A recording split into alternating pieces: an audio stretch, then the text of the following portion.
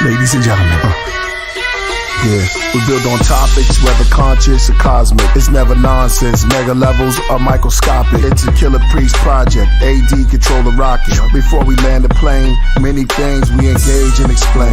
The unexplained, without mask. Welcome to the Killah Priest podcast. Killah Priest podcast.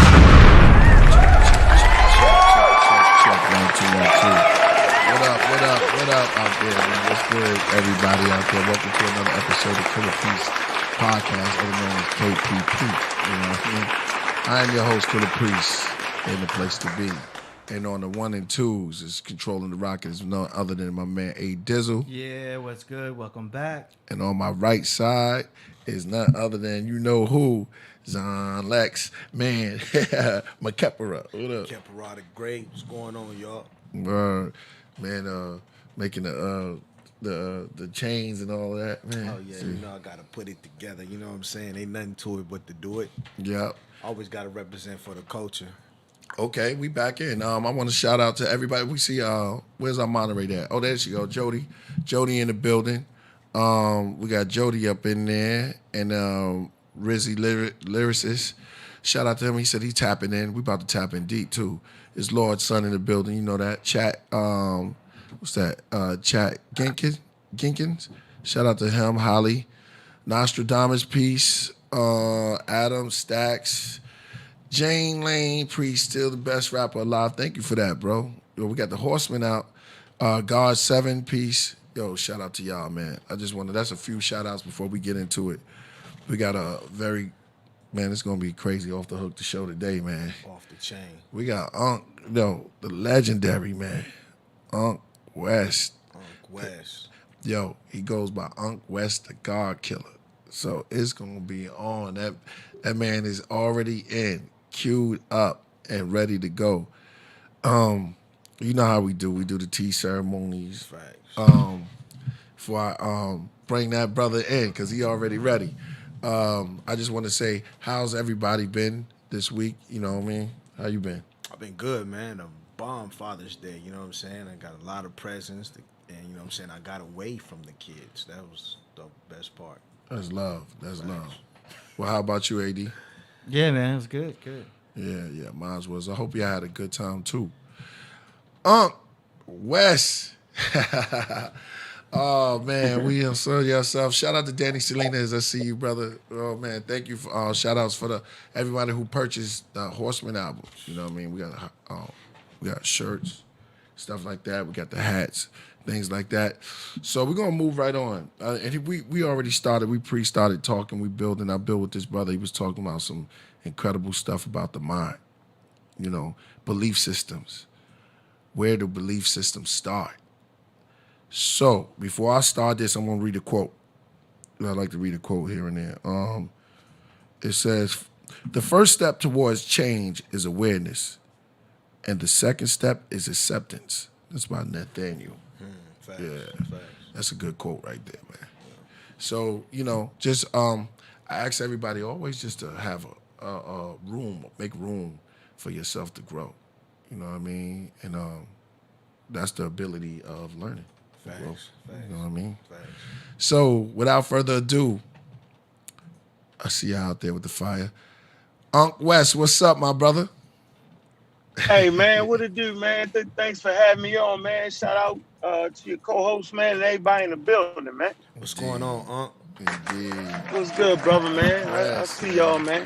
Representing, I see you. Yo, man, you know, we already started pre-talking, so we had a question for you when you first came on here. Oh, man, Yeah, I was like, why is God wearing the mask for? You know, so you got to break that down for me. You know what I'm saying? Yeah, so, go ahead. Because, you know. It's already on. One of the, I put it like this, you know, out here. Where you at, brother? Make sure I know what you're talking about. I'm in the A. I'm in the You're ATL. Okay, so. By way of Baltimore, Maryland. You know what it is. For sure. Baltimore in the house. For sure. So you ever been to LA before? Yep. I've been, I went, my man Smash Rockwell's brought me out. Okay. Rap God, you know what I'm saying? Yeah. Oakland. And I've been to LA, hung out a little bit, did some shopping. Bodell Drive. You know what I'm saying? Okay. Nonsense, Yeah. You ever been in expensive Leimert nonsense. Park? But go ahead, huh? You ever been in Leimert Park? The Merc part? Leimert Park. No. Well, it's one of the spots out here in LA that all the conscious people go to. It's like Crenshaw on Sundays, how Crenshaw on Sundays used to be with the Right. low riders and the boys in the hood and stuff like that. Leimert Park is where everybody go hang out now. So when the pandemic hit, LA turned into a ghost town. I've been living here majority of my childhood and basically my whole life, and I've never seen LA like that before. So when the pandemic hit, I went to the conscious spot because I thought for sure, you know what I'm saying, the conscious brothers was still, you know what I'm saying, there. But the only people that I found, all the conscious brothers was gone. And the only people that I found that day was just Rasta Man, and that was it. Rasta Man was walking around with the big banger, you know what I'm saying? You know, holding down the fort. But always like to ask conscious people, are you doing that because you're following governmental rules? Or are we doing that because you truly are afraid of this virus and you believe that it's a real virus out there? That's right up his alley. So you do realize you got viruses in your genome as Homo sapiens sapiens, right? Correct. All right. So they've been with us since the creation. I don't even want to say creation, since the evolution of early man. Archaic hominids had viruses. We know this because you can actually trace back evolution through the viruses. So you can actually look at the viruses that Native Americans had, check the genome, and it's going to send them straight back to Africa. That's how we know that human beings started in Africa based off of the viruses that they got. How about that? Ain't deep. nobody getting around that. Nobody's getting out of that one. All right. And I want to answer the quick question real quick before I get back to the viruses, right? So I had a mask because I just came out of a building and Killah say, man, you ain't you vaccinated? I was like, of course I'm vaccinated, right? Yeah. And somebody said, well, why you got the mask on? Because before the pandemic, right? During the pandemic, I realized that when people talk, they fucking spit on you. That's how the coronavirus was spread, was through the droplets coming out of our mouth, through coughing, sneezing, and just regular conversation. That's why they had social distancing. So there are other viruses out there, colds, flus, all kind of stuff that's transmitted through your saliva. So I'm saying, man, I don't want nobody spitting on me when I'm around a lot of people. So I'm gonna wear a mask regardless. That's something I need to figure out. Now y'all can figure out how y'all want to do what you gotta do, but I don't want nobody spitting on me and I'm breathing them droplets and catch something else. Because right now, corona is a vaccine preventable disease. And ain't nobody getting around that. But back to viruses. Viruses has been in our societies forever. Human populations have been decimated by viruses. Some say the daggone dinosaurs might have got wiped out because of viruses, right? So what did our ancestors do? Because that's what you got the garb on. I see you wearing the African logo on your chest. Y'all love Africa. Right Indeed. or wrong? Yeah, indeed. True indeed. Right. So if we love Africa, then we need to be following in the footsteps of our ancestors. Now, when they wrong and when they don't got no answer to a problem, we don't got to follow that. That makes no sense. That's stupid. You know how they say, yo, what they eat don't make us poop. That's the truth. But the solution that our ancestors had for viruses is what they're using now. You say, what you talking about? Yeah, let me give you the story of what people ain't really going to tell you or talk about. So we know that there's schools of thought. Like in China, you got traditional Chinese medicine. Y'all familiar with that? Okay. Indeed. Yeah. One of the oldest traditions, right? One of the oldest. Now we know the oldest tradition of traditional medicine you can find in Africa. Am I correct? Correct. Let's get into West Africa for a minute. They were so dope with the herbs that they made a religion around it, and it's called medicine. Traditional medicine, the religion is medicine. So a lot of times, part of the ceremonies, part of the certain things they did, they used the herbs. Y'all familiar with that, right? Oh yeah. They use them in ceremonies. They also use them for medicinal purposes. Correct. Simple as that. So early man had mastered the use of herbs in West Africa, specialized in herbs. So much so that today, when they go into certain rainforest, they sit down with the elders and they get information from them. And they write down the different plants and the botany, and they do all that, and they take it back and they help modern medicine out.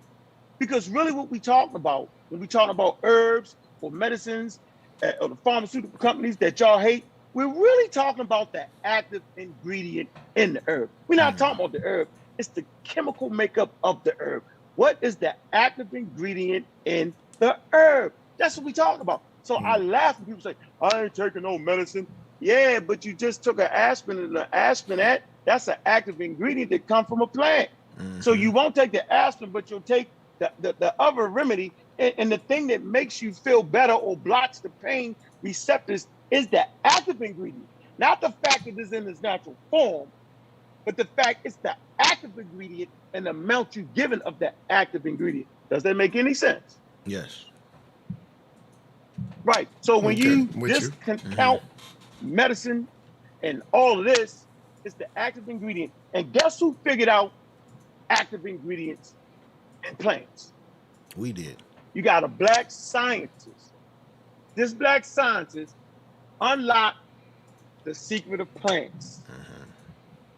When he figured out that he reached total synthesis, he figured out how to synthesize active ingredients out of plants, out of yams, and extract that out of that for painkillers. He unlocked that. Now today, we routinely use plants and take out the active ingredients of it and using it what y'all call in modern medicine, but then talk crazy about we ain't mess with no medicine. It's not the medicine, it's the active ingredients. Chemistry is chemistry. The element chart is the element chart. So if you're mad about things being in vaccine, say like formaldehyde, right? And you say vaccines got formaldehyde in it, you don't realize that your body itself has formaldehyde. So a breastfeeding mother gives a certain amount of formaldehyde to their baby. Freeze it right there. Let's go back to West Africa who had mastered herbs. Yeah. It's already turned out good. Yeah. See, we're going to turn it up. We're going to get rid of all that, the white man science. Oh, look what they doing. We're going to get rid of all that. And in the back of our mind, we're never going to forget about business and money because that's what make this thing go right is money and business. We ain't going to forget about that. Correct. We ain't going to give no passes on that. Okay. But we're going to talk about the real information so that we can live and survive in an environment surrounded by viruses. You are surrounded by viruses and pathogens. When you breathe in viruses and pathogens, no matter what you say. Yeah. So in West Africa, those who had mastered herbs, right, who made herbs a religion called medicine, traditional medicine, they came up with a system that did not require herbs. Now, why would they develop a system to fight against viruses without the herbs? Because they had been around so long that they realized the damn herbs wasn't working. So only a fool would practice insanity. What is insanity? Practicing the same thing, expecting different results. So they realized that the herbs wasn't working against this invisible enemy that was decimating populations in West Africa. They deified smallpox in West Africa. That's how horrific smallpox was in West Africa, that they made a deity. Look it up. Smallpox deity in West Africa that they deified. You can probably pull that up. Okay? Yeah. So what did they use against it? If the herbs wasn't working on the smallpox, the viola virus, because that's what produces smallpox, it's called the viola virus. What did they use? They gave the North American population, or the colonial ruled North American population, they gave them the science of fighting against the pathogen with the pathogen. What is fighting against the pathogen with the pathogen called? It's called violation. Or you may call it inoculation. They took a piece of the pus from an infected individual. Watch this now. Cut a slit in their arm, put a piece of the pathogen in their arm, sealed it back up. The person got a piece of the pathogen, got sick for 8 to 10 days. And if they didn't die, they now have full immunity from the smallpox. How dope is that? That's an African invention. Now we know that places like India had what they call violation. We know that China had a form of it where they would crush up the scabs and blow up the nose. We know that it was a case mentioned in certain medical records of being in Constantinople of a queen giving her child, that inoculation, right? But specifically, what was brought to the Americas was enslaved Africans. As a matter of fact, Onesimus is the name of the enslaved African that actually talked to the preacher Cotton Mather about this. And guess why he talked to him? So while Europeans were running around in fear of smallpox that the West Africans had deified, the West African slave colonies in North America were inoculated against smallpox. And they would say, "But why y'all ain't afraid?" They were like, "Wait a minute, man. We got something we do in West Africa. We do this, we do that, bam, bam, bam, bam, bam." And they was like, "Really?" They was like, "We don't believe you."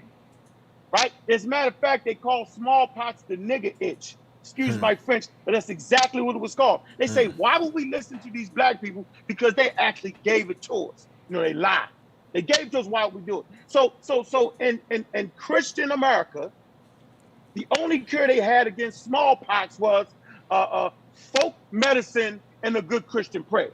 But the African colonies, slave colonies, a lot of them had been inoculated from the smallpox. So they wasn't worried about it. Do you know what was really killing the Africans during these periods of smallpox in North America? Guess what was killing them? Tell us. Starvation, because the Europeans were shutting shit down like they shut it down now. Facts. Yeah. Trade couldn't move. People were scared to come into the town. And I'm talking about Boston specifically right now. Look up Onesimus. He's named the top 100 Bostonians. Y'all can Google that. He's named as one of the top 100 people, Bostonians in Boston. Look that up. So the process of inoculation or violation comes to America by way of slaves, kidnapped Africans. That's what I call them. I call them kidnapped victims. All right? Comes by that way. So they fought over whether they should do it or not. So this process of violation, which you can call inoculation, what later on will become vaccines. So in 1704, when an outbreak happened in Boston, and Onesimus tells Cotton Mather, who was a Baptist preacher, what to do, he particularly believed him, and he did it on his children and realized it worked. So he fought. He contacted England, the Royal Society. That's a high prestigious spot with science and innovation. He was like, "Look, man, I got these slaves." He writes, you can look in his letters. He writes these letters and say, "Look, this is happening here to there." And they started researching, and he found that it was going on in other places and that maybe this works. It's like, whatever. They said, what we need to do is we need to do a clinical trial.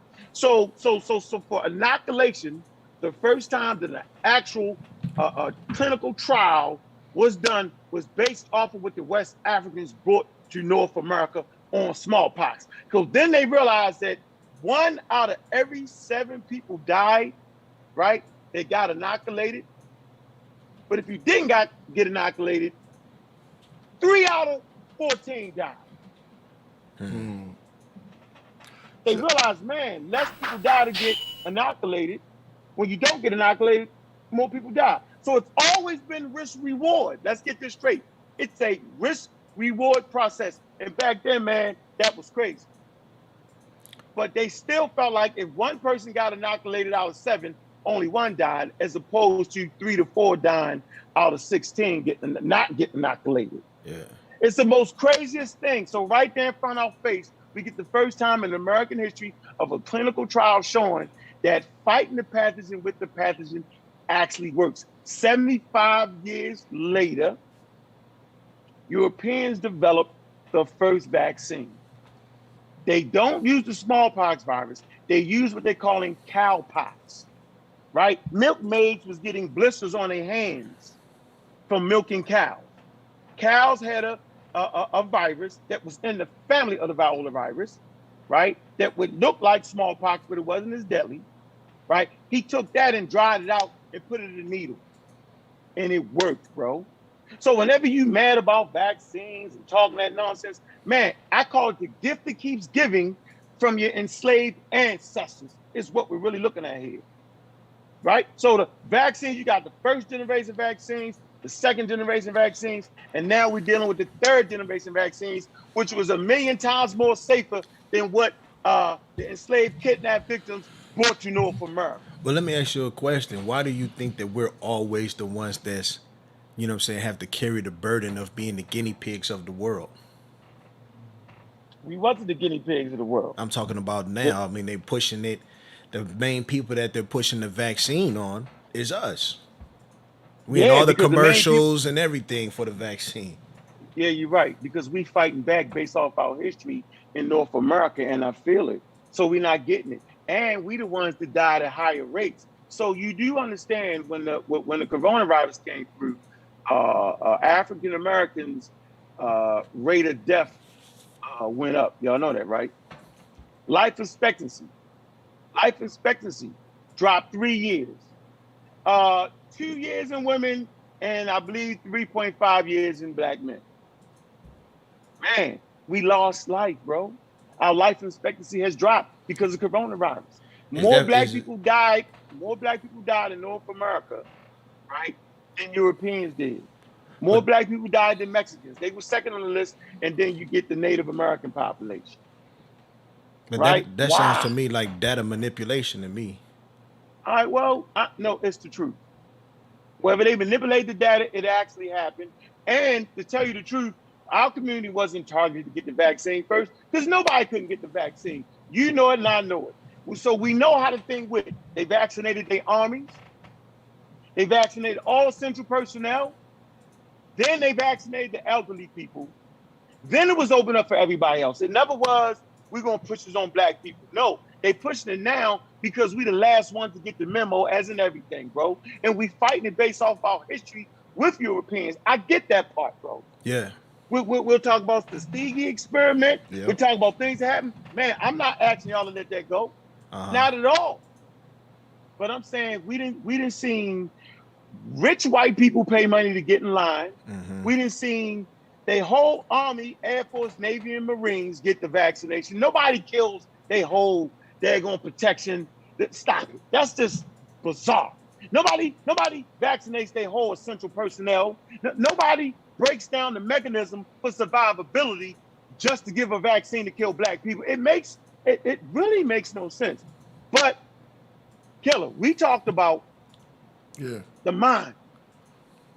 We talked about evolutionary psychology. Mm-hmm. Look this term up. Evolutionary psychology. Let's look it up, AD. Right? Evolutionary. Evolutionary psychology. Yeah, humans remember the bad things, bro. Mm-hmm. Yeah, that's what we do. That's part of the process. But don't you think that this government is capitalizing off of that vaccine? I mean, when I see 3, 4, 5 corporations fighting to get the people the vaccine. No, not human. You know, it's evolution. What you said? What was the name? Evolutionary psychology. Evolutionary. All right. Okay, we got it. The vaccines are free, bro. I mean, I always was taught, you know what I'm saying, beware of gifts bearing free gifts. Beware of Greeks bearing free Greeks. That, man. We whatever, man. Everybody get it free, though, man. Yeah. So you would have to convince me that America, the whole world is trying to kill off their population, yo. I mean, according to history, you know what I'm saying? I mean, there has been a global agenda to decrease the population of the world. I mean, we know that. No, we don't know that. Okay, let's I mean, that's why we have abortion clinics, correct? Nope. But let's test that though for a minute. We can actually test this live right now. Get a little hot in here. All right. Okay, let's go. You know we can kind of test that, right? Yeah, let's do it. let's be honest. What is the most important thing to the peoples on planet Earth? Housing and water. Resources, right? Yeah. Mm-hmm. You sure? Family. No, resources. You can't even raise your family without resources. Yeah, you need resources. Yeah, you need resources. Yep. So make sure y'all keep that same energy as we further this conversation. Don't forget what you said. Because I'm going to come back and get you if you forget. So, rich Let's go. white people with money, the Catholic Church, when the Roman Empire fell, really the Catholic Church was the only ones with resources, right? And they was the ones that actually, you know, kind of funded the slave trade. We can say that. Am I correct? True indeed. So we talking about resources and money. We talking about the age of exploration, right? We talk about Pope Alexander VI. He wrote the Papist Bull, Dum Diversus, talking about if you find a land that does not have a Christian monarch, you can enslave the inhabitants and bring it to Christ, right? Remember, they drew a line down the map and say Spain, you can have the Americas, and Portuguese, you can have Africa. Y'all remember that, right? It's called the demarcation line, right? This was based off of trade and commerce money. The Europeans came out for trade. They built intercontinental ships for trade and commerce and money. The slave, at no point was anybody spending thousands of dollars on ships for the slaves to kill them. That makes no sense. Man, I'm trying to tell you, nobody's going to spend thousands of dollars on a ship full of black people and they be dead by the time they get to where they're trying to go. That's the dumbest business thing I've ever seen in my life. I would never buy a car, drive it off the lot, and drive it off a cliff. That makes no sense. So at no point was they trying to kill us. Now, I'm not saying that they wasn't killing some of us to keep the rest in place. I ain't saying that. I'm saying from a business perspective, because y'all know we wasn't considered humans, right? Y'all know that, right? We was one of the first things traded on the stock market. Y'all can go right downtown in New York, go to Wall Street, there's a sign. We was traded as commodities. We were chattel, bro. We wasn't considered humans. We was products and goods. So nobody goes all the way to the Caribbean, go to the sugarcane plantation, you know what I'm saying? Pay for slaves to pick the sugar, right? The byproduct of sugar ends up being rum. They turn into rum, right? Put it on the ship and then blow the whole ship up. You can never convince me of that. You can never convince me that they would spend all that money to get the rum and then wait till the ship get out the ocean and then shoot it and lose all the rum. Just like you could never convince me that they would have a whole boat full of slaves and kill them before they get to America. That does not mean that we did not lose our life. I'm telling you that they routinely brought the slaves from the bottom of the ship up and they allowed them to exercise and give them plenty of water. I ain't saying they had filet mignon. I ain't say that, steak. I didn't say that, but they made so they was good. I'm telling you that. So back to my point, I ain't never forgetting nothing. My point is, you could never convince me that greedy people that would actually fund the slave trade would now turn around. Them same greedy people would kill people. Do you know who you need to buy your products and goods? You need human beings, bro. You need to keep, matter of fact, you need to keep them human beings alive as long as you can, because the longer you live, the more you spend. Kill off the population, kill off their money. So now the rich people trying to kill the whole population, so who are they going to sell their products and goods to, yo? Make that make sense. Somebody help me out. Make that make sense, dog. So it's never been a concerted effort to kill off the human population. That makes no sense. It absolutely does not.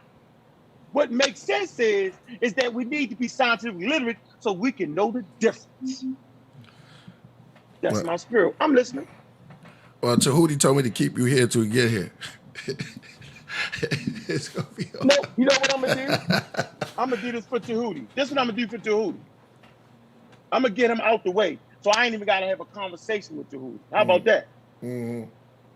So I want you to look this up right now. We're gonna go to a document. What happened to evolution? Oh, you want to just go? You want to leave the evolution? Yeah, I want to get him out the way before he come here. That way I ain't gotta talk to him. Okay. That way I ain't gotta mess up the show with the malarkey. Yeah, let's do it. Yeah. I want y'all to go. Okay. I want y'all to go to the harbor of Khufu. Type that in. The harbor of Khufu. You can do that, AD? No. Do this. Khufu, Khufu, Khufu's harbor. Khufu. Spell Khufu for him.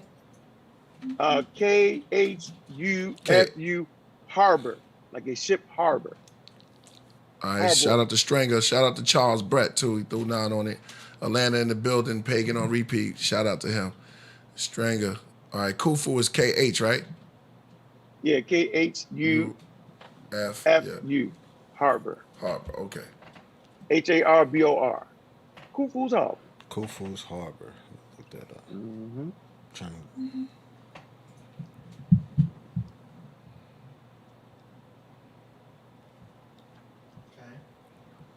So I want to talk about Khufu's Harbor for a minute, why it's important. Okay. They found it around maybe 2003 or something like that. Mm-hmm.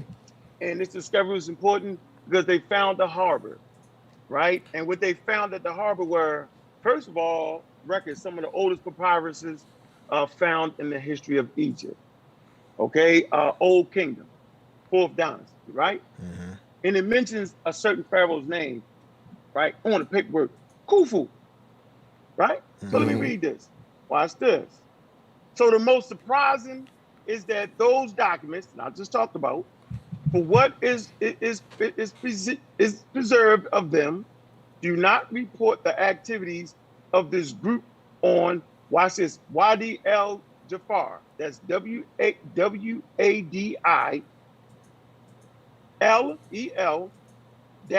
Jafar, JAFR site. It records a period over the course of several months. It's in the form of a timetable with 2 columns per day, with many operations related to, watch this, the construction of the Great Pyramid of Khufu at Gaza. You hear what I'm telling you right now? They found documents dealing with the construction of the pyramids, the main pyramid at Giza, Khufu's pyramid.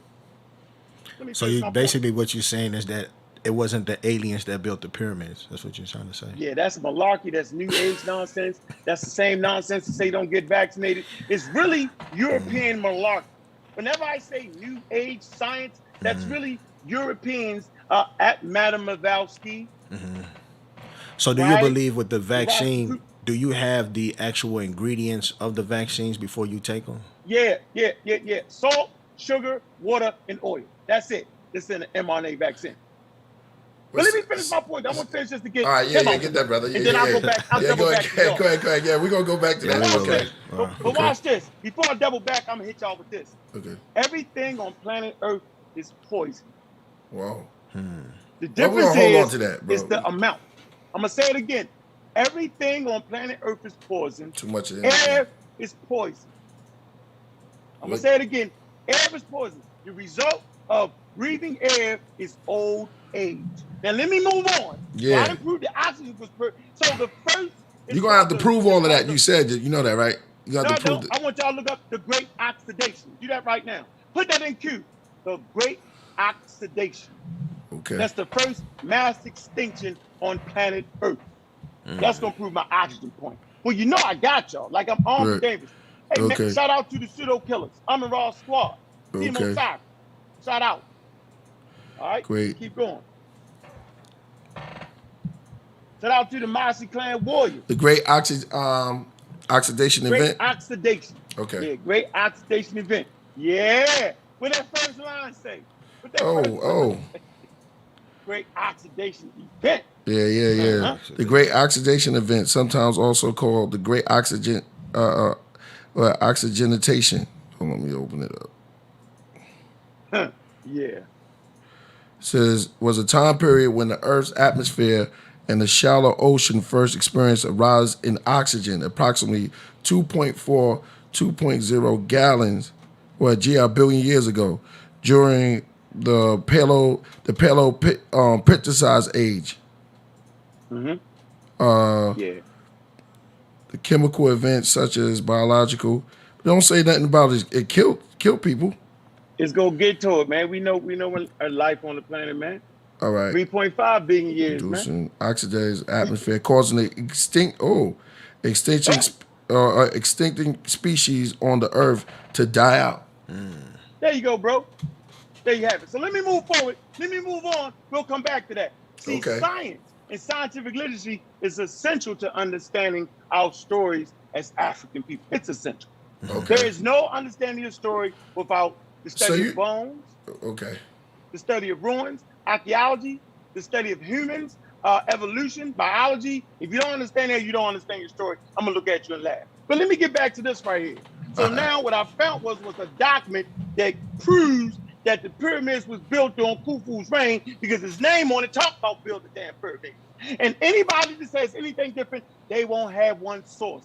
They always die at their source. They have no sources. They just got that good Brooklyn magic, that good talk game, bro. See, this is the difference. I'm going to verify with scientific sources what I'm talking about. So watch this. It say the Great Pyramids of Khufu at Giza and the work at the limestone quarries on the opposite bank of the Nile. It say on a regular basis, there are also descriptions concerning the transportation on the Nile and connecting channels of stone blocks, which had been extracted from the northern and southern quarries of Tura. That's Tura. It say these blocks were delivered within 2 or 3 days at the pyramid construction site called the Horizon of Khufu. So the Horizon of Khufu was the damn pyramids. Watch this.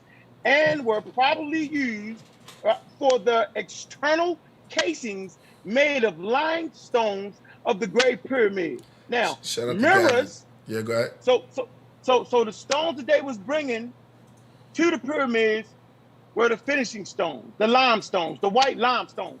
It wasn't the big 5-ton stones that everybody act like. The 5-ton stones were quarried right at the Valley of the Kings, right there. That's how smart our ancestors are. Like, why not just build the pyramid when you're going to quarry the rock at?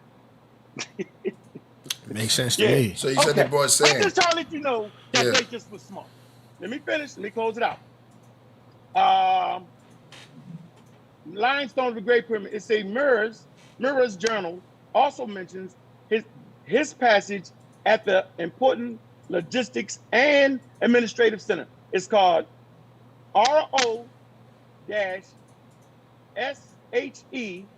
Khufu, which seems to have functioned as a stopping point near the Giza Plateau. It says it is especially specified that this site is under the authority of a high-ranking official, Ankh, half-brother of Khufu. So Khufu, half-brother, was in charge of these sailors bringing the stones back and forth and bringing products and goods back and forth. Now watch this. It say who was the visor and chief for all works of the king. It say at the end of the reign, other logs found in the same archive also give information about other missions accomplished by the same team of sailors during the same year, notably the building of the harbor on the Mediterranean Sea coast. I ain't reading no more because our ears get tired, but I just gave you a source that proves you. But guess what? I'm not just going to give you one source. I'm going to give you 2 more, and I'm not going to read it. We're going to go to the Journal of Science, and in the Journal of Science, we're going to go to the article entitled, hold on a second. The article is entitled Stars Date Egyptian Pyramids. Well, we know our ancestors practiced astronomy, not astrology, but astronomy.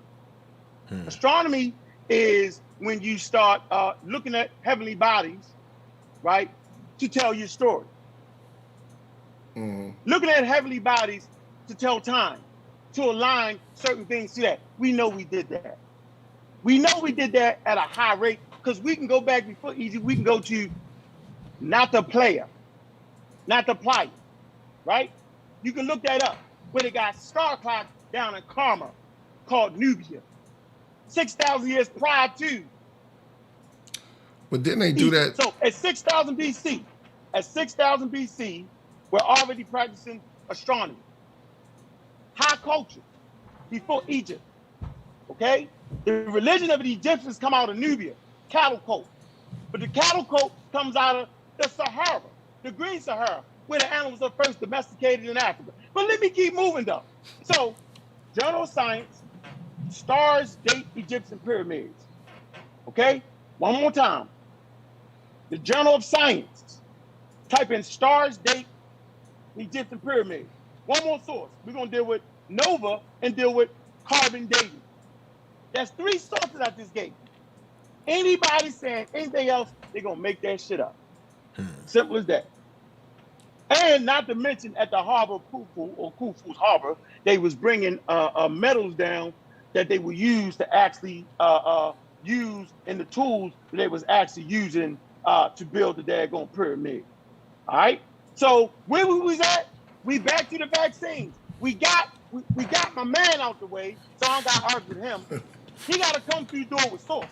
He can't come through the door talking. He got to come through the door with solid sources.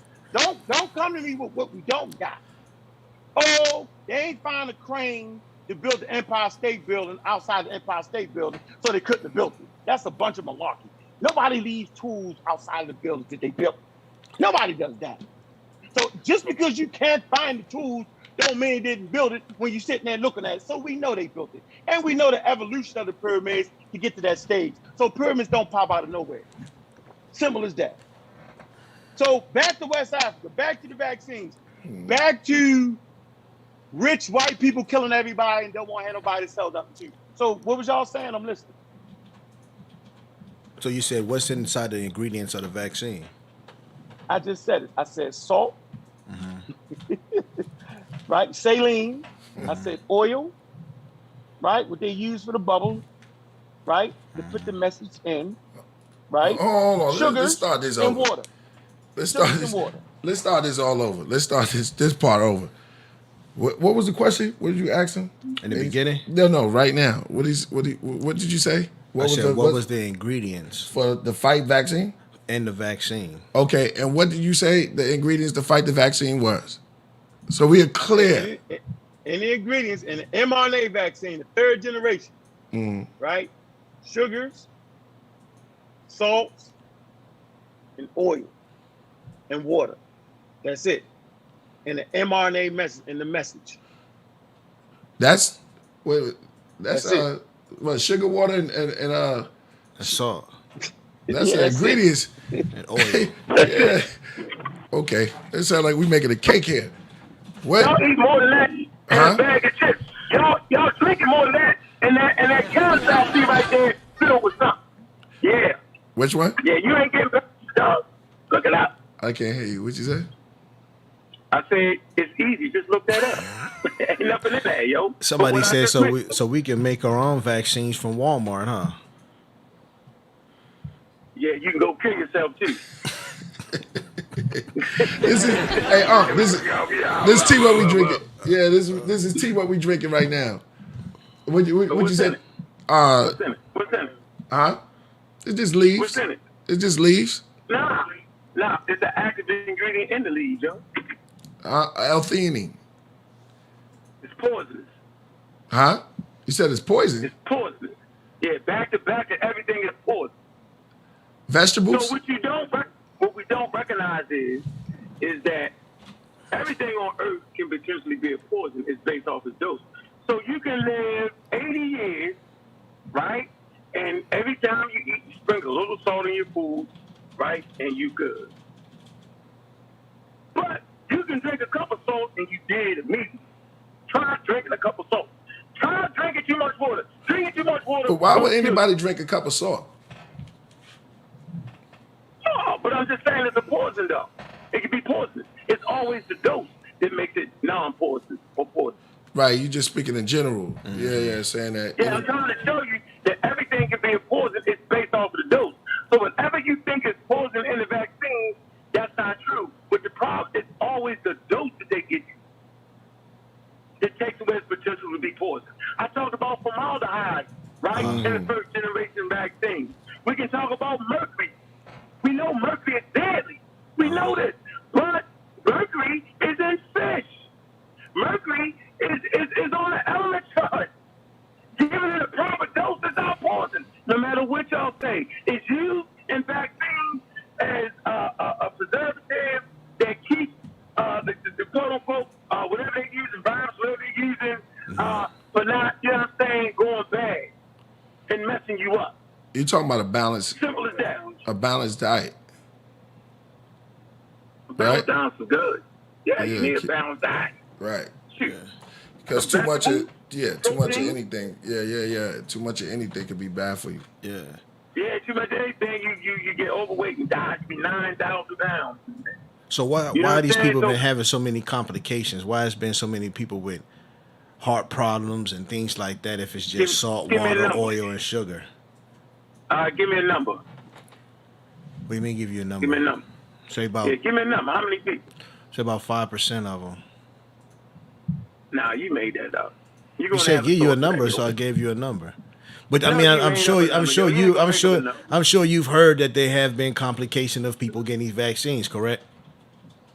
Or you just I think heard the a lot of vaccine is stuff. just I heard a perfect? lot of stuff. I know, but give me a number. I want the number. This is what we gonna Why? play it Why we this need way. numbers for I'ma if you say- know that's been broadcast on the channel No, that no, people that I have don't people know have that. been having complications from the vaccine. I'm just asking you a simple question. People have been having complications from the vaccine. You say that you had that science. Tell me why. That's what I want to know. I'm just asking simple questions. Right, because half of the shit people done made up. So that That's you telling me why. they made that up when they said people was having complications? So listen, I want to ask you a question. Okay. That any complications you can dream of, they already know it was going to be there. Who is I'm gonna they? let you know that. I'm Okay. gonna let you the scientists and the vaccine manufacturers, because they remember they had the trial, phase 1, phase 2, phase 3, Yeah. and remember before that they put it in animals, and remember for that for 30 years they worked on this shit, which is another conversation. Excuse my language. Uh-huh. All right, so they worked on this for 30 years. So we need to get that straight. But let me make my point. I want to give you something real fast. So I want to give you the chance. How many people died from the vaccine? Do you know? A lot. Give me a number. Say millions. Man, come on, yo. You know damn well ain't no man. You gotta knock that off, yo. So we say 5,000. AD just looked it up. 5 people died from complications of the vaccine. How much y'all say? How much you say? 5,000. CDC report. 5,000. Yeah. I'm going to accept that number. What Okay. about, so 5,000 people died. How many people had heart problems from the vaccine? What you saying? What you want to say? I don't know. Let's say 2,000 of them. All right, so now we're at 7,000, right? Come holler at your boy when you get to 600,000, yo. Then we can talk. If you don't get to that number, then my risk reward is higher in taking a damn vaccine. Now, next question, please, sir. How many people died from the actual virus themselves? In America, Yeah. 600,000, over 500,000, and they still dying. And you don't think that was because of the people? You don't think that was because of the same thing that you just saying of people already having pre-diagnosed symptoms and stuff like that already? Yeah, you kind of, you see, you switch, you moving, we call it moving goalposts. I'm trying to tell you that whatever number you come up with, if it ain't 600,000, then you ain't saying nothing slick because it's always risk reward. Then we need to leave those people to say 600,000 people. But what if those It doesn't make 600,000, sense, though, bro. those numbers are inflated? No, those numbers actually are undercounted. But I don't want to get into that conversation. Why not? I want Yeah, to 'cause stick it's with, I want to stay algorithms. right there. No, I'm just saying I want to stay right there, bro. You know what I'm Okay. saying? We don't got to go into that. Because honestly speaking, I'm trying to make a point here that no matter what people say, it's lower than 600,000. So human beings that have sense, and human beings that run countries, and human beings that are in charge of a tribe know damn well that if I can save 600,000 people and only 5,000 die, then I'm going to go with the 600,000. Saving the 600,000, bro. No matter what you say. So you can't be concerned with the 5,000, but not concerned with the 600,000. Nobody's concerned with the 5,000 until it's you. That's a slick way of saying it still don't matter. Because then I died for science. Then. How about that? I died for y'all for say 600,000 so. people not to die. If you say That's so, why bro. you got Europeans. That's why you actually got Europeans that stepped up and said, yo, I want to take the vaccine first. I want to do it for my people first. Experiment on me. They did that. Give me the coronavirus and check and see if the vaccine works. Give me the vaccine and give me the coronavirus to see if it works. You have people to step up for that, bro. You don't think that the virus was implanted inside of the society for a different It don't agenda? matter. I don't know. We gotta bring I don't Brother know if you don't know. Santana in. Listen, I don't know, and you don't know, but what we do know is that coronavirus is a vaccine preventable. That coronavirus is a vaccine preventable disease. That's what we do know. All where it came from, all that, whatever, we'll get to it when we find it out. But right now, we do know that coronavirus is a vaccine preventable disease. Just like smallpox was eradicated. Just like mumps and measles, a vaccine preventable disease. Chickenpox, yellow fever is a vaccine preventable disease. Polio is a vaccine preventable disease. That we do know. We got 225 years. Yo, bring in Santana, man. Bring in Santana. Yeah. I couldn't hear you. Now we're gonna bring in Santana. We're gonna bring in a brother who's expert on the vaccines and stuff like that. So he's gonna come in. Oh yeah, expert. So he's a virologist. Huh? The Yeah, you brother's can really ask him smart. all that. Yeah, the brother's really smart. I'll tell you Yeah, that. you can ask him all that. I don't know. that for a That's not what fact. I'm asking. Everybody's smart. Well, you ask him when he come on here. You know what I'm saying? I'm not gonna speak for another man. Okay, because if you're not a virologist, then I need a source for everything he said. Oh, what about okay, China? What'd he say? China was cured from COVID and took no vaccine. Yeah, I know y'all made that up. Source up and shut up. All right, here he comes. Hey, brother Ankh said, I'm here. okay, no doubt. This is getting good. It's about to get good. I'm gonna give me some salt water and some sugar and Oh, some oil. shout out to Stranger. Oh, Ghost is coming on. He's still coming on. huh? Ghost is still coming on. Where he at? Yeah, he coming. Yeah, let your man in. Let him in. Santana, you there? I'm almost there. I'm getting there. Yeah, he said he almost there. He almost there. Hey, Ankh, I know you ain't driving away, right? You ain't. It's about to get hot. It's about to get hot, bro. You see, you was parked. You pull off. You pull off, and this brother come in. All right, here we go, brother Ankh Santana. What up? Hey, good evening, gentlemen. All right. I apologize for my not brushing my hair this evening. It's about to and be I was on. just watching the show. Uh-huh. And first, I like to let's pray real quick. Let's do a 3-second prayer for what this brother has said, so we can do this in the spirit of something higher. Now, I am very much against going behind what other people say and contradicting what they say. But in this case, I just could not watch this. I don't want to call it buffoonery, but I don't know another word to describe it. So the logic is. Hey, turn up. Yes, sir. You know who you're talking to, right? It doesn't matter what I'm talking to. My We name are is both God. men here, and I'm going to give you scientific data. So Let's let me do it in present order. you Let's scientific You know who data. you're Let's do it talking in to. I order. just want to make sure you know who you're talking to. Yeah, he talking to Ankh, brother Ankh, the God Killer. So and Right. Santana. So I'm just simply saying, don't start off with maybe you want to use the word form and all that, because I'm actually the best at that. That's why I asked you. So we're trying to keep it real smooth and easy. That's all I was saying. Keep it smooth. Yes, sir. I won't cut you off. I promise you. It's about to go down. One question and then let you rock. Are you a virologist? Oh, Me? man, No, here I we go. am not. I am not. So that's good to know we're on the same playing field. Thank you, sir. Yes, except I'm going to give you some documentations that completely contradict what you are saying, my friend. You can't go out and tell people that a vaccine contains essentially lemon juice and salt, brother. That information is not the kind of information you should be giving out to people. That is irresponsible, brother. In addition to that, I have furnished Mr. Priest, AD, and the great gentleman next to them with the Supreme Court document.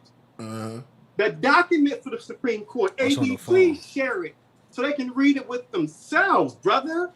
Well, the Supreme Court says that they have not tested any of the vaccines, brother. So please give him that document.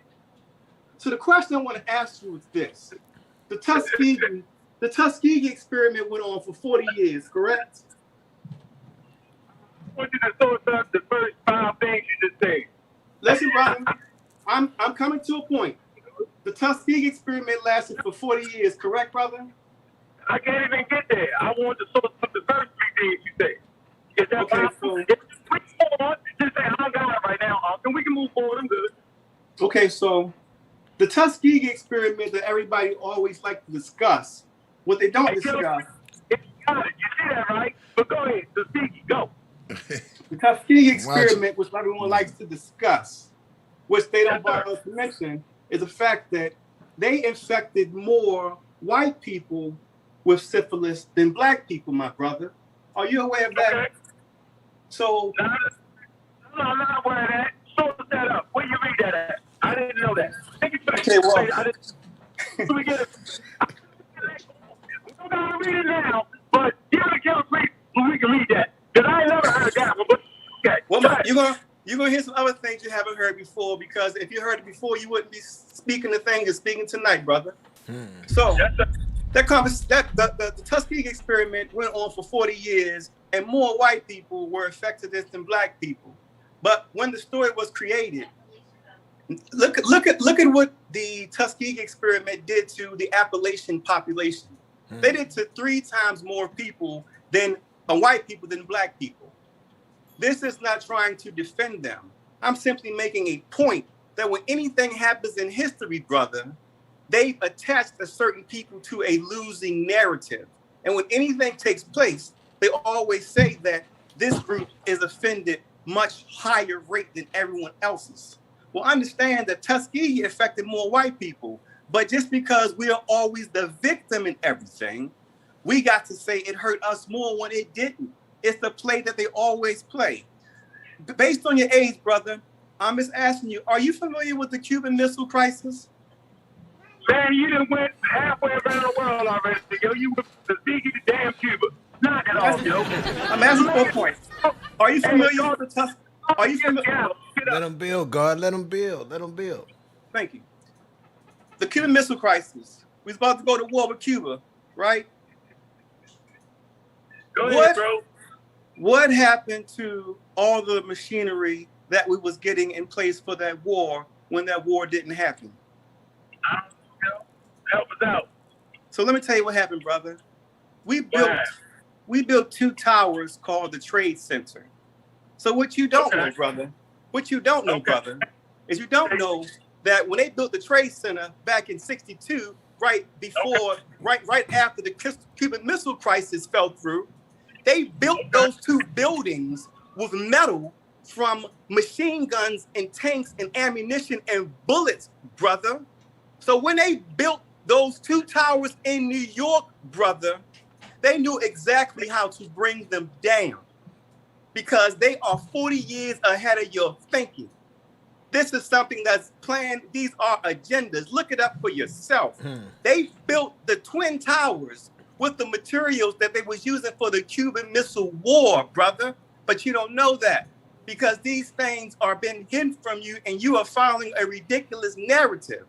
Don't ask the question as to why they did it.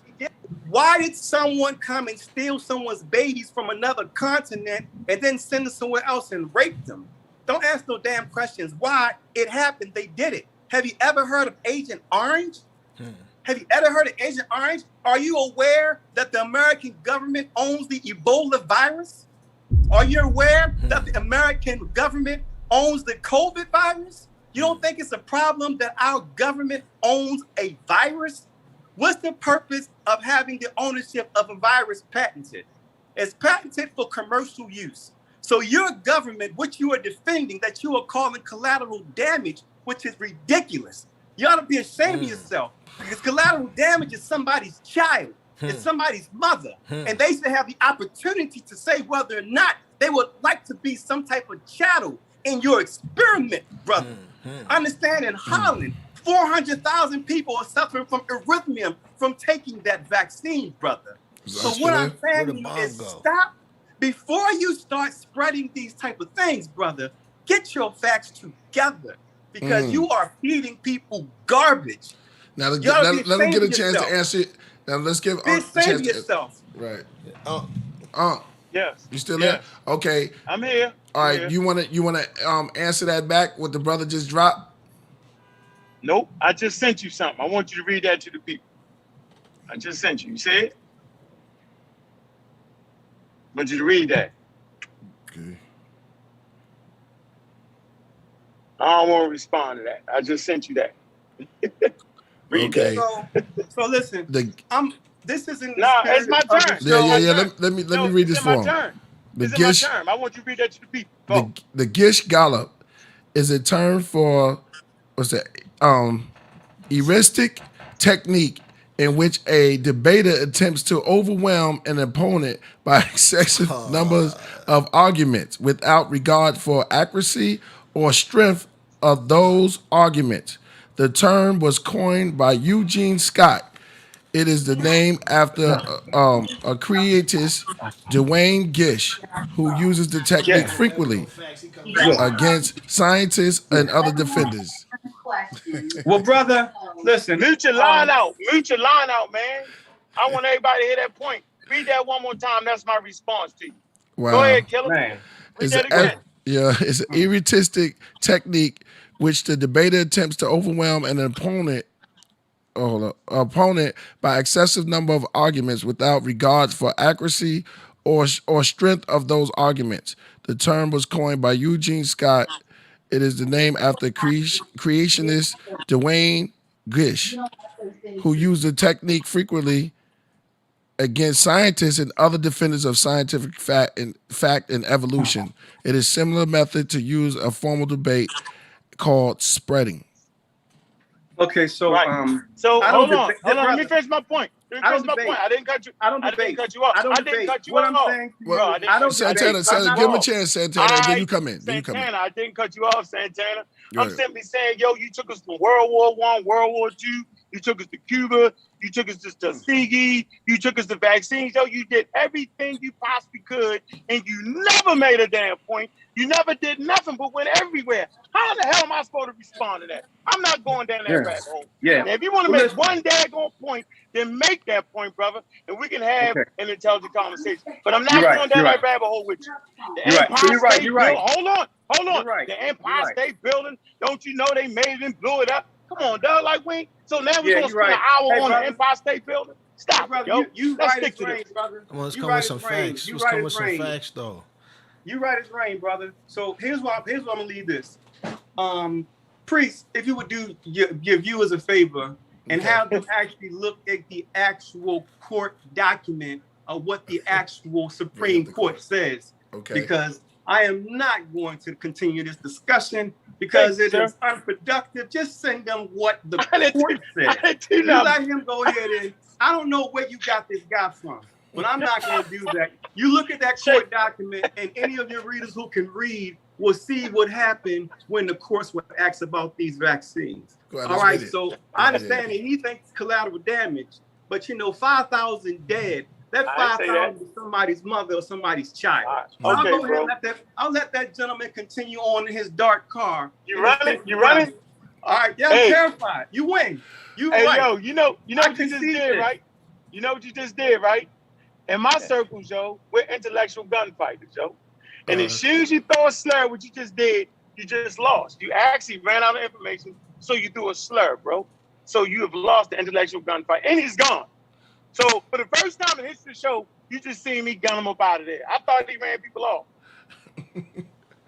What happened? We didn't even get into the serious conversation. What happened to Santana? I thought Santana ran people off the show. Right.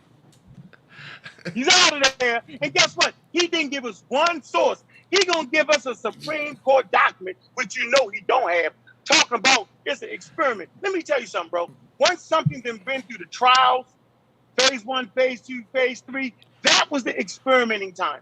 And once it makes it out the trial, and we have all the data, then we know it's no longer experiment when they give it to the people. When people say, yo, take the goat root, take this, take that, take this herb, take the elderberry, take the vitamin C. They are experimenting. You know why? Because they don't have the data of the clinical trials that say it does this and does that. Goddamn, man. Get the book, Trick or Treatment. It talks about the importance of clinical trials.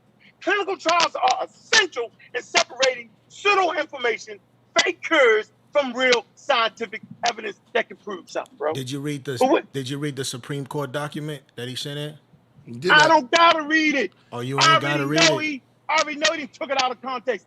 Y'all, so the Supreme Court document is supposed to prove what? Let's make it clear. What is it supposed to prove? You asked him for some documents, he showed you some documents, and then you said that the documents don't mean nothing. I mean, I don't get it. I'm asking you, what is the document supposed to prove? He gave the documents to you, for you to read and then you to build on. But instead of you doing that, you just try to act like the man is foolish as opposed to looking at the documents themselves.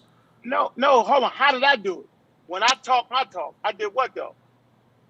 And he came with some gibberish, some BS. No, I didn't. I came with sources. Y'all came you with didn't come with no science. source. You came with a source, and you told Priest. You said, Priest, look at this, and then Priest looked at it, and it was just talking about how people debate. But you ain't come with no source talking about anything with medicine or anything like that. The dude came with a document that was built by the Supreme Court, and instead of you reading on it and adding on it, you came with some gibberish. I'm actually on your side, yo. So don't beat me up. I'm on your side, yo. I like you. I don't want to finish you off on your own show because I could absolutely do it. I don't want to do it because I like. I'm just saying, because I'm telling you, when it comes to the virus and stuff like that, like, you know, that's real information that people need to get out there. So it's always two coins, two sides to a coin. So instead of us debating upon, whether he, you know what I'm saying, is using some type of debate tactic, let's use the science on one thing. Hold on. What? You right. My fault. I know that's how you do it. My fault is your show. My fault. Let me show you. When y'all talk at one time. Yeah. You're right. That's the show. Go ahead, bro. Go ahead. Yeah, I apologize, bro. Go ahead.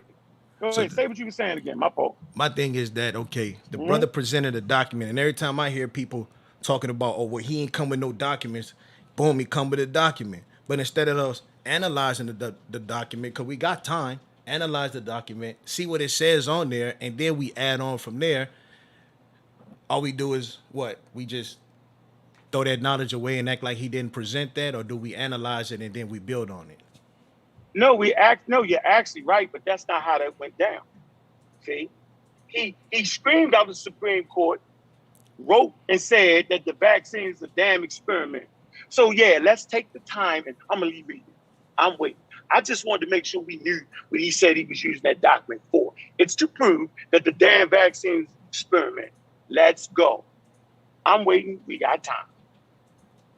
Yeah, you know, I mean, yeah, we could have did that a few minutes ago, but you said that the man was just coming up with some type of different debate tactic because he said that he used an analysis of how Europeans think as far as dealing with the Cuban Missile Crisis, of how they think 40 years, 50 years, 60 years into time. And he was trying to use that, saying that the coronavirus ain't something that just popped up. And we know that. So being that it's just something that just ain't popped up, we know that these Europeans have a history of using weaponized viruses against populations of people. We know that. Okay. Okay. Is that true? No, I'm just trying to help you out, yo, so your show can be better. Because I enjoy the show, and I'm telling you, whenever you start doing all that type shit, I sent the doc. It's called Gift Gallup. That's what he did. You took me to the Empire State. Watch what he did. We went from Tuskegee, which is in Alabama. He never even told us what the damn Tuskegee was. He got slick and say more white people got it. Okay. Then he immediately moved to the Cuban Missile Crisis. I don't know what the hell that's supposed to have been. What that got to do with it? Then he moved to the Empire State Building or something like that, World War I, and then he went to birth control. Really? And I'm saying we cannot have a congenial conversation going down that rabbit hole. That's what I'm saying. Like, that's our problem, dog. That people do all of that. And a professional, intelligent conversation doesn't work that way. Where every time we was talking about vaccine ingredients, yo. He never dealt with that. Then he hit us with the Supreme Court. So since y'all think the United States of America would actually have a verdict come down from the Supreme Court that says something is an experiment, and then they still put on American people, then we need you to read that. We couldn't do it with him because he ran. He could have said the hell with all that shit and just read that document. I thought he was gonna come out swinging. Here go the document. It's an experiment. This is why. No, he went from that to this, that. He tried to throw y'all. So let's help him out. Let's read the document from the Supreme Court that states that the mRNA vaccine is an experiment, and I will no longer promote vaccines. Go ahead. I'm listening. Hey. He made his chop it point. up. Hey, He made his point. We got to read it, yo. I mean, We gotta get these super chats. let me see. K-Bob Prax says Macabre got himself a rider. Real recognize real. All right. Shout out to Stringer. He said Journal of Science was funded by French Europeans. K-pop praxis. Shout out once again. He said, "Fools, they have no need for books or bathing, brother." No doubt. No doubt. No doubt. Charles Betts said, "I need to see a debate between Unc West and Rasul." Remember, I asked Now you. he ran. Did you He run? don't got no heart. I like him with heart. He could have stayed here and took the whipping. Huh? But no, he realized he was over. He could have stayed here and took the whipping, but he realized he was over his head. Yeah, for that the was first Brother time. And he Santana. ran. Yeah, I think you Oh. ran into Rasul in Atlanta. Real slim, real skinny guy. Used to be down with Dr. York, and you be with Stevie. Yeah, my man. That's my man. Yeah, rapper. Do he rap? Yeah, he rap. Yeah, that's I'll beat the brakes. I'll beat the brakes off of him. So can I give you? Can I give you my credential real quick? All right, one more shout out, and then you could go in. All right, go ahead. All right, Donkey All right, five. go ahead. Donkey put 5 on. He said, "I'm in Milwaukee. Who we debating?" And Tony Javon says, "Shout out to King McKepera, the great truth speaker." No doubt. All right, Unc, the floor is yours, brother. Let's go. So yeah, y'all find that doc. I ain't gonna let y'all off the hook till we find that document because your man said that like I was running. He actually made it seem as if I ain't trying to get him to read that doc. Yes, I am. I want to read that. Yeah, we're gonna definitely read that if I can get off of here, bro. Yeah. Won't leave my name out there. All right, let's do it. What doc you want us to read? For the record for you, Huh? the Supreme Court rendering that the daggone vaccine, which goes against all governmental agencies, is an experiment on America. I want to read that. That don't even make no sense. But all right, we're gonna play this game. All right. Go to the we gotta second read it. page, second Now, page, let me last make my paragraph, point. 80. So, but Second page, last paragraph. the what? Yeah. So, What's the date on it? What's the date on that? June 27th, 2018. I'm just going to read what it says. I didn't get a chance to read it yet. The department searches for records did not locate any records responsive to your request. The Department of Health and Human Services immediate office of the Secretary conducted a thorough search of its document tracking systems. The department also conducted a comprehensive review of all the relevant indexes of secretarial correspondence records maintained at federal records that remain of the custody of HHS. These searches did not locate records responsive to your request or indications that records responsive to your request are in the custody of HHS are located at federal record centers. I have no idea what that means. I read the Yeah, I know what it means. Can I translate? Yeah. Can I Yes. translate it? Yes. That your man came on and made that shit up. There you go. Can't find that record. There you go. Right, There you have it. He made it up. Let me explain. it for a He's minute. basically saying they have never Right? tested anything. He's Now saying that ain't what that record say. You trying to search the database to find the Supreme Court rendering? Are you not?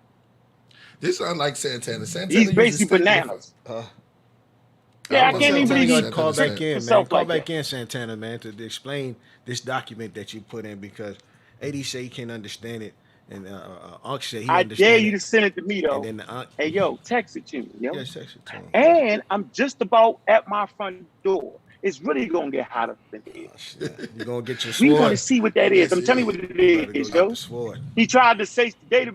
Listen, we already know my mind is my soul. My memory is my source.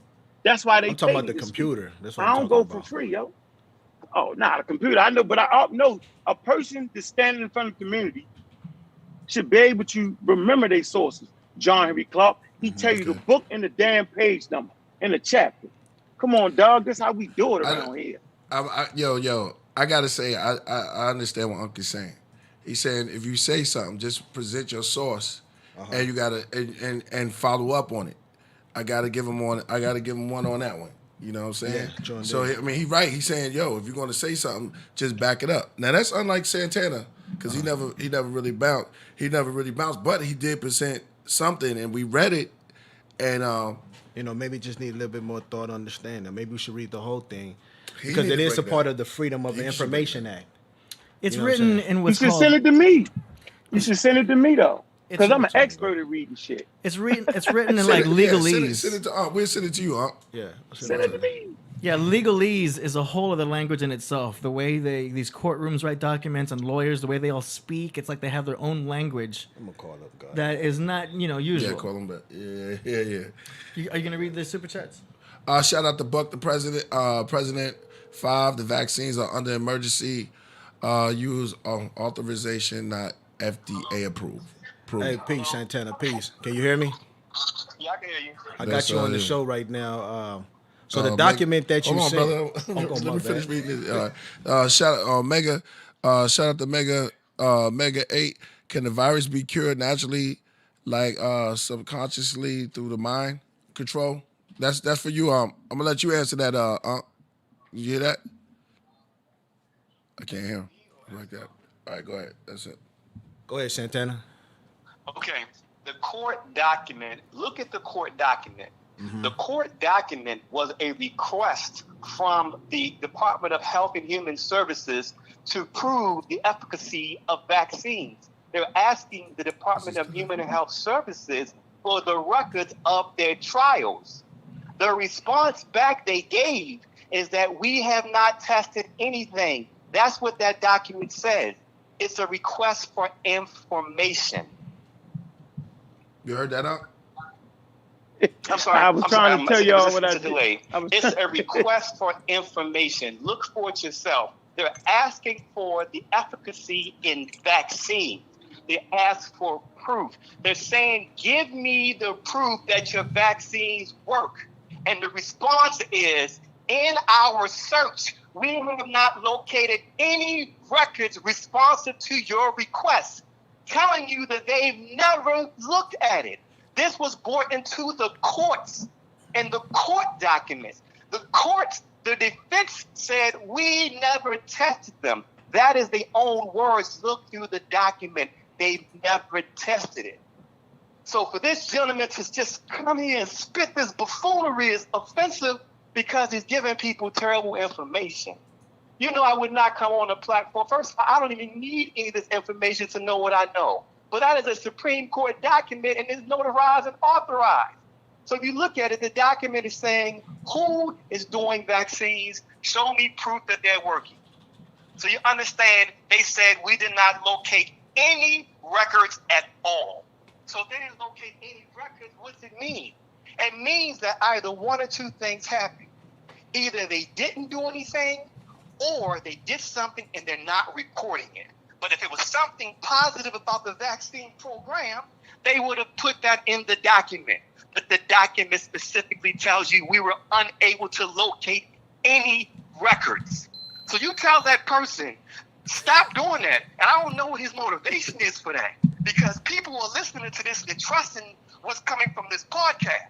And you're putting out information that is blatantly infactual and fact checkable. And I don't want to be on the phone because I'm trying to fix my spirit and just be better. But when I hear these type of things go out and you say these things to people, I am the reflection of what happens when people who talk like you get listened to. No one should listen to anything you're saying because everything you're saying is baseless. Read the actual documents and the actual documentation. Understand where the real vaccine started. Understand that it started with Hermes. And before he was Hermes, he was Mercury. Because the doctors have been poisoning us with mercury from the beginning. different conversation, but stop telling these people these things. What you are saying is factually and basically incorrect.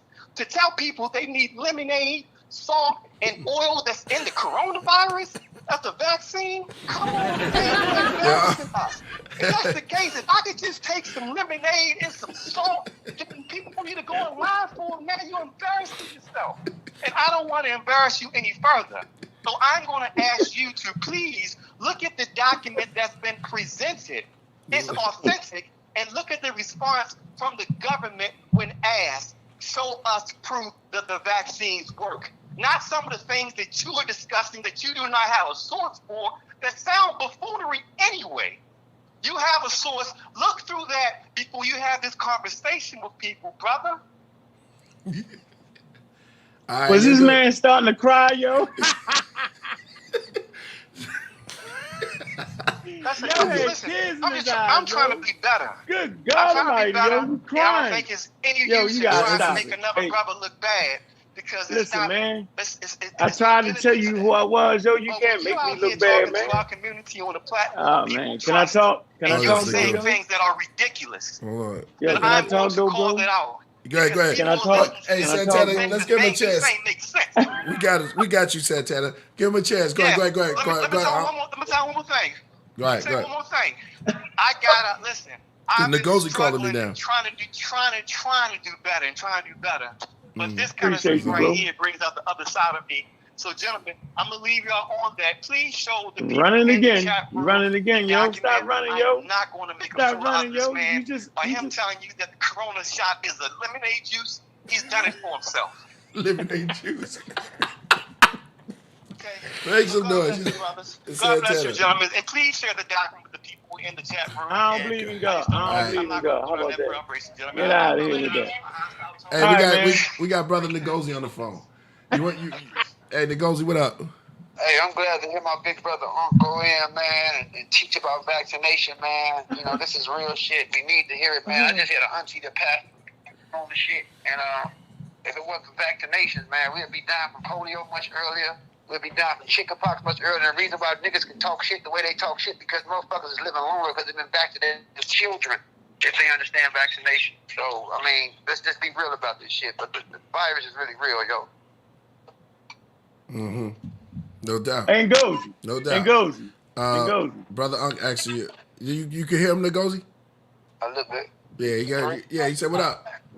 What up? Ngozi. Yo. What's up, bro? A nut and a fruitcake just called in because he called me a lot of names, Killah. You know that, right? Yeah. So now it's my turn. Yo, guess what this guy called in bro. and said? Yeah. Guess what he called in and said, Ngozi? He said who? Guess what he called in and said, Ngozi?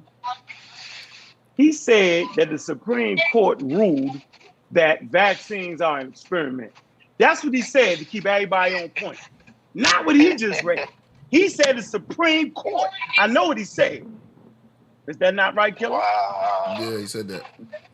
He ain't say nothing about, they commissioned the court. Nah, wait, see how he switched this up?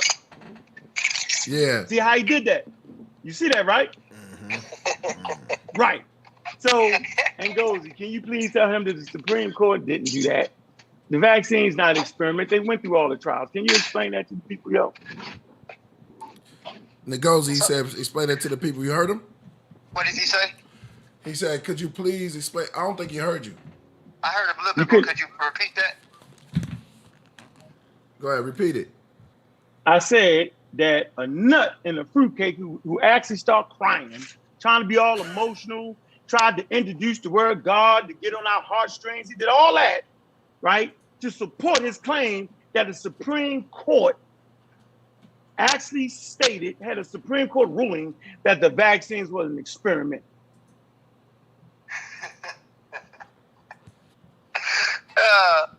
So what's the point? So because it's an experiment, what does that mean?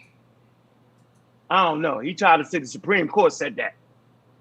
They ruled. First of all, if we understand how the system works, and we talked about this before, the system will shut down a whole country and a whole economy to lose money. Like we said before, even Mecca was shut down. People couldn't even take Hajj. They shut down Saudi Arabia. You think these people don't waste money to lose? You think these people don't waste money because of a virus and to play games? Or do you think that they need deaths? Because the more people, the more money circulate. So I mean, what is he saying? I know the Supreme Court I'm not ain't getting what he's saying. What's his claim on that? But there's no testing, little to no testing. Little to no testing. It's definitely a lot of testing to it.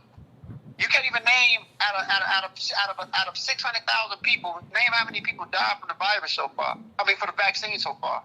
Out of 600,000 people, out of a few million people that got it, how many people died from it? If we want to be technical. 5,000. Yeah, Marvin Harris died from it, didn't he? No. Marvin Hagler. Marvin Hagler. No. Yeah. Marvin No. Hagler. No, he didn't. No. If you look up how many people died from the vaccine and compared to how many people caught it, took it, there's not that many people that died from it. If you want to be honest, and the people that died from it actually didn't die from the vaccine. They didn't. These people had underlying health conditions. If we understand the components that makes up within a vaccine, that's the same thing they were saying people about the virus. People like to talk about how the pathogen work, and they mix it up with a little fragment of the virus and don't even understand how vaccinations are created. A lot of people didn't die from the vaccine at all. If you compare and contrast how many people got the vaccine. So far. Yeah, so far. Right. And the vaccine been out for how long now? How long has it been out? A couple of months. I got about 8 months. Damn near, yeah. About 4-5 months. Yeah, but people were skeptical, wasn't back even in taking it that Wisconsin, much. yeah. I mean, 5,000 in a couple of months, bro. That's a Now lot. the trial, you got to count 5,000 for people when they didn't die first. from it, though.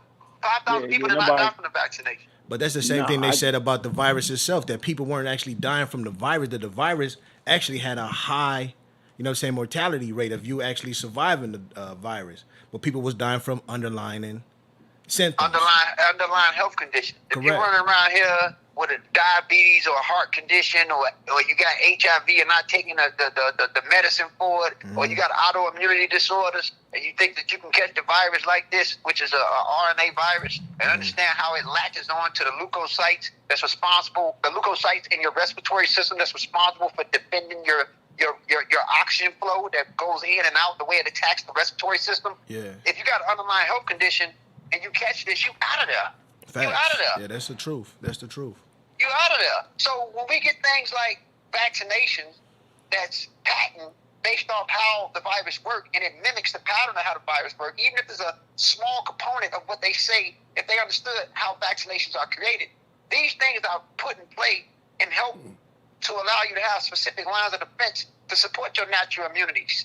You know what I'm saying? Eating a bunch of plants and vegetables like some people talk about, that doesn't help you produce or develop the pathogen. It doesn't. Plants can't make you produce or develop the pathogen. You got the vegan people out there talking. You can eat plants and herbs all day. You can be vegan all day. That doesn't help you develop the pathogen. Mm-hmm. You know what I'm saying? We understand, man. Like, again, if vaccines wasn't here, we would be dying from polio. We'll be dying from chickenpox, and the life expectancy that we have today wouldn't even be the way it is based on the vaccination that's been created within the last 150 years. I understand all. Vaccinations. I understand all that, but to me, it seems that the same people that gave us the virus is the same people that's giving us the cure. No, to be honest with you, brother, and to be honest with you, this virus, Corona isn't new. You had MERS, you had COVID. After the first phase, you had MERS, which is the Middle Eastern version that they had, and you had another one. This is COVID-2, which is the second strand, or COVID-19, the second strand of it. This actually happened from the negligence of humans. If we understand what goes on in these I don't believe in a laboratory and all that and the depopulation. I mean, the world gonna do what it do regardless. But if we understand what goes on in the nasty, infested wet markets and how horizontal gene transference work, how viruses can transport from one species to the next, dealing with organisms. They call that in science horizontal gene transference. If we understand how that works, it makes sense that it happened in a nasty, filthy wet market and it spread, and then these people go out and interact. I don't think that they purposely created it to give us a cure for it. Because you can't, I don't believe that, because this world wouldn't stop this economy and the money flow and stop all this business. You know what I'm saying? To stop all this business for nothing, not to reset a system. The economy's still crippled off this. If we understand how finances, how the market works. When if you wanted Hold to on, set up, Killah, let me in. Killah, I'm Right, at the house now. let's let No. You can let Gozy talk. Let me Okay. in. I'm at home now, Okay. and I'm trying to get in. Let me in. I'm gonna hang up right here. Let me in. Okay. AD. That's what I mean. Let him in. No, no, he's at his crib. He's gonna hang up on this one and AD funny. he's gonna do it. But Hey, it Killah, make just sure you seems send me that source. it just Killah, make seems sure you funny to send me that source. All right, got when you. Barack Obama was in Got you. office, that he said that 5 years from now we might be suffering from a pandemic, and then all of a sudden 5 years from then we start suffering from a pandemic. And I know you know what I'm talking about, and Well, 25 years from now, there's going to be another pandemic. But we understand how these viruses work and how they mutate. I mean, it's not a joke. There's going to be another pandemic that's going to hit even harder. Not even 25 years from now. Within 15 years, we got different strands of this coronavirus study mutate, developing its own unique pathogens and way it's functioning. A lot of the vaccinations that they created, if they keep mutating at a rapid rate, it won't even work. And if we understand how basic viruses work, like flus and different things, they adjust to the vaccines like we have to update the vaccines. Viruses update themselves. You get what I'm saying? Yeah. So what I'm saying is that it's going to get worse and worse. Humanity needs to realize that we are in a fucked up state. We done fucked up based off natural human negligence. We can make up all the excuses we want, but at the end of the day, the shit is here, and it's here to stay. Humanity is in a bad position right now, man. For real. They are. It's here to stay. So, okay, let's say the laboratory, let's say they did create in a laboratory. It's still here to stay. yeah, Now we're dealing with a problem. Now it's really fucked up. So, I mean, the way vaccines work, this is an RNA virus, ribonucleic acid virus. We have to understand the behavior of this virus. We have to understand the tendency of how fast and how much at a rapid rate this shit is studied, mutating these different strands. Yeah. So, yeah, even if Obama did say 5 years from now it's going to be it's going to get worse. It's going to get worse. yeah. My thing, the only thing that I'm just trying to stress to you and to Brother Ankh is that these people have a history of using viruses against us to kill us. I mean, that's a natural historic fact. They did it down in South Africa with the smallpox vaccine. All of a sudden now them people have a high rate of HIV over there. But anybody who studied the World Health Organization and how they work, you know that they've been using that as part of population control, the same way they've been using, you know what I'm saying, birth control centers and things of that nature to knock down our population. I mean, as a scientist, you know this for a fact. When a population of people inside of a country, right, that doesn't really like the history, I mean, doesn't like the opposite people. I'll give you an example. Black people historically do not get along with white people, right, in this country. So wouldn't it be to the white people's benefit to keep our population numbers down so that we won't rise up against them? Have you ever thought about that theory? I mean, even if we support your theory, which I don't have nothing against, it ain't nothing that. First of all, they've mapped out our genome already. You got so many niggas in jail, so many niggas going in and out of their hospitals, so many niggas depending on this system. They done already mapped out how and what you are and how you function. Yeah. So it's nothing exciting about the African anymore. They got us so much in a frenzy based off how we fuck with each other and how we function. They already know what to do and what not to do. You know what I'm saying? And I agree. I mean, I agree. Like that we don't have a good based off how some time and history how we've been dealing with these people for the last 500 years, and before that dealing with their Mediterranean cousins and all that. It has been havoc. It has been tension. But at the end of the day, they've been dissecting our genes for a long time. We're interacting with these people. We're going to the same hospitals.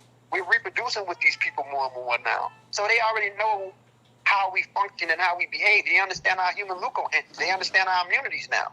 You know, the human genome been mapped out.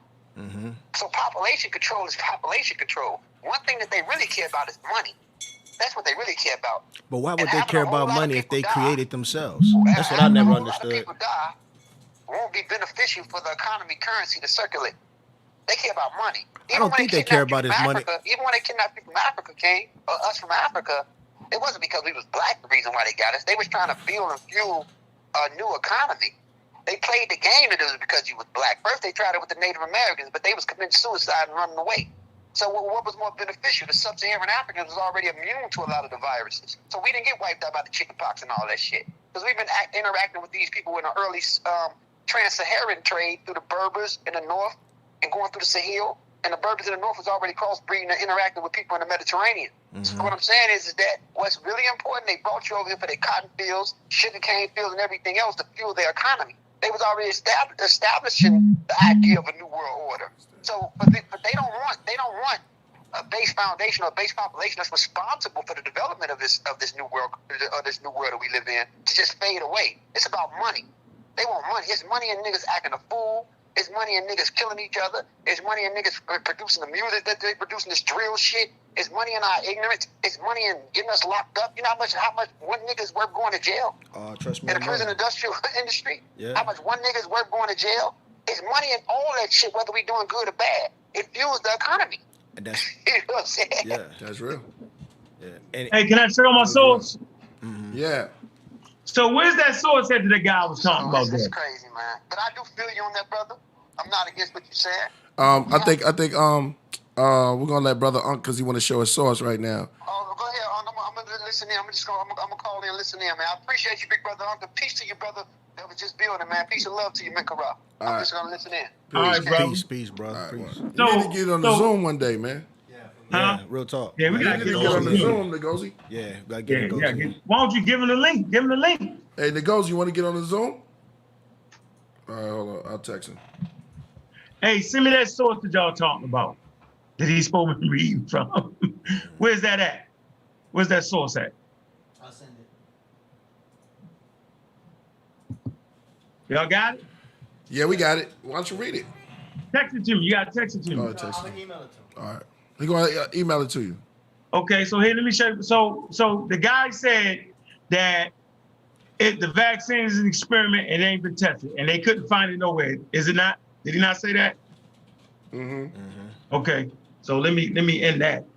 All right. Sent y'all down on a wild goose chase.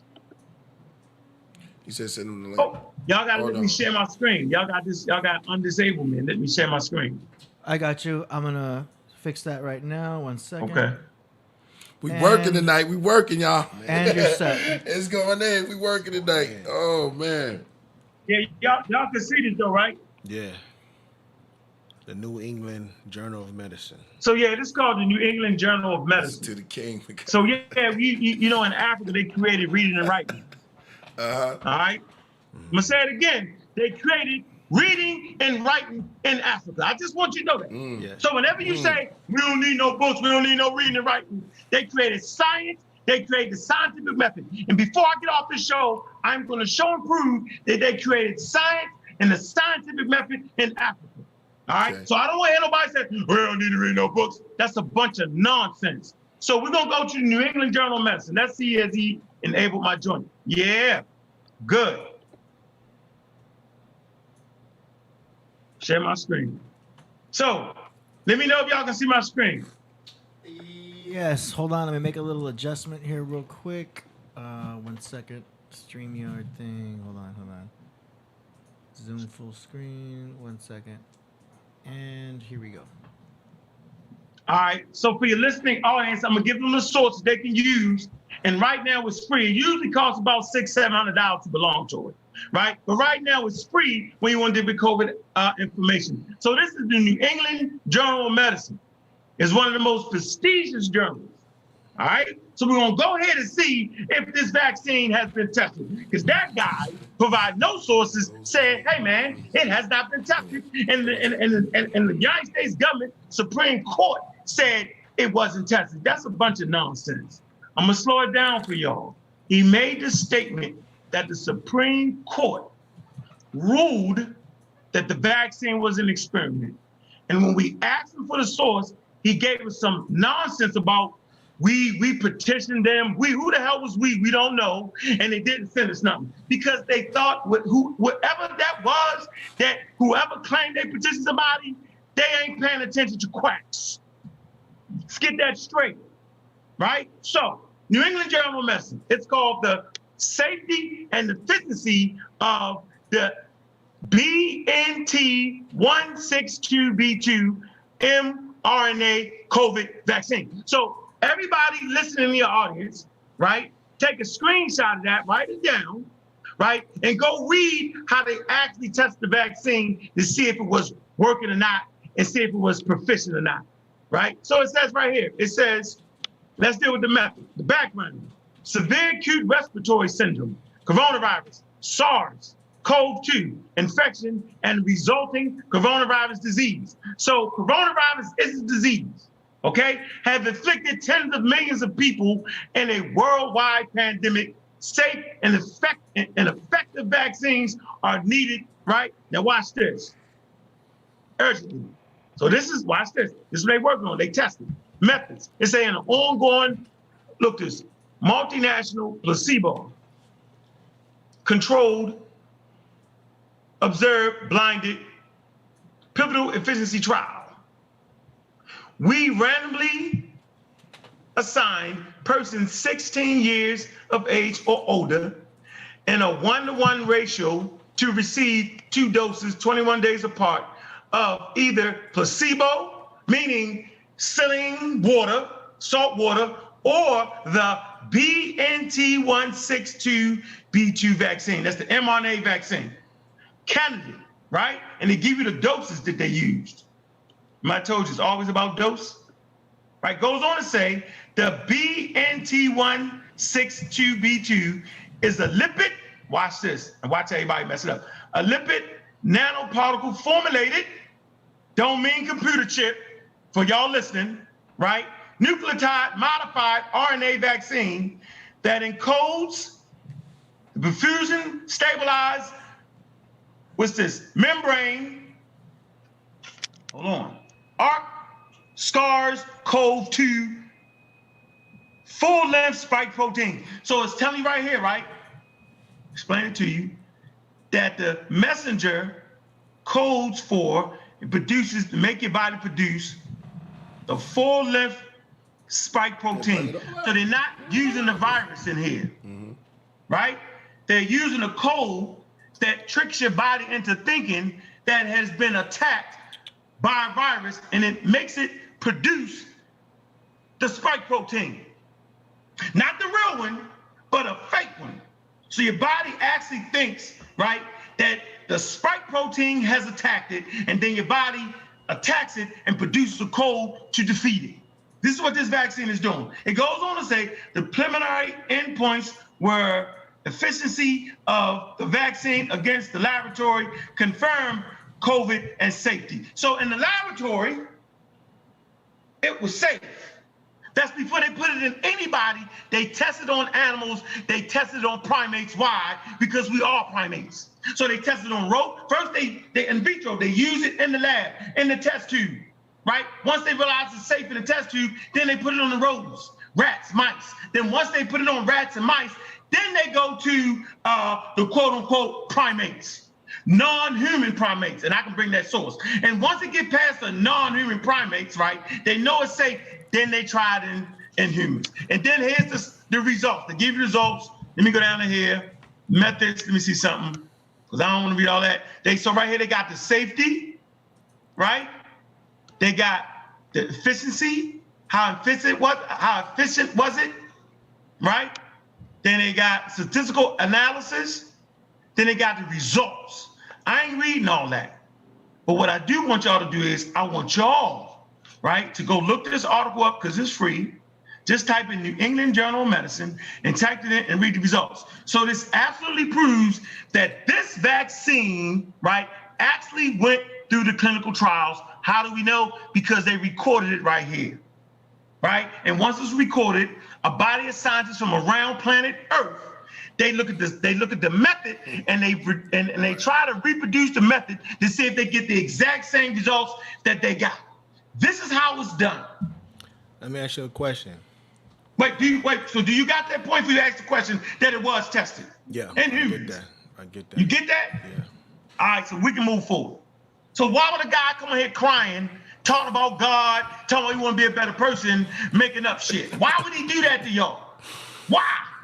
So the United States government, Supreme Court, you know what I'm saying, couldn't look at this like I'm looking at it. So you trying to tell me for the first time in the United States that we can first see a trial? That's bullshit.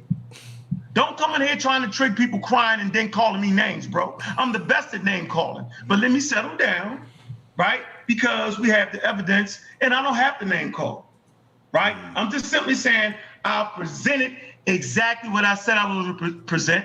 I didn't trick y'all. I didn't say the Supreme Court rendered a decision that says that the vaccine wasn't safe. Well, then the Supreme Court should have read this document and they would have known it if that's the case. And then he switches it to some crazy website that says that some people petitioned, and guess what? I'm gonna tell you who the people was. Delwood Blair, not Delwood Blair, my fault. Man, he did the 2-volume movie Vax. Del Bigtree. Del Bigtree and them nuts did that. Them nuts. So guess who Del Bigtree is? He is part of the largest anti-vax movement. European, first point, since everybody want to play, well, we don't like dealing with Europeans. All the anti-vax information comes from Europeans. The anti-vax movement started when the African Onesimus had the actual inoculation. Remember, I talked about that, right? Early in the show, I talked about Onesimus. That's when the anti-vax movement started. And they say, we're not listening. Here's their words. We're not listening to those niggers because they gave us the nigger itch. Look it up. This is when the anti-vax movement started in North America. So, Del Bigtree, funded by Robert F. Kennedy Jr., right? He runs the largest anti-vax movement. He funds the movement. In December 2019, or was it 2018? Yeah, 2018, right? I debated him in Harlem. It's called the Great Vaccine Debate. And at that debate, I said, it's not a matter of if a pathogen will attack us again. I said, it's a matter of when. And nobody gave me credit for that. Little did I know that in the room with us, coronavirus was live and kicking in Harlem. While all those Europeans, because it was the Europeans, it was definitely that. I went up against a European scientist. I went up against the largest anti-vax movement. I'm a raw squad. I'm a raw squad up, right? Went against them. Oh, you lost, they booed me. In my life, yo, I had never seen. I used to think that black people could be ignorant. I ain't gonna lie. In that room, that was the most ignorant crowd I had ever experienced in my life. They in the crowd talking, booing me, all that. And you know, when people start doing me like that, yo, that's when I get to be my best. That's when I rise up to the occasion. That's when I become God killer. Right now, I really want to stay chill because it's just light work right here. But I'm letting you know my credentials. So we got scientists that was there, and I defeated them. Let me tell you how I defeated the scientists. So the scientist is sitting on the side of the anti-vaxxers. This guy, before the debate, I say, I'm going to knock him out before the debate. Y'all know how we do. I say, I got him before the debate. So I had the conversation with him before the debate. I say, man, we talking about evolution, right? Who was there with me talking about evolution? It was me, him, and Divine Suspect. So me, Divine Suspect, right, and the scientists are talking. I say, Divine, you're not in this conversation because you don't agree with evolution. The scientists looked at him and say, man, you don't agree with evolution, and laughed at him. So I say, brother, I say, dog, since you're a scientist and you're a biological evolutionary scientist, why would you say vaccines don't work, bro? Why would you say that? You're a scientist, you know better. He's like, no. I'm not saying that. He said, I vaccinate my children. I take vaccines. I just want a safer vaccine. I said, I dare you get up there and say that. Do you believe this fool got up there and say, this guy right there said I wouldn't say that I vaccinate my children, I still will vaccinate my children. At that point, he lost. At that point, they had lost. So I'm letting you know, man, that I've been fighting for the community 8 months before that debate, educating the community on vaccines, on what they was and what they wasn't. And everybody act like that didn't happen. So when a guy comes on here with all that European rhetoric about vaccines, because that's all it is, intelligent black people helped create the mRNA vaccine. I hope y'all know it was a sister that actually was the lead scientist on the mRNA program. I just want to throw that out there, you know what I'm saying, for our listening audience that love black people. Just to let you know. Okay. Just to let you know. all right? Just to let you know, a sister.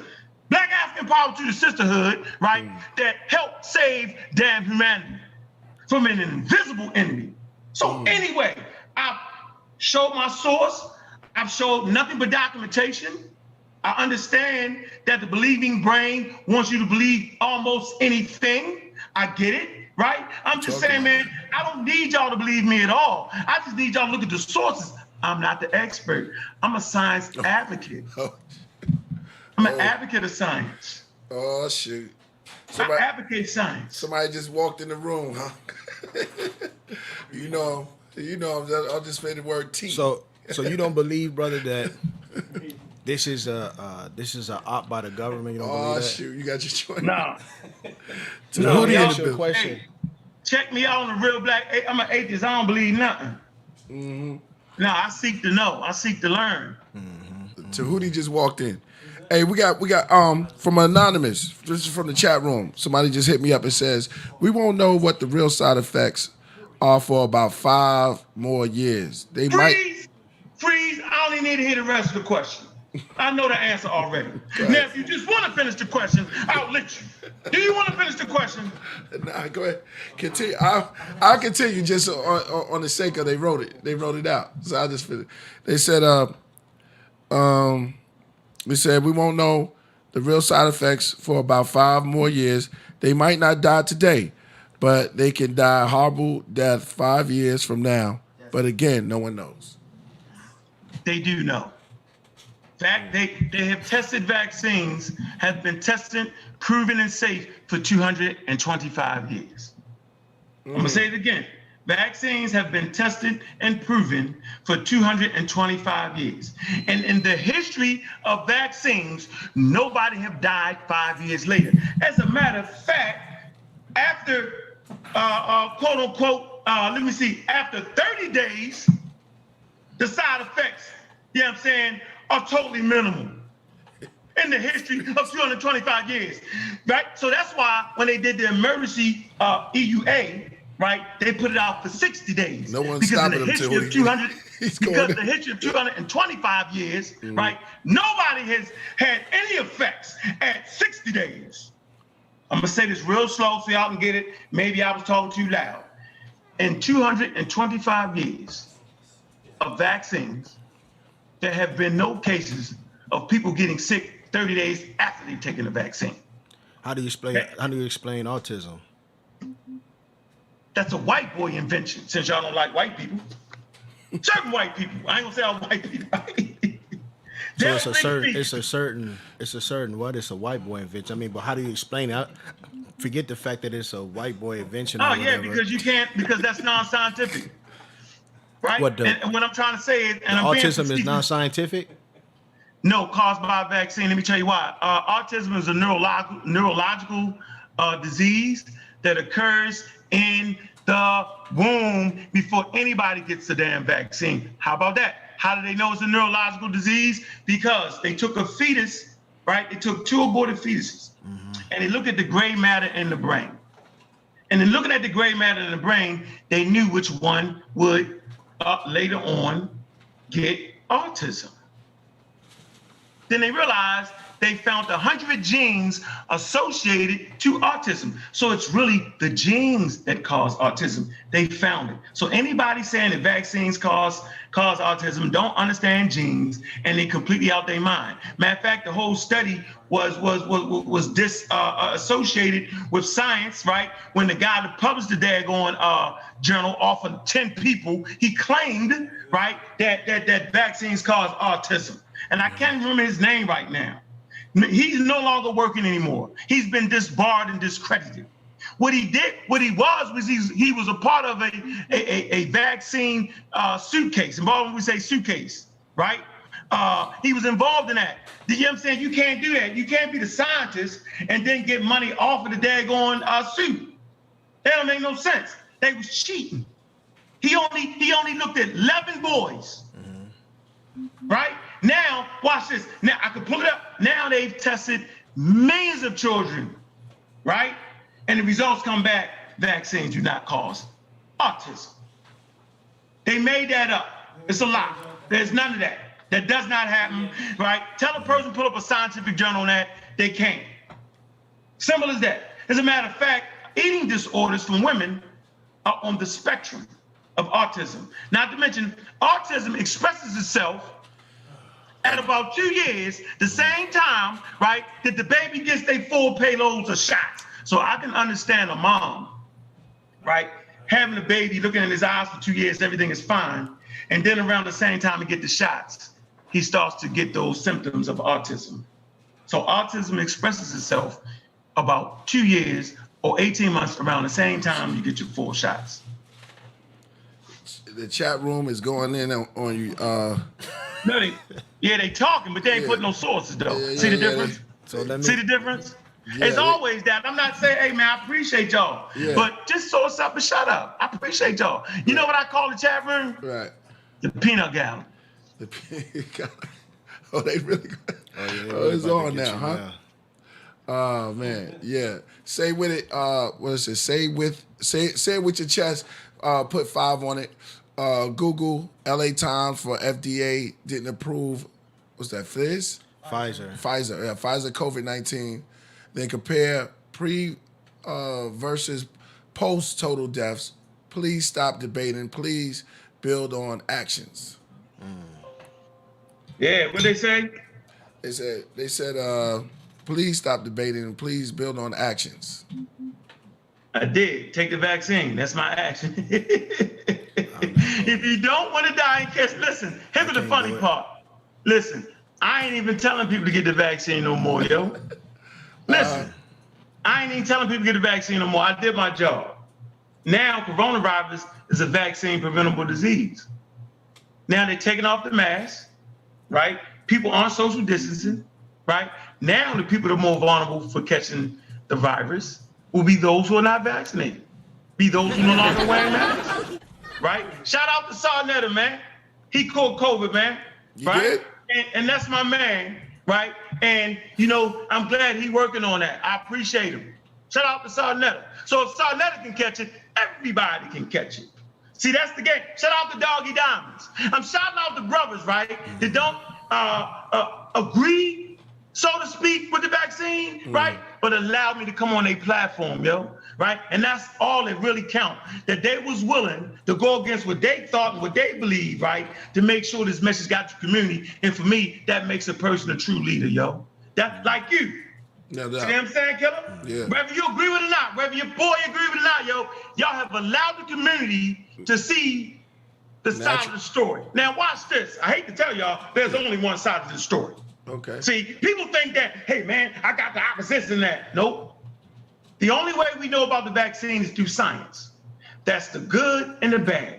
The side effects, all that we learn in science. We don't learn about people that dove on here talking about, I got to, no, we don't learn from them. No, they haven't tested, no. They're just talking, which is cool. Give the gap. We get it, no problem, right? But there's only one way of understanding this. This is through science. Science will tell you the ins and the outs, the goods and the bad. They do not hide it. Any of the side effects that y'all talking about right now, we already knew them. It wasn't a surprise to them. What's going to be the political side effects, though, in a society? Because you know, I mean, I know you heard of thesis, synthesis, antithesis. Create a problem, boost it up, come with a solution. What's going to be the political side effects of coronavirus hitting this society like this? Because we already know anytime there's some type of major event that happens inside of the society, there's always some kind of side effect, you know what I'm saying, no pun intended, some kind of side effect that happens politically where the people end up losing more rights. So my point is, I'm not sitting here on this panel saying that crazy people ain't gonna take advantage of situations. I would never say that, brother. I do not have the answer to that question. That's a hell of a possibility that greedy businessmen in politics with politics will take advantage of a real occurrence. So I'm not saying they're not going to do. I don't know. I'm saying it seemed like something in order to take advantage of that. I mean, we have a running record of people taking advantage of people. And the whole population, they took advantage of the black population, bro, for 220 years? It wasn't, stop saying 400 years, it wasn't that. Shout out to Mental Dialogue, Montoya, Black Socrates. It wasn't 400 years of slavery. It was like 260 years, something like that. I used to always think it was 400 years. It's not that. Ain't that funny? Yeah. Oh, we got the dot. Let me see what this is. Santana want to come back. I want to give a shout out to Donkey. While you doing that, I'm gonna just give a shout out to Donkey. 5. He put 5 on. He said, "Put some respect on us. No one is talking that poison. Go watch CNN, clown." He was telling me. I don't know. I ain't mad. Yeah. Nah, hey, we gotta be respectful to the guests. Chat room is ruthless. No, they're ruthless. Listen, they ruthless though. Listen. Hold on. Yeah. Hey, y'all know me. I'm God killer. Let me have my piece for that. Go ahead, get your thing. Get Brother, off. I'm not mad you call me a clown. This chat room is ruthless. They not just ruthless. They smart. They smart though. Very They intelligent too. Watch this. I'm not mad you call me a clown, but I bet you won't call in and have that discussion though. And not to mention, since you're an anti-vaxxer, right? And you don't think what I'm saying is a clown, don't worry about it. It's like when you're in a shootout, right, with a rival gang, and the shooting stop, and you think the coast is clear, and you stick your little head up and get got. Hey, bro, don't act like that virus just disappeared. It's still out there waiting for a human host, bro. You, who just ran your mouth, could potentially have it right now. 50% of people that catch coronavirus are asymptomatic. They don't even fucking know it and will have long-term effects from it. So watch your mouth, talking silly. Watch who you call a clown. I just want to say that because I'm good. Right? I'm at least 96% protected. There's a 4% chance that I can get it. Who said that? You want me to? But there's a 99% chance that I won't be hospitalized if I do get it done. I'm gonna take them all. But that guy who made that comment, he got a 100% chance of catching it. I ain't mad at you, shorty. Let me ask you a question. Do you believe that during the crisis, the ventilation machines that they was using was actually causing the situation to be worse and actually increasing the deaths of people in the hospital? Well, what I can say is that it's called the novel SARS coronavirus 2. The word novel in front of it means for the first time in the history of humanity that this particular pathogen has came in contact with our immune system. So scientists didn't know a whole lot about it. So it's potentially that they could have made mistakes along the way. Nobody's perfect, and we shouldn't expect the scientists to be perfect, and we shouldn't expect the doctors to be perfect. They did what they felt like they should do to save people's lives. Well, there's the only thing. I mean, I don't know. I hear you when you say that. The only thing that I'm thinking is that during the if you go back and study the SARS epidemic, when they was when China had it, you don't think America did a whole bunch of research off of that and used those ventilation? When China had it? When they had the SARS epidemic. Go ahead, come in, Tony. Nah, no, they ain't. No, we got that at the same time. What you talking about? That's different. Yeah, you just switch it up. We're gonna somebody coming in right now from the planet. Tehuti, yeah, love it. Yeah, man. We don't know. Brother Tehuti's up in the building. Brother, turn up. And make some noise for Tehuti.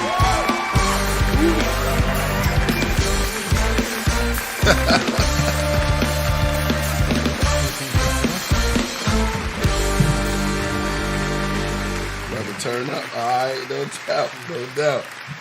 What plane you came from? All right, Brother Tehuti in there. Go ahead, continue. He getting his stuff together. Word. What's the topic? The topic is coronavirus. Yeah, he going in on the corona. Because to me, you can hear me. He said. Okay. He's saying that it's a good thing to take the virus. I mean, take the vaccine. Yes, that's the only thing that he teaches.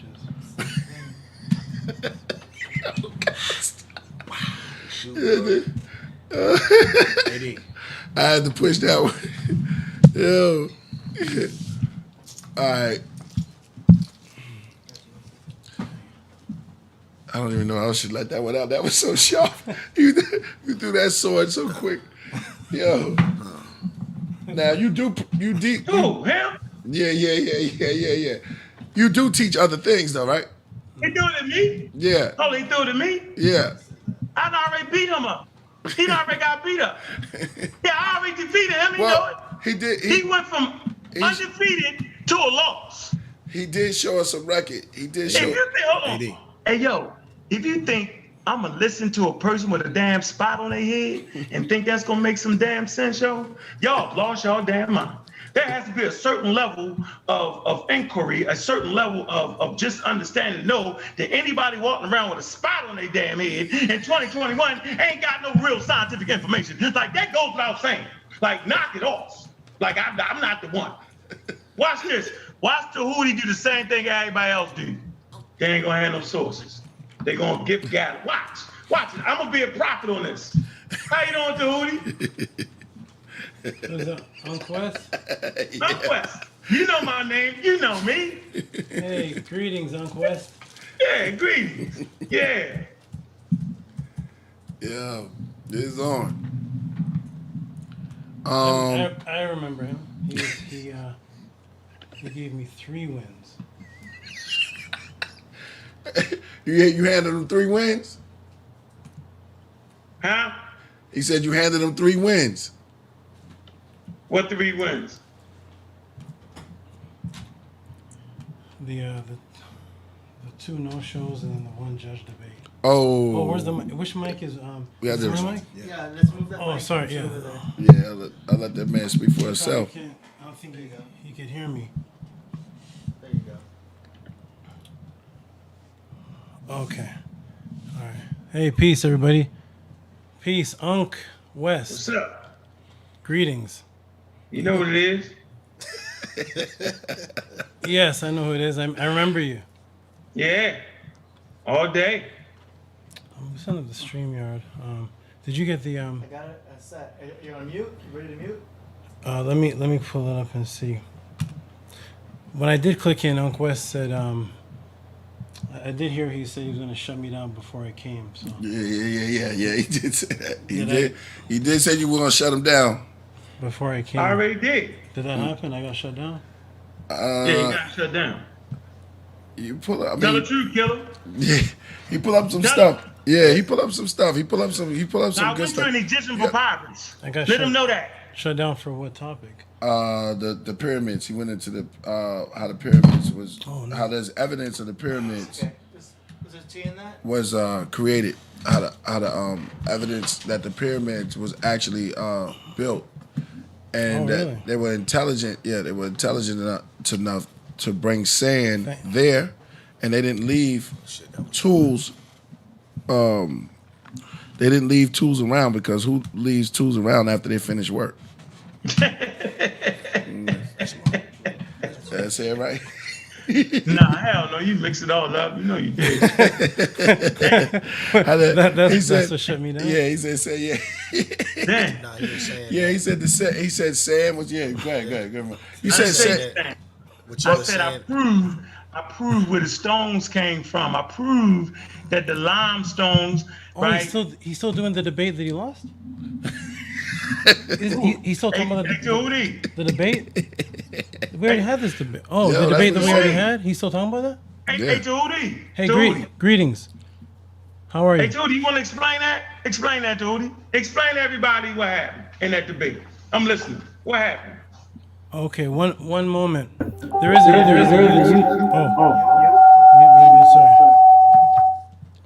There is a YouTube summary on the debate, but hold on 1 second, please. Nah, we're not talking about a YouTube summary. We're talking about what happened in real time. What happened? What happened, Tehuti? I debated you. I debated you when I was 6-0. Okay, what happened? And I debated and then Zion Lex was my 8-0. That was 2 debates. No, we talking about me and you. Oh yeah. Oh, you got me the you got me the 6-0. Thank you. So you ain't gonna tell them? You that's how you gonna do it? You ain't gonna man up? Yeah, you got me the 6-0. No. So if you won, listen, watch this, Killah Priest. Watch this, Killah Priest. Check this out. So when your people, because they was all your people, right? That was the platform you was always on, right? Voted that I won. All of a sudden, 3 days later, oh, you know, they changed the vote. They changed the vote. Now I said, well, damn, yo, ask the people.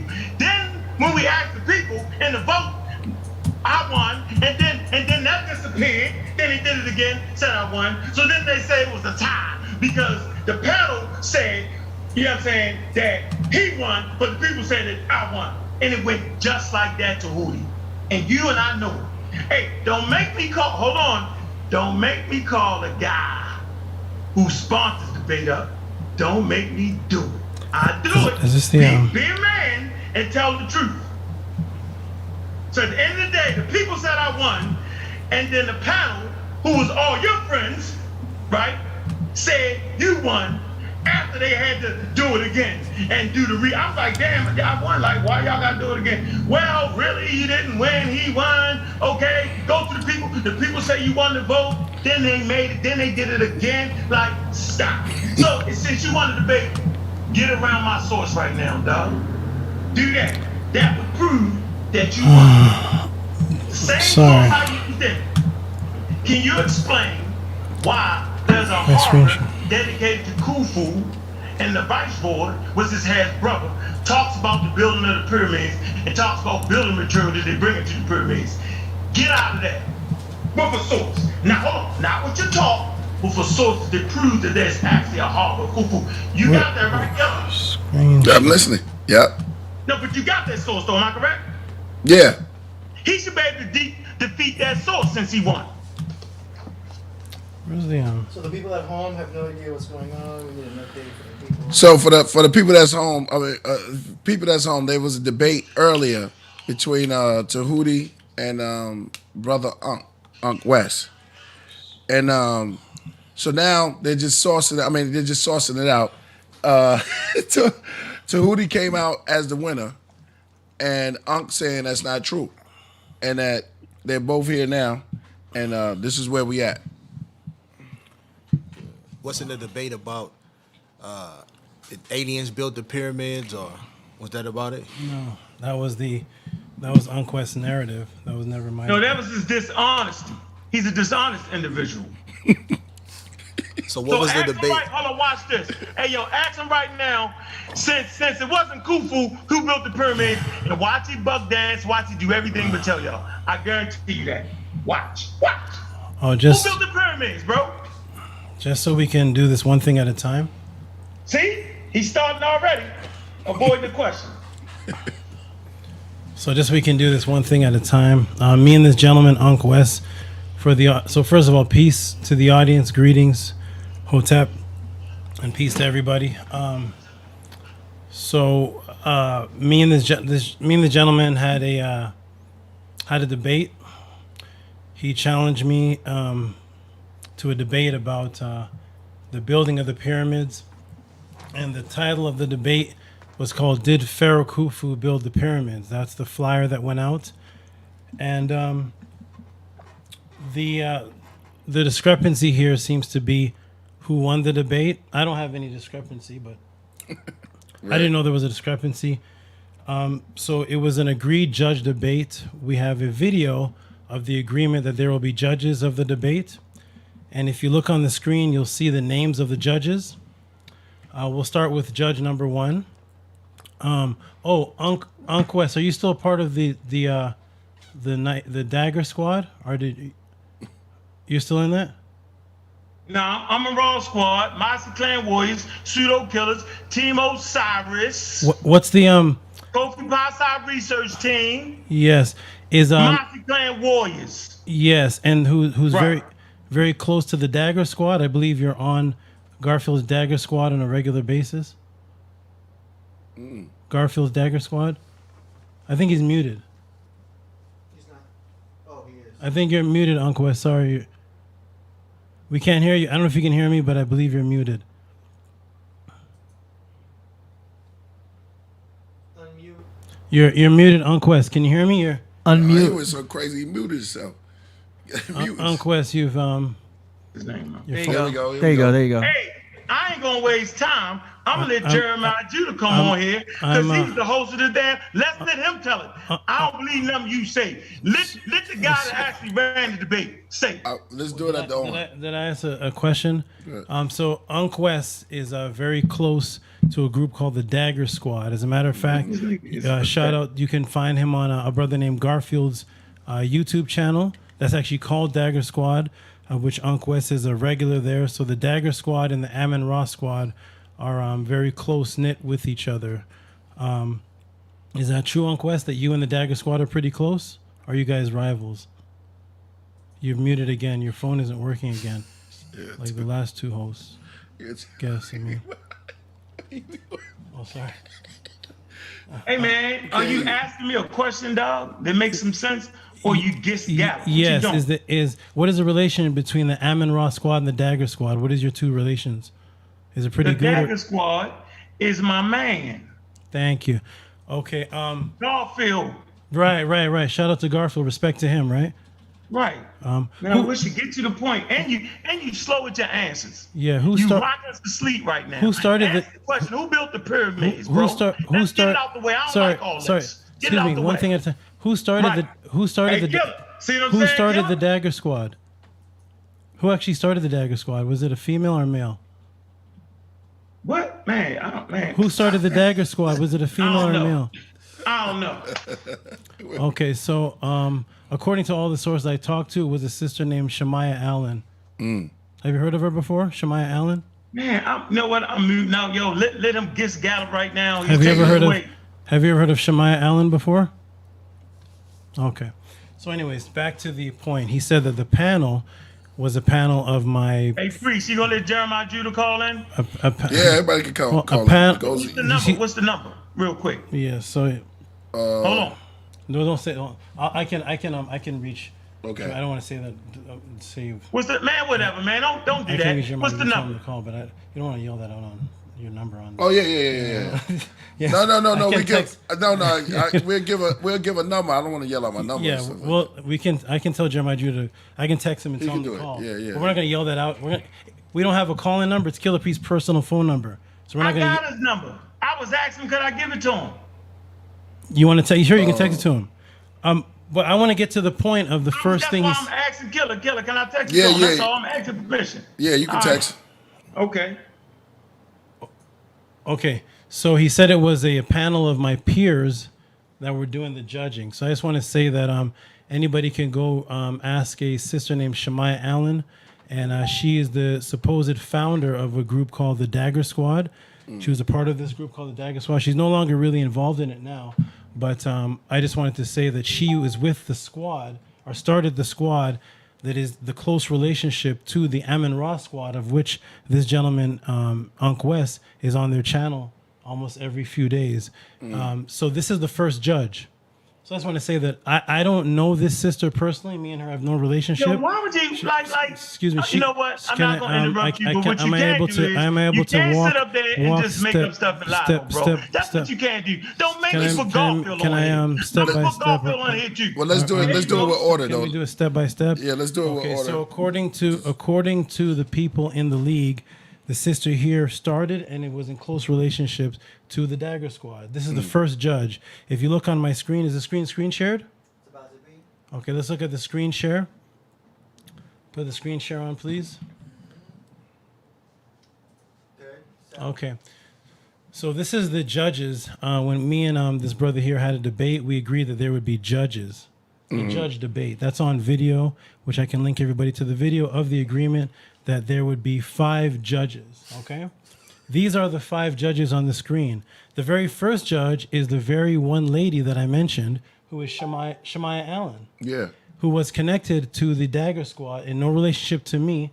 I don't know the sister. I only know her from being in the debate league. So this is not a friend of mine. I'm just going through this step by step that he said the panel was all my friends. So we're just step by step. I know people don't like it when I go step by step because they want the rah, nigga, what you say, yo, bunk. I don't do that. I'm just going to go step by step.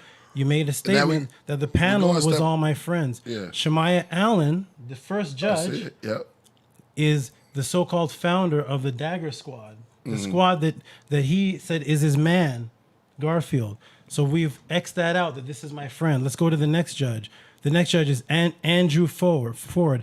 Andrew Ford does learn from me. He's Kemetic. He studies Kemet. But Andrew Ford is an avid fan of this brother. If you go to this brother's Facebook and you go to the likes of any of his posts, you're going to see this name here, Andrew Ford, who's an avid advocator of Ankh West.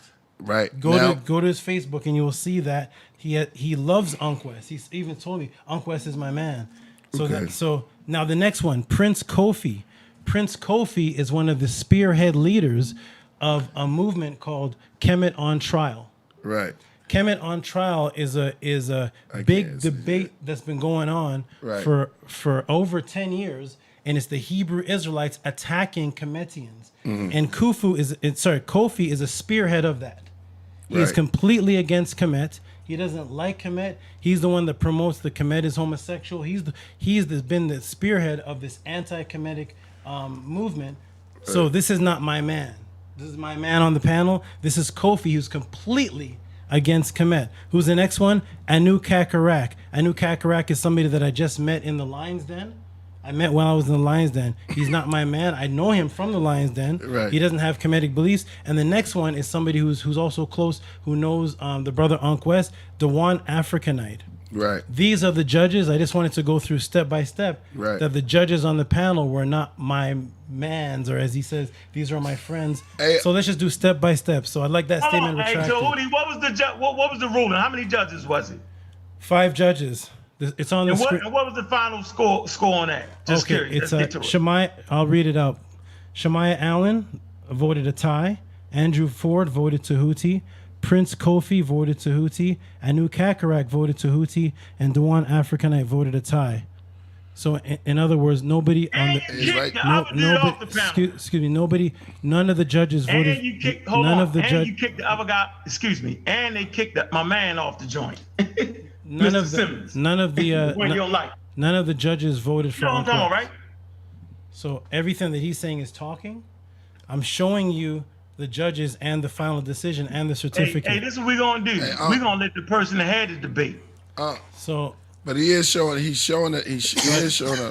We're not listening to that, man. Listen, we won't listen to the person that ran the debate. That's like saying we ain't gonna listen to Sarnetta. No. This is what Zion Lex did in our debate as well.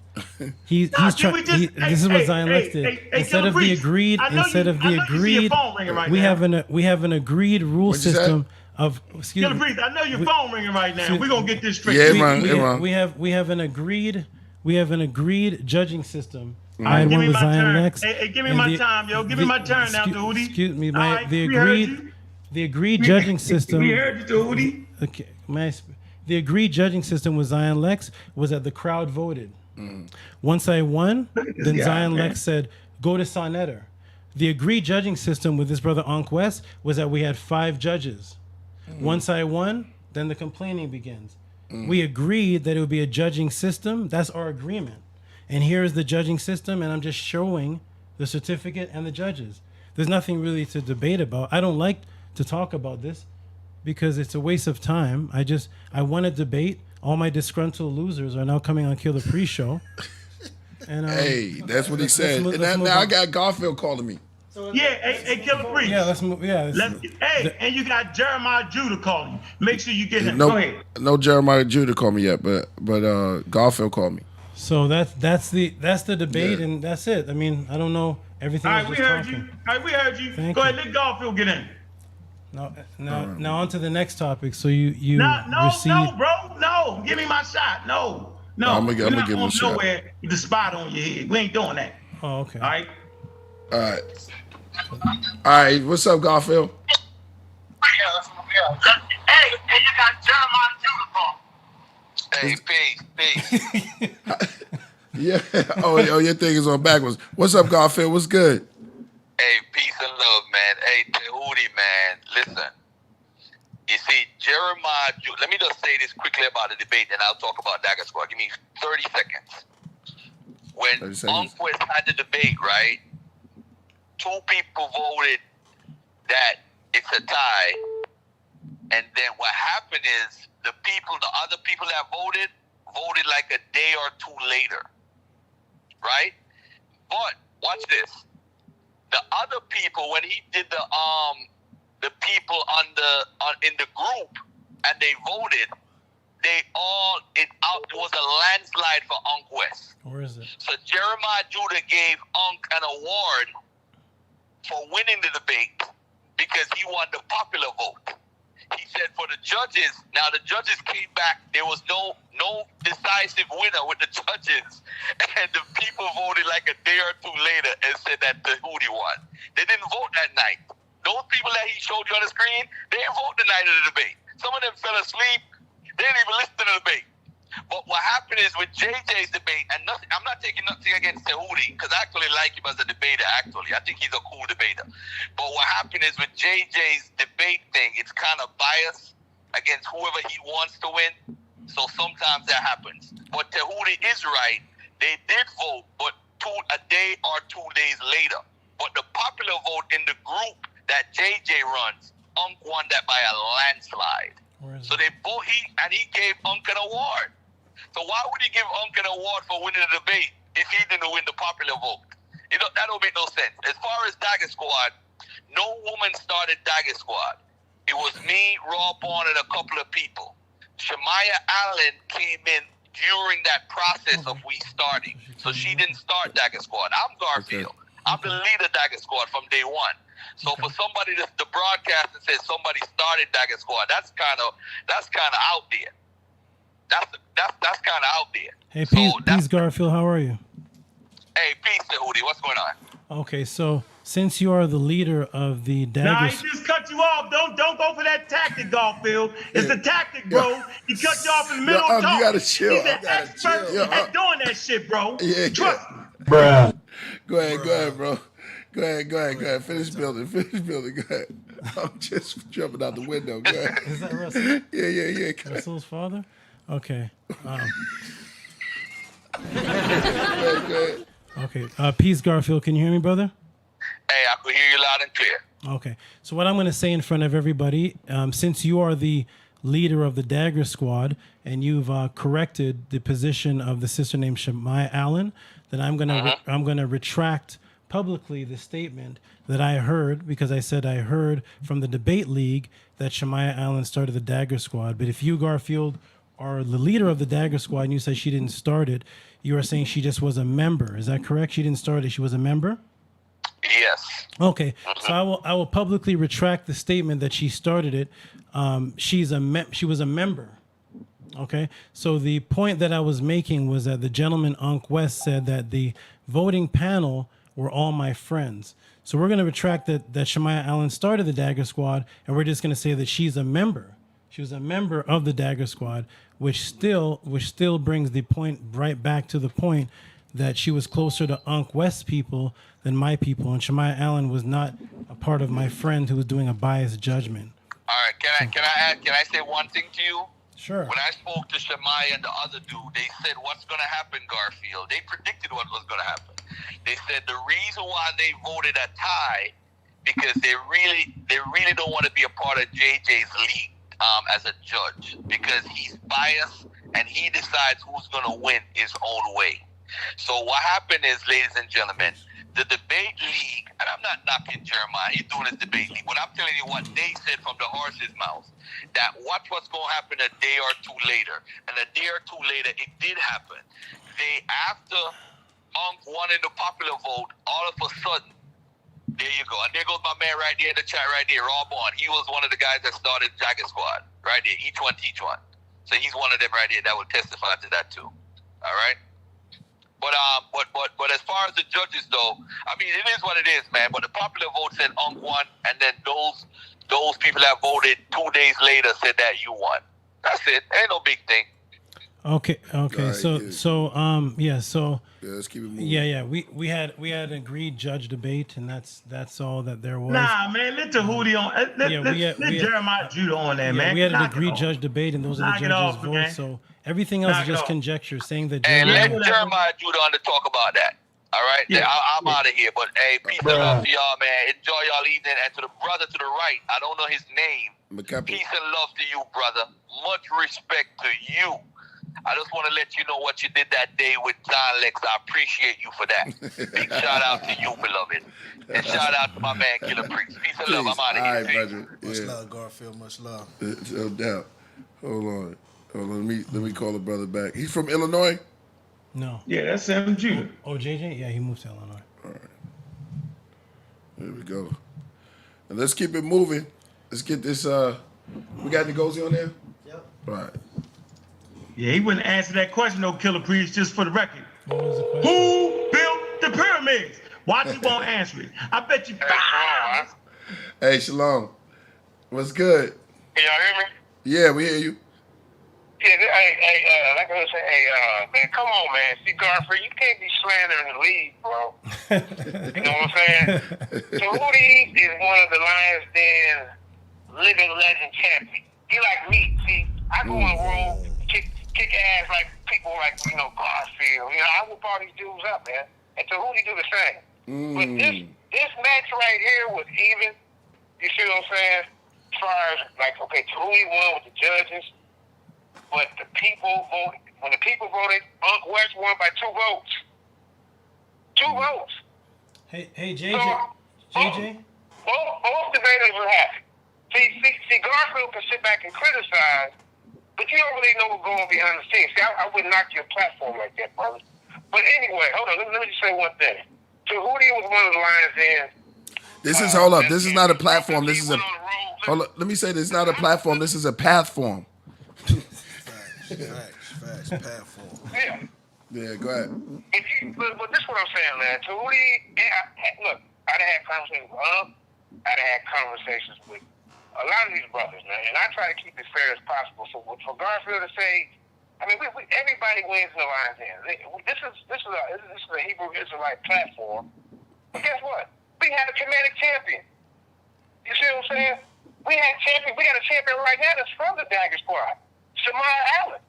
So everybody got a chance over here to Lions Den. Unlike on Garfield platform, where he's the host, the moderator, the debater, the timekeeper, all wrapped in one. Peace, JJ. How you doing, brother? You know what I'm saying? Peace, JJ. Peace, Sam. What's going on? I'm doing well. Yes, the brother said that that the sister Shemaiah Allen said that that Lions Den is unfair league bias. But who did you say was the female champion of the Lions Den? Could you say that name again? What was that question one more time? What's the name of the female champion of the Lions Den? What's her name? Oh, Sister Shemaiah. Oh, wait. Shemaiah, the same. She's the lady champion. The same judge that I've been speaking of. That's Shemaiah. Yeah. The one that supposedly said that the Lions Den is biased. That's her, right? The one that Garfield said. I don't know if she said that. No, I don't think she said it. Hold on. This is what we're not gonna do, Toby. I love you as my brother. We ain't gonna do this, man. Because see, at the Lions Den, I deal with all kinds of different people, man. All kinds of different personalities, all kinds of different backgrounds. So a lot of times, some people get mad. They say things. But I'm a forgiving person, so I'm not gonna hold nothing nobody said against me long. We can work better the next day. Right. That's just me. I'm not even saying she said it. I don't believe she's. No. I'm saying I'm not even saying she said it. I don't believe she said it. I just want people to know that at no time that when I was in the Lions Den did Shemaiah Allen ever feel the Lions Den was biased. She was always for the Lions Den. Oh, okay, yeah. That's what I'm saying. Okay, Garfield said that she's the champion of the. She's the female champion of the Lions Den. How could she think that it's biased? She's the female champion. That's right. Yeah, you know what I'm saying? I don't believe she said that. There's no other female out there that want to debate it from starting at the TV or Dagger Squad, a.k.a. Cherry Love. She will get the smoke. Right. So This is what I do. I promote debates, man. It ain't about me. It's about the debates. Real talk. So it ain't like who JJ wants to win. I ain't never. I'm gonna put this out there. I ain't never go to a judge and say anything. Hey, you vote for this person. If they do, tell them to come forward right now. But Unc West, man, I've been on Unc for a long time, man, and it was through, so I appreciate it when Unc came through to help build the platform. It's all good, man. Sometimes, like I say, it's hard keeping 5 judges on the panel at the same time. You don't run it. So hey, listen, brother. Hey, can I say? Oh, Tehuti, go ahead. Say what you. I just want to say. Peace and shout out to JJ. Peace for for calling in. We just wanted you to confirm also that there was agreed judges we agreed to a judge debate on the video. Yeah. Okay, that's all. So, yeah. So why? Hold on. So We why? agreed The to- question that's is. all. It's- Nah, don't run them off. You trying to run them off? Now see, that's what you trying to do. Hey, Hey, hey, I just JJ. want to give a shout out to the Lions Den and Hold on. Hey, JJ. Hey, JJ. No way we're debating about who won the debate. I don't think he can hear you. Ask them why didn't we stick to the judges? Say what happened that made them go to the popular vote. See, that's the key thing we need. He keep trying to slide that in. Ask him that. Killer Priest, appreciate you, bro. I gotta move on though. I gotta move on, yo. All right, go ahead. One more thing. This one I want to say. Now, I agree with Tehuti that Khufu didn't build the pyramids, man. And if you go look at the Sumerian tablets, it actually tells you Man. See how they do how they that? had the power tools and all that to build it. So Man, I'm done, yo. Come on, Killer, let's move on, dog. All right. You gonna ask the specific question or not, yo? Yeah. Everybody want to know. Yeah, Why did we have to go to the popular vote? Why? Is it like Tehuti keep acting like it? I was a sore loser. Ask him what happened, dog, and then we can move on. I just want to know because I don't cry about nothing. Okay. Say that again. I'm gonna let him hear you. Go ahead.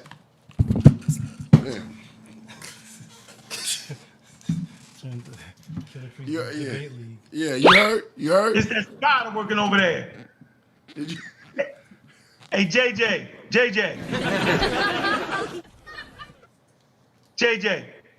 He gone.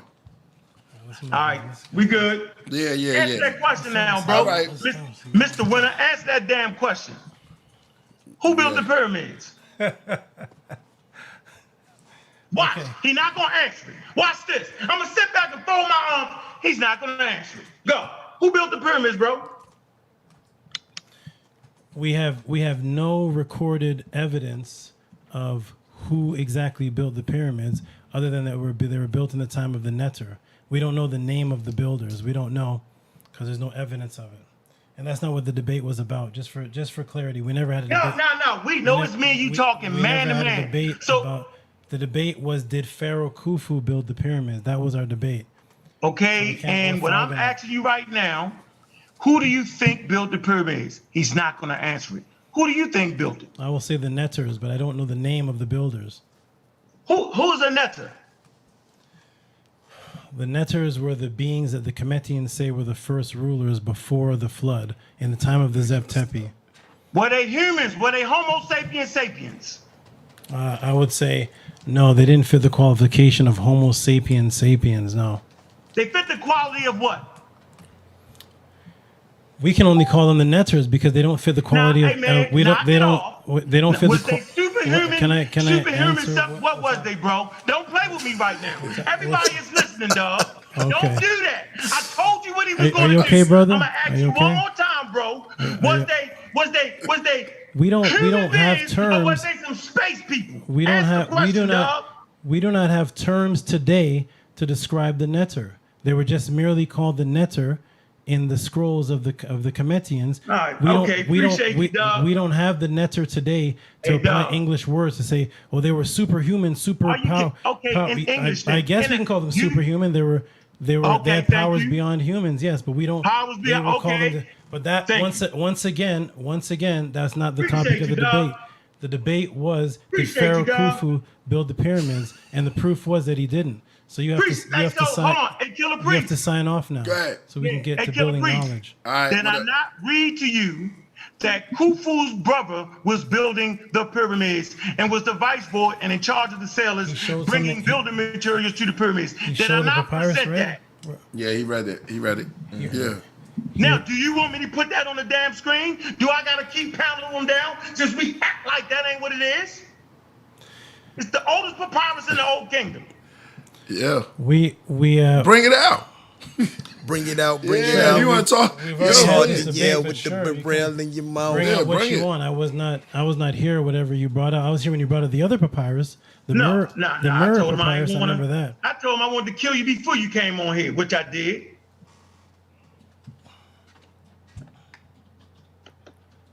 I already did that. Y'all tuning in, man. Make sure y'all hit that subscribe And make sure you hit that like.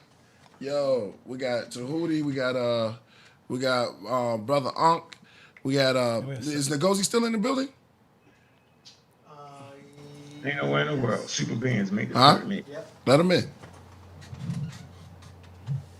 I'm gonna tell you this. I'm in the mix between both of y'all. I believe that Khufu built it, but at the same token, I don't believe that Khufu was just an average being, meaning that, you know, we do have superhumans that live amongst us that have supreme knowledge and understanding.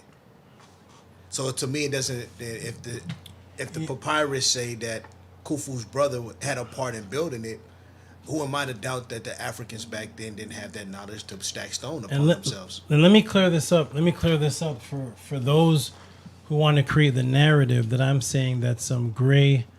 I'm not on the screen, am I? Nah, you never said that. He never said that it was great. That I said some extraterrestrial gray came down and built the pyramids. That's not my claim. My claim, which the Kemetians claimed, that these pyramids, they're called Aku or Mers, existed prior to. All the evidence points that the Sphinx and the Aku in that area existed prior to Pharaoh Khufu. And the evidence shows that the whole area existed prior to the flood in the time of the Neter. The Neters are not gray extraterrestrials. The Neters look like me and you. So when people try to paint the narrative that I'm saying, I'm trying to take the credit from the black man or from the black African and saying, no, the grays did it, like how the white people say we couldn't be intelligent. I'm saying that the Neters were beings. They look like us. They were just beyond what Khufu had available. They were beyond what Khufu had, and the Kemetians separated them and said the Neters were the gods that were superior to us and have all type of stories about the Neters. But when you look at their images look like us. They don't look like the gray aliens. So I'm not saying that beings that look like us didn't do it. I'm just saying that it wasn't Khufu in Khufu's time, because we have archaeological evidence that there's things that are found in the pyramids that predate Khufu's date. And there's no tool, and I did this debate already, there's no tool that Khufu had at his, I did this debate with Rasul. Yeah. There's no tool that Khufu had at his disposal that was able to move and build those stones and those pyramids. Those were 80-ton blocks. They had nothing at the time of 2500 BC that could move 80-ton blocks. There was no chisel that could carve them. And I'm saying that it was done by the supreme beings. They still look like you. They were just not Khufu's people. That's all. You letting it go in? Yeah, we're waiting for him. So what does the papyrus mean then? So we Yo, have I'm right here, yo. oh, finally Hey, it goes on the screen. Hey. Hey, what up, Ngozi? What up? Shout out to Ngozi, man. Finally see the face. I'm listening. It's happening again. They're not showing sources. Why does this continue to happen on this show?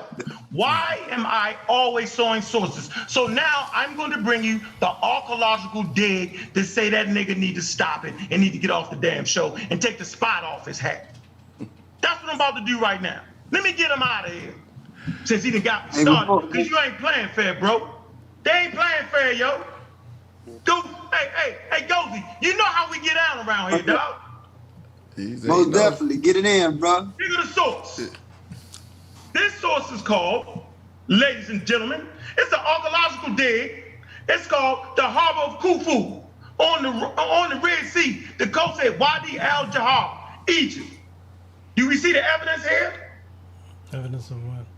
Yeah, we see the words. I see some words on the screen. Yay. On the Red Sea coast. Yeah. Yay. This is an archaeological site. Okay. Now let me get into the documentation. While we at it, let's get him out of here. Let's get the guy out of here, right? I'm gonna go straight to it.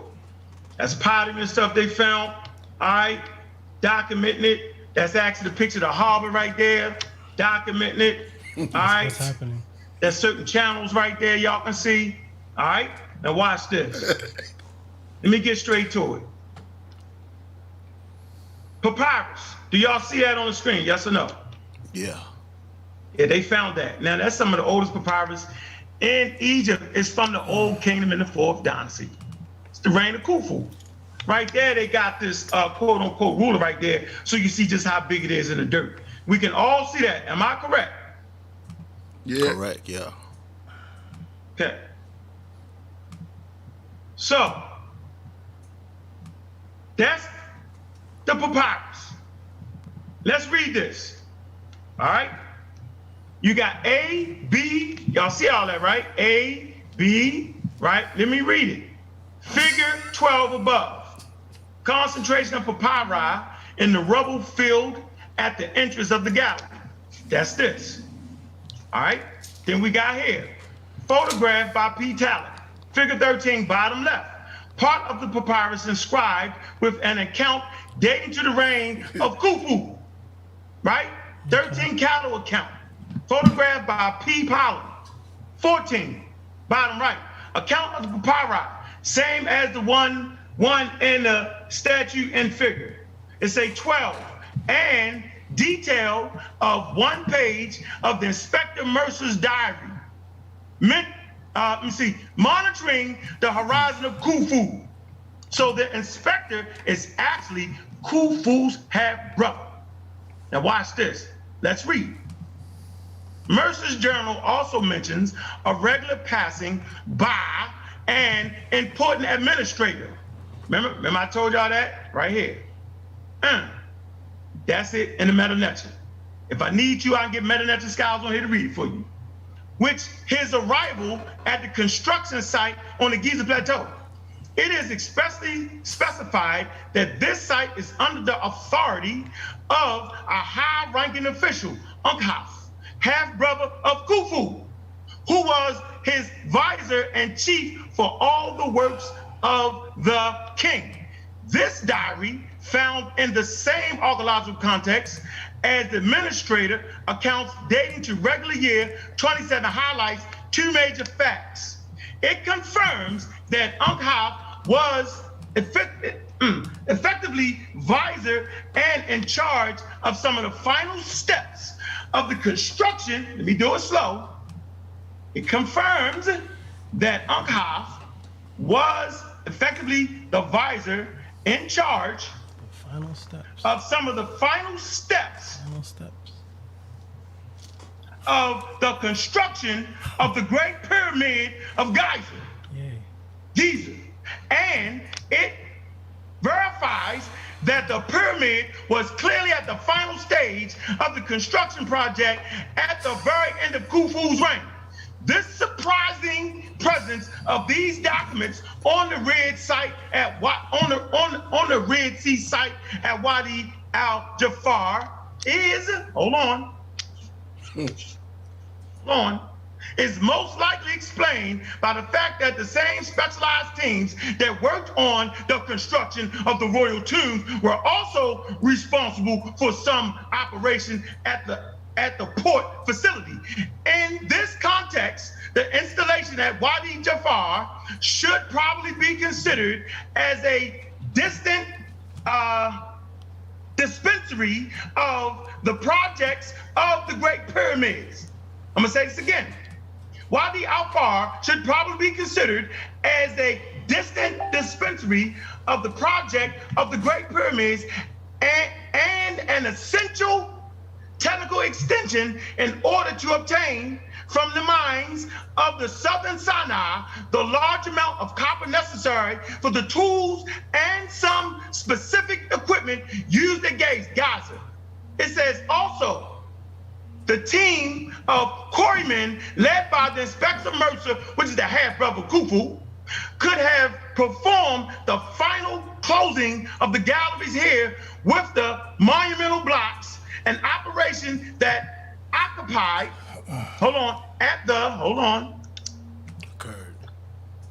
very end of the reign, around the year 27.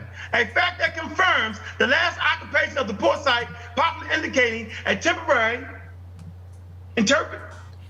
interruption of the copper exploration in the southern Sinai, and maybe the final stage, or in imminent completion of the construction project of the Giza Pyramid. I'm done.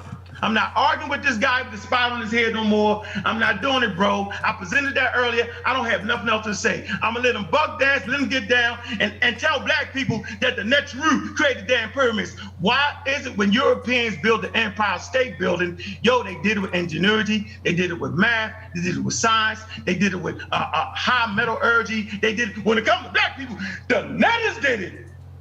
The niggas ain't smart enough to understand math. The niggas ain't smart enough to understand geometry. The Netter did it. Nah, dog, I can't roll with that, dog. Get the spot off your head, dog. That's why he never won that debate. Because I presented that source at this debate. Simple as that, bro. I'm done, dude. I'm done. Okay. Rebuttal. Well, Tell him get the source.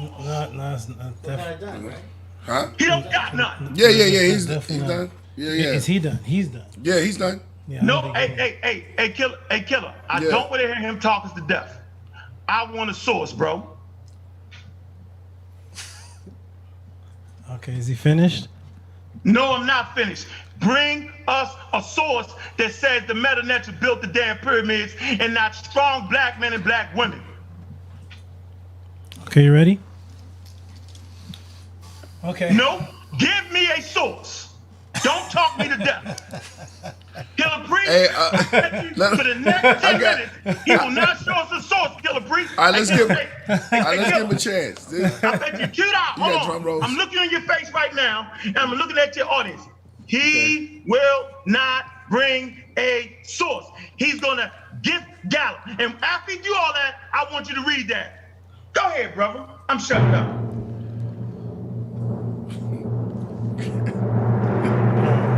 Great. Okay, thank you.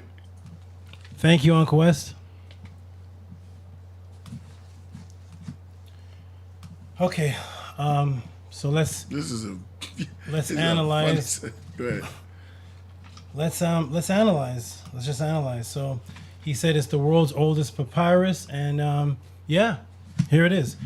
So the information actually came out in the Smithsonian magazine, the world's oldest papyrus, and what it can tell us about the Great Pyramids. Okay, so here's the article, right, about the two French pilots. Perry Telly made stunning discoveries, as I said, of 30 caves honeycombed into the limestone hills. And anyway, so it goes on.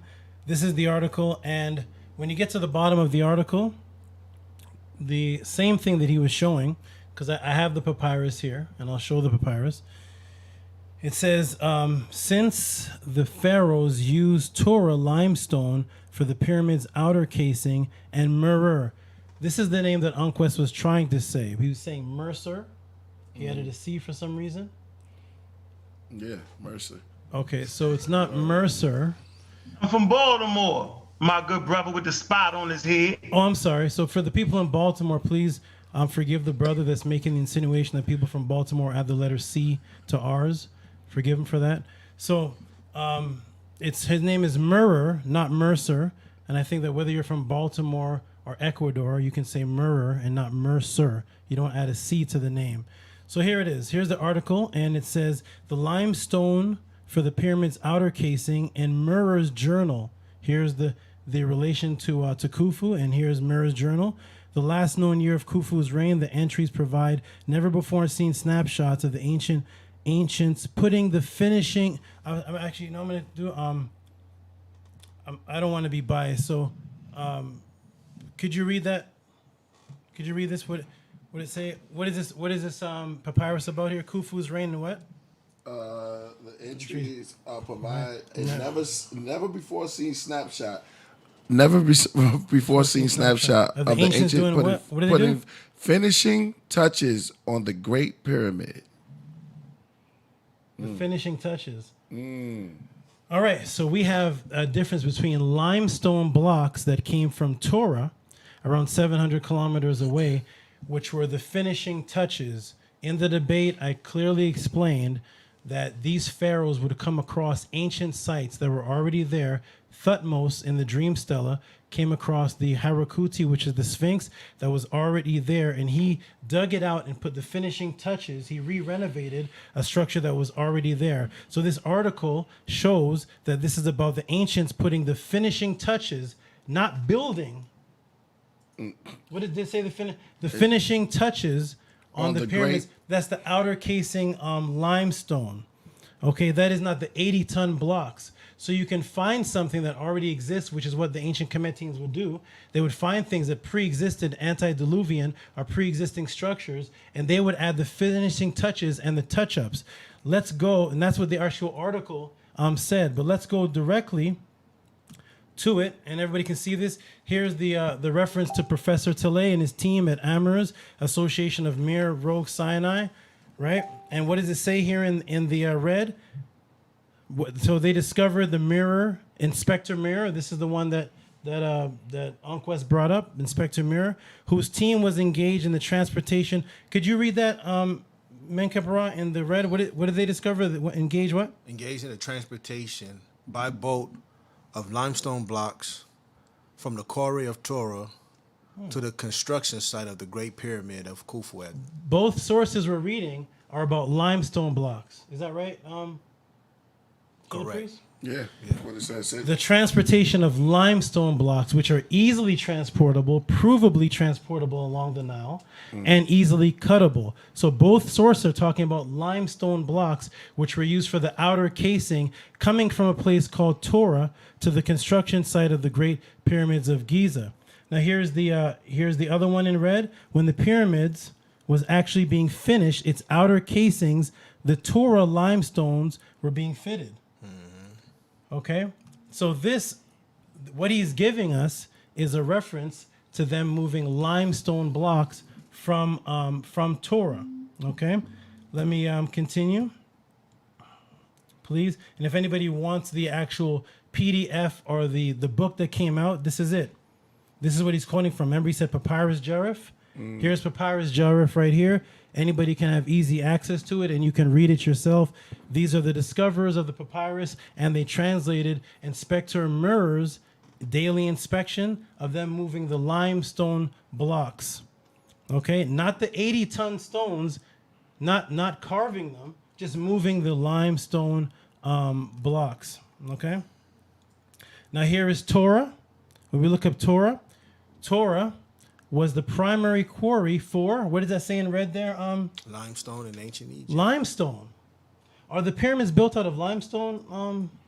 Are they built out of granite? The outer casings. The outer side is limestone. The outer side is limestone. Yeah. The inside are huge granite rocks that are carved precision, which the tools that they had at the time.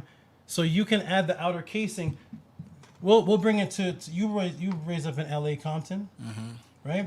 Every year, a couple times a year, they have these cars, these old cars that have the shocks go up and down. Got switches on them. Right? Switches, and they're from like 1967, 69. Right now, 62, 63. The brothers, the Mexicans that fixed those cars up. That car didn't look like what it was made for in 1967. You saying they restored it? So when a brother named Hernandez or a brother named Tyrone says, "Yo, I did this, man. See this Chevrolet, whatever the car is, right? See, I did this," and you see the hydraulics and it has the fins and all these different things to it. He added that to the already existing car. Chevrolet never built the car with hydraulics. Chevrolet never built that. They added it so they can claim, "Look what I made." But did they make the actual car? Could you tell them to go in to make the actual car?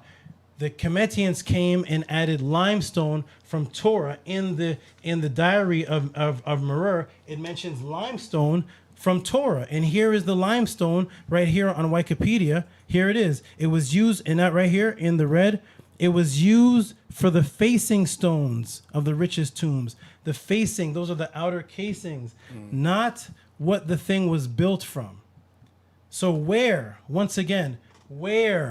is there record of the Kemetians talking about moving the 80-ton granite stones?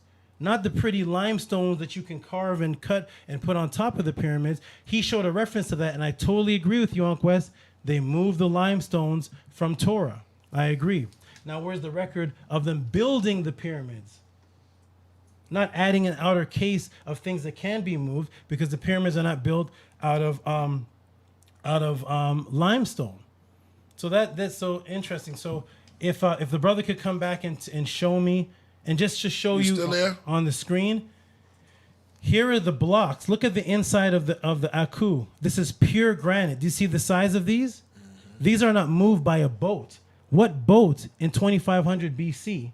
What boat exists that you can throw an 80-ton block on? You know, there's 2.1 to 2.5 stones in the pyramid. During Pharaoh Khufu's time, if he was to build that in 20 years, a stone would have to be moved every 5 minutes. Up in the air, 481 feet. What boat did Pharaoh Khufu have that he was using to transport these 80-ton stones? Mer never claimed that he transferred these, did he? Look at the size of these. You see these? This is put on a boat, and this is inside the pyramid and chiseled from the inside. So no, this is not. There's no record of it. So here it is again. Some of the stones here. There's difference between limestone blocks and granite stones. And one is softer. One is softer. One is much lighter. One is easier to cut, and one is impossible to cut. So we already had this debate. I'm not claiming that my ancient ancestors weren't intelligent or couldn't build it. Right. Our debate was just did Pharaoh Khufu did it. If he did it, then he would have to have the technology and show it. So can the brother Ankh West please come back on and show us where Pharaoh Khufu, our mirror, claimed to move granite stone, not limestone blocks for the finishing cases, which the article states, but the granite stone that the interior of the pyramid is made from. If you could come back and show that, please, we'll take a look at it. Thank you so much. All right. Can you read that statement for me, brother?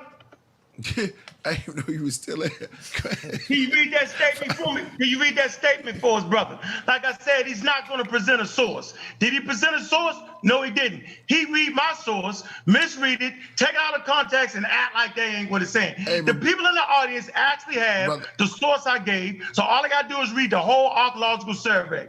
Simple as that. Brother And Ankh, for the record, I got you, son. Here you go. Here's the book. It's called The Stones of the Pyramids. Say it again. The stones of the pyramid. The prevalence of the building stones of the old kingdom pyramid. So this is a whole book about where the damn stones come from. Boy, we caught you lying again. Set you up. Got them. Here you go. Right here. It talks about the building materials used. And the building of the pyramid is located right in the White Croy, located right next to the 3 pyramids. Why you trying to do that, yo? I'm going to say this again. The stones, right, that was built the pyramids were right there where they built the damn pyramids at. We talking about the big ones. And you tried to misrepresent my source. You know it ain't take no 1 year to build the damn pyramids. It took how many years to build the pyramids, bro? This is a record of them finishing them off. So ain't nowhere in the world you gonna add, watch this. This is what he don't think y'all know. He don't think y'all got no sense. For you to be able to finish off anything, you gotta know how to build the shit. You ain't gonna come out of nowhere and perfectly put, hey, first of all, I didn't talk when you was talking. Sorry. I didn't talk when you was talking, though. And you didn't bring your source. You looked at my source. Killah Priest. Yeah. Killah Priest. He's not gonna bring his own source. Can I please get my $3, I bet? He looked at my damn source real quick like. He don't know that detail. He ain't read that.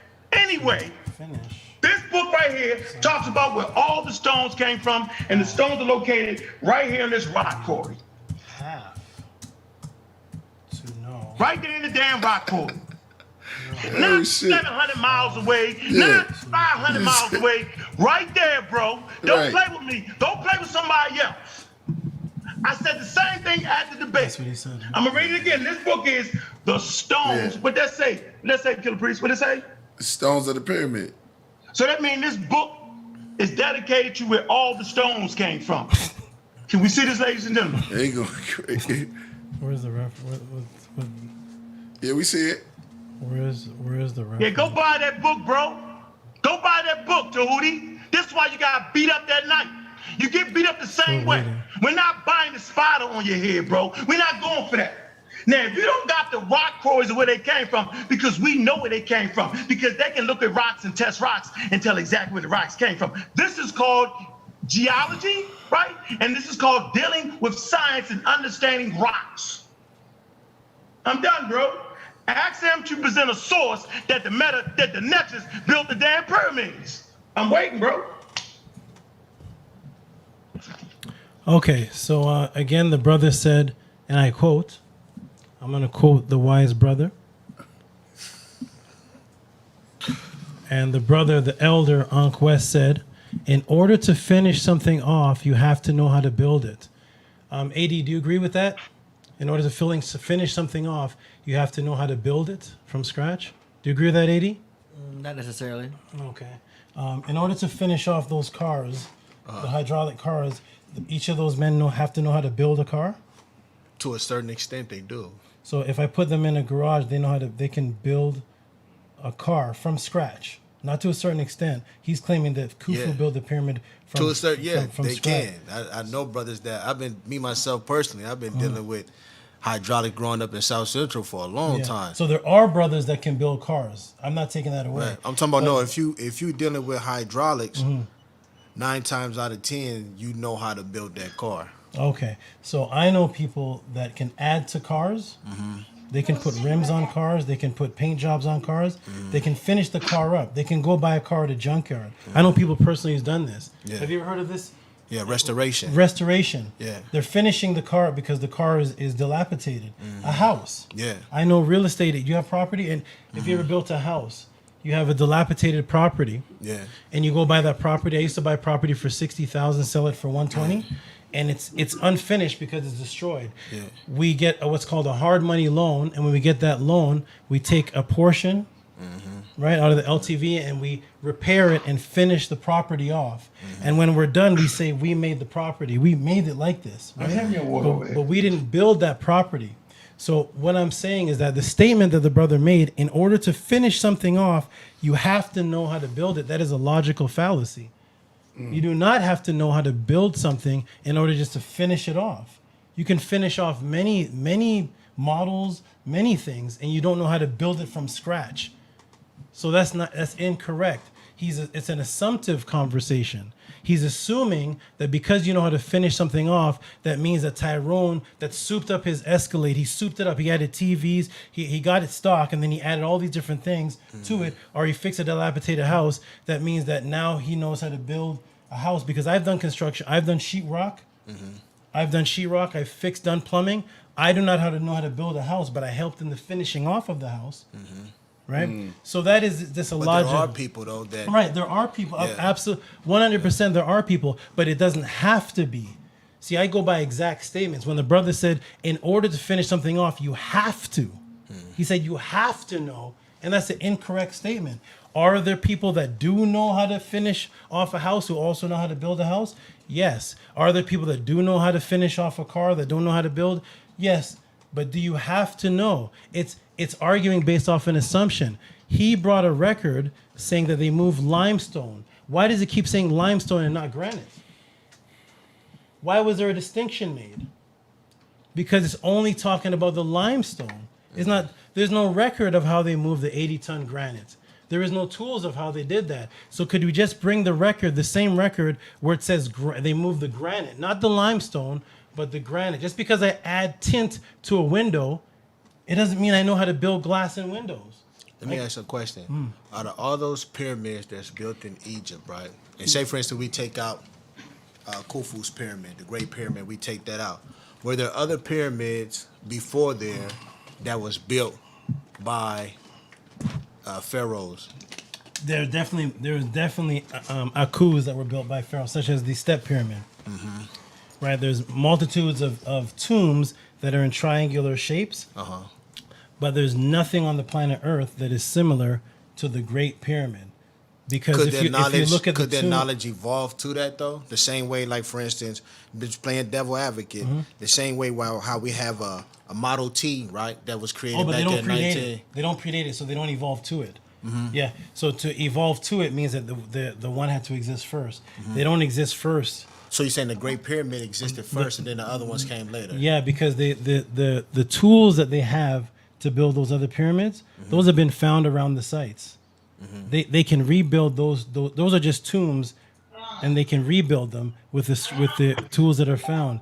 The Pyramid of Giza, the Great One, there's absolutely nothing found that can do anything, that can chisel, that can cut, and there's a complete difference. Once again, I've done this before. I guess I have to do it again, but there's a complete difference between a tomb pyramid and what Pharaoh Khufu had. What they say Pharaoh Khufu's pyramid is.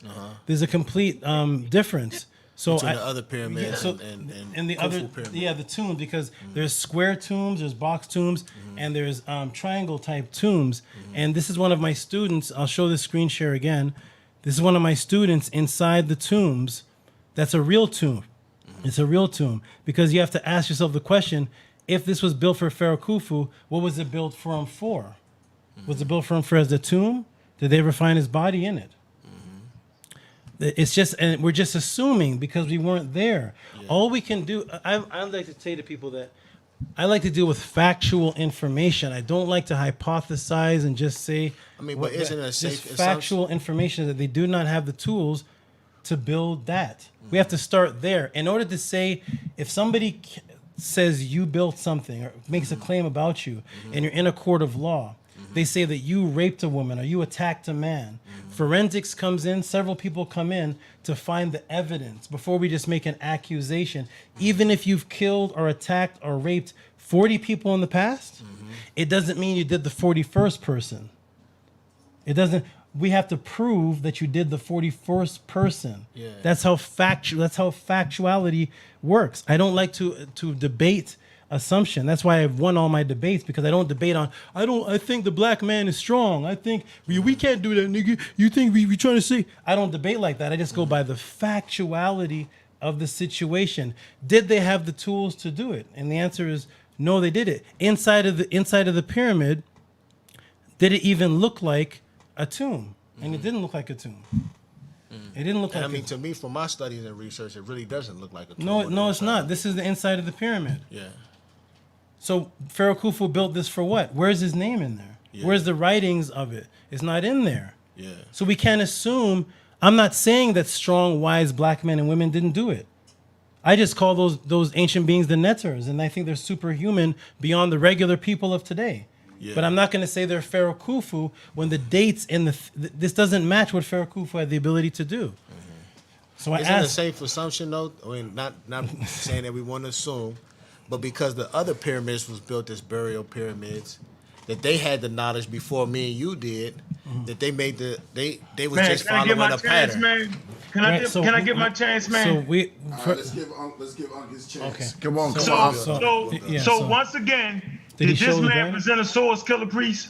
I presented the source. Did he present a source? Not try to debunk my source. Hey, no. For a source for what?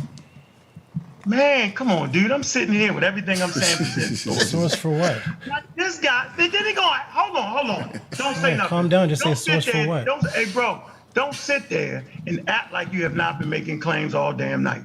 What you did was you tried to address a source that you wasn't even familiar with, which was mine.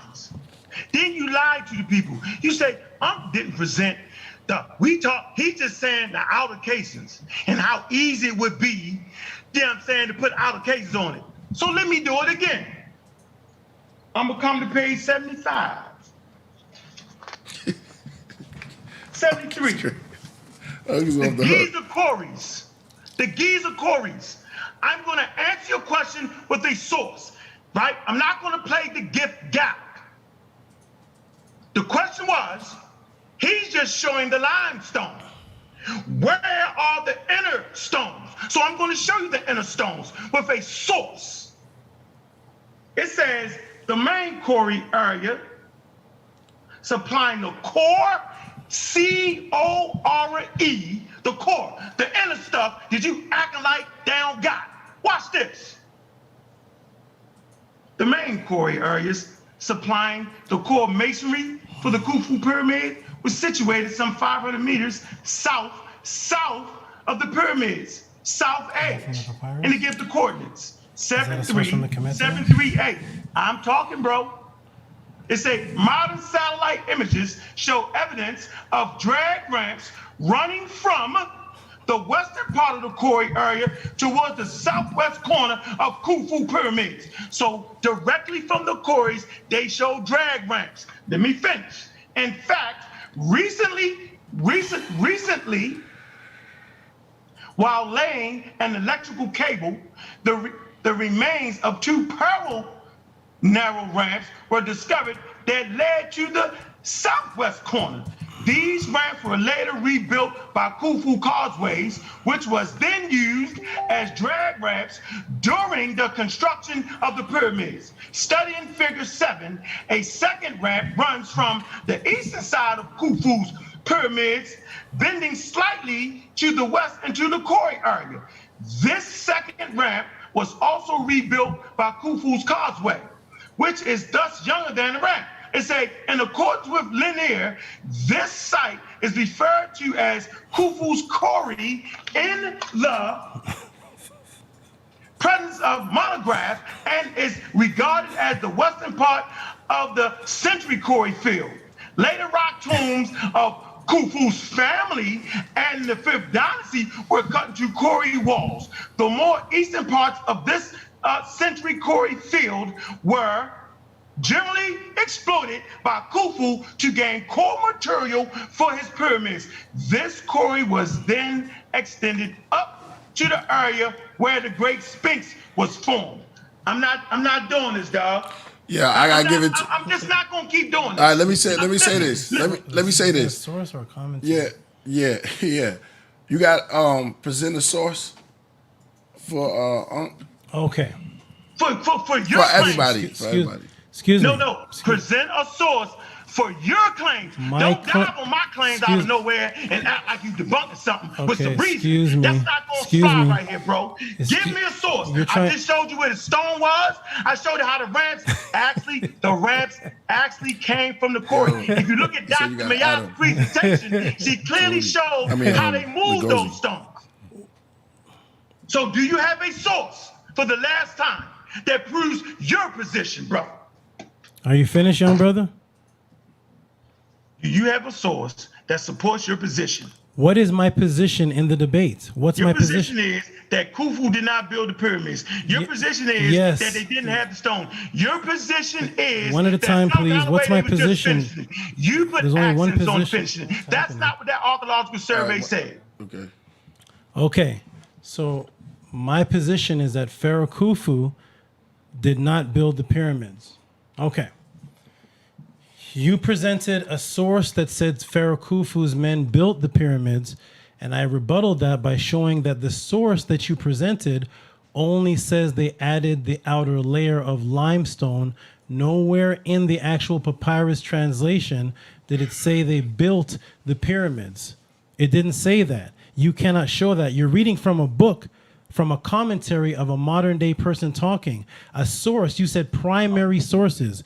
What's a primary source? A primary source is from the Kemetians themselves. So you read something from the Kemetians themselves, and I debunked your claim. The Kemetians never said, in their words, that they built the pyramids. It said that they added the limestone blocks, the outer casings. Is there not a difference between building something from scratch and adding outer casings? It literally says limestone blocks from Torah, not the granite stones that are used to build the pyramids. You're assuming that, and then you went to read from a book that's not the Kemetic's writings. You're reading from somebody saying what they're saying about it. That's not a primary source. Now, what is the date of Pharaoh Khufu? What's his date? What's the date of Pharaoh Khufu? Because we have to narrow the pyramids down to the date that he existed. So what is the date of Pharaoh Khufu? If Unquest is going like this, so AD, if you could pull up I'm done, man. I ain't playing this that's game. right. I'm done. You should be. Killer Priest, I'm done, could you pull up the date of Pharaoh? What's the date of Pharaoh Khufu? I'm not going to allow this. What's the date of Pharaoh Khufu? Pharaoh Khufu is 2500 BC. You show a daggone source. Yes. We done. A source for what? We done. So, hey, Killer A Priest. source for what? A source Killer for Priest, for the record, Right. that Source first for source what? I showed talked about the construction, not only the outer casing. I'm not doing this with this guy, dude. There's not one reference he gave to say that they Hey, built. bro, I'm not reading all that to the people. They got the source. They can go read it themselves. You didn't read what one you sentence. never did was, brother, You I'm didn't going to read- ask you one last time. Can you please produce a source that supports your crazy Yes, spider theory that, yes. that the Netzer built the pyramids? No, excuse me. No. Stop right there. Do you have a source As I said, that says the Netters built the excuse me. pyramids? Excuse me. Yes or no? You're changing the top. No, I'm not. You're changing the top. Man. There is no debate that we had called "Did the Netters build the pyramid?" No, we talking about we right have now. Two, Dude, we we're have having a we have, you're conversation changing right now, bro. orthogonal. You're doing This one I'm not orthogonal gonna red do, bro. herrings. I'm not gonna let you give gallop me right now. The I'm flyer, not gonna let you play this the game. debate topic is You know one what? thing. We gotta Did do Pharaoh- some. We gotta do this some balance. Okay, listen. The debate topic is: did Pharaoh Khufu build the pyramids? He's on the side that Pharaoh Khufu built the pyramids. I'm on the side that Pharaoh Khufu did not build the pyramids. I was never on the side to prove who built the pyramids. That's another debate. I'm very specific in the debate titles, the debate topic, and the debate topic was he took the stance Pharaoh Khufu built the pyramids. I was there to disprove that he did not build the pyramids. Not to, if this is my client right here and you're being accused of rape or murder, my stance as a lawyer is to prove that you didn't do it, not to go out and find the killer. I'm hired to prove that Menkaperah did not do it based on the evidence. It's not my job for the judge to say, well, if he's innocent, then who did it? That's not my job. And for the record, I didn't do it.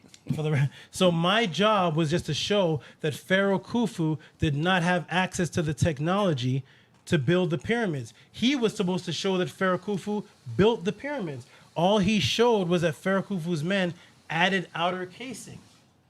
He never showed they built the pyramids. Now, So, I will all right, say this. okay, the bro, date let me of get Pharaoh in. Khufu, Let me and I'm get- going to let say me this get to in. finish this off. The date of Pharaoh Khufu was 2500 BC. Unquest does not deny that.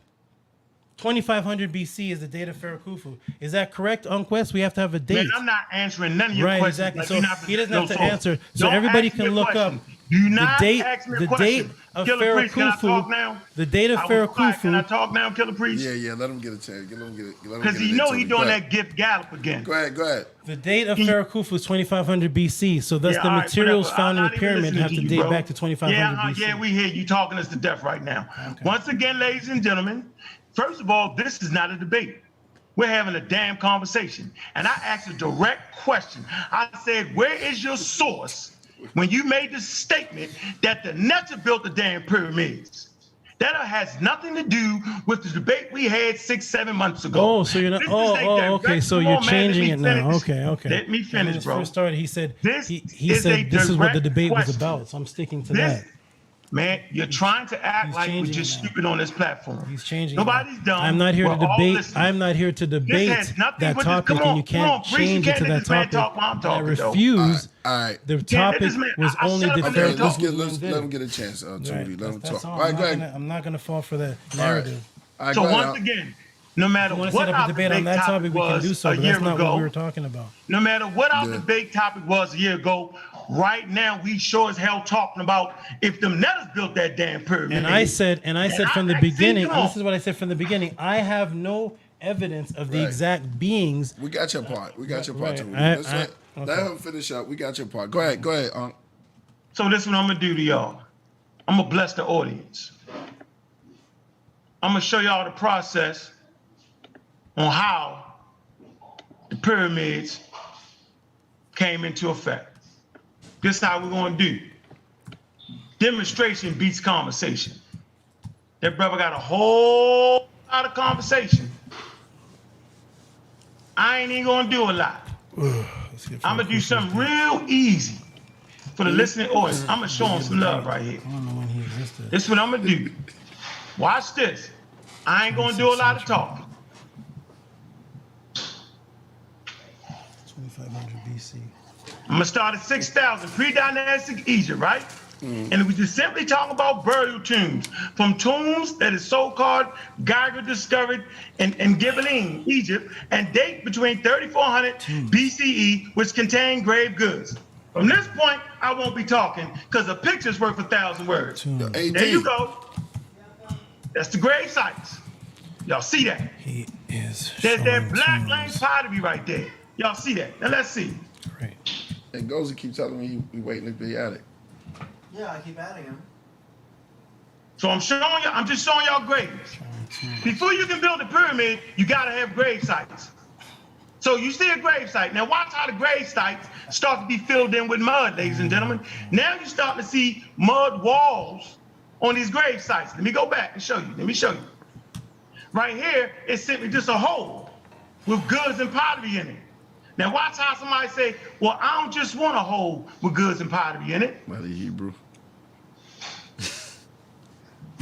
Now let me put walls around those grave sites. So now you see the first inkling of what later on will become a pyramid. Watch me get down.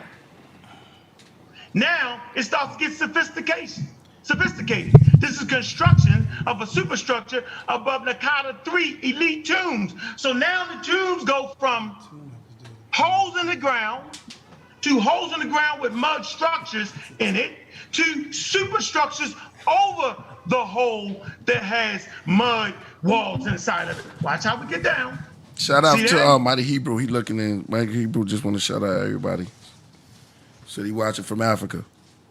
Mastaba. Right? This is a mastaba now. Watch how we get down. You see the wall, the brick walls around it? The mud walls around the grave? Watch how we do it. What happened right there? Oh, now they starting to get complicated now. We're showing you the transition of these graves. Now you start to see these tombs being constructed of mud brick with the grave sites underneath of them. This is not a pyramid, but this is the early inkling of a pyramid. Those grave sites that I said was just holes that ended up with mud walls on the inside, that ended up with superstructures over top of them, that ended up with mud brick structures over top of the graves. They're learning as they go. So no pyramid structure ever has graves in it anyway. Now, here we go again. Now these sites are starting to get larger. This is another tomb. This is not a pyramid. This is not a step pyramid. This is elaborate grave sites that we're doing right now. Look how these people are making elaborate grave sites out of mud brick. Watch how we get down. Beautifully made stone pots with gold leaf lids. They slick with it. That's still a tomb, ladies and gentlemen. It's not a step pyramid, right? It's the mastabas. Watch how they start to get down. Look at some of the oldest walls constructed. Now, I'm throwing this for a reason. The reason is they have perfected the art of mud brick. This will help them to construct step pyramids later on.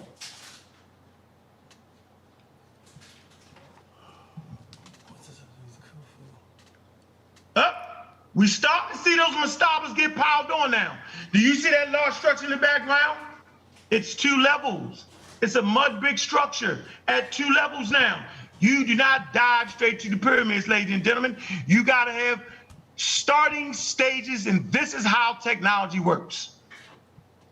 Oh man, exterior view of a mastaba at the necropolis of Giza. So the first structures of Giza, right, are just mastabas. Look at them.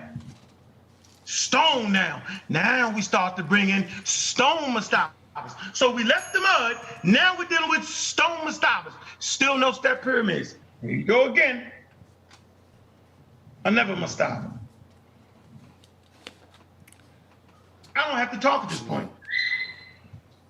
Now we get the first step pyramid. The first step pyramid comes out of these type of structures. Then you get here. You know, it's Mighty Hebrew. Mighty Hebrew's calling in? Yeah. That's how we Say do shout it. out to Mighty Hebrew, man. What up? I may have to do 2-on-1. Huh? Man, shalom, Basham. We're on the step pyramid layers. Mighty Hebrew and Lexarus. What's going on with you, Tahuti? Peace, Mighty Hebrew. How are you? It's Mighty Hebrew. Hey, chilling it. You call it, can you see that right now? Yeah, the bent Can y'all see that? Africa, as we shall all be doing. No talking. What's Right. going on with y'all, man? It's a topic of discussion. I see y'all got Brother Uncle Ken on there. Yeah. Yeah, y'all got with y'all talking about, the building of the pyramids. Yeah. Okay, wait. That's what y'all talking about. Is Unquest finished? No, I'm not finished. Oh. I'm saying here's your first attempt Yeah. to construct a pyramid, and they got it wrong.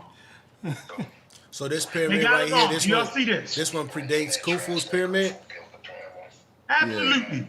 Yeah. I'm showing y'all stages. I'm getting us there. Let's go back to this. Right? That's what it used to be. Mud brick mastabas. Right? Here you go. They still couldn't get it. They still couldn't get it right. 12,500 years old, which is way before Khufu.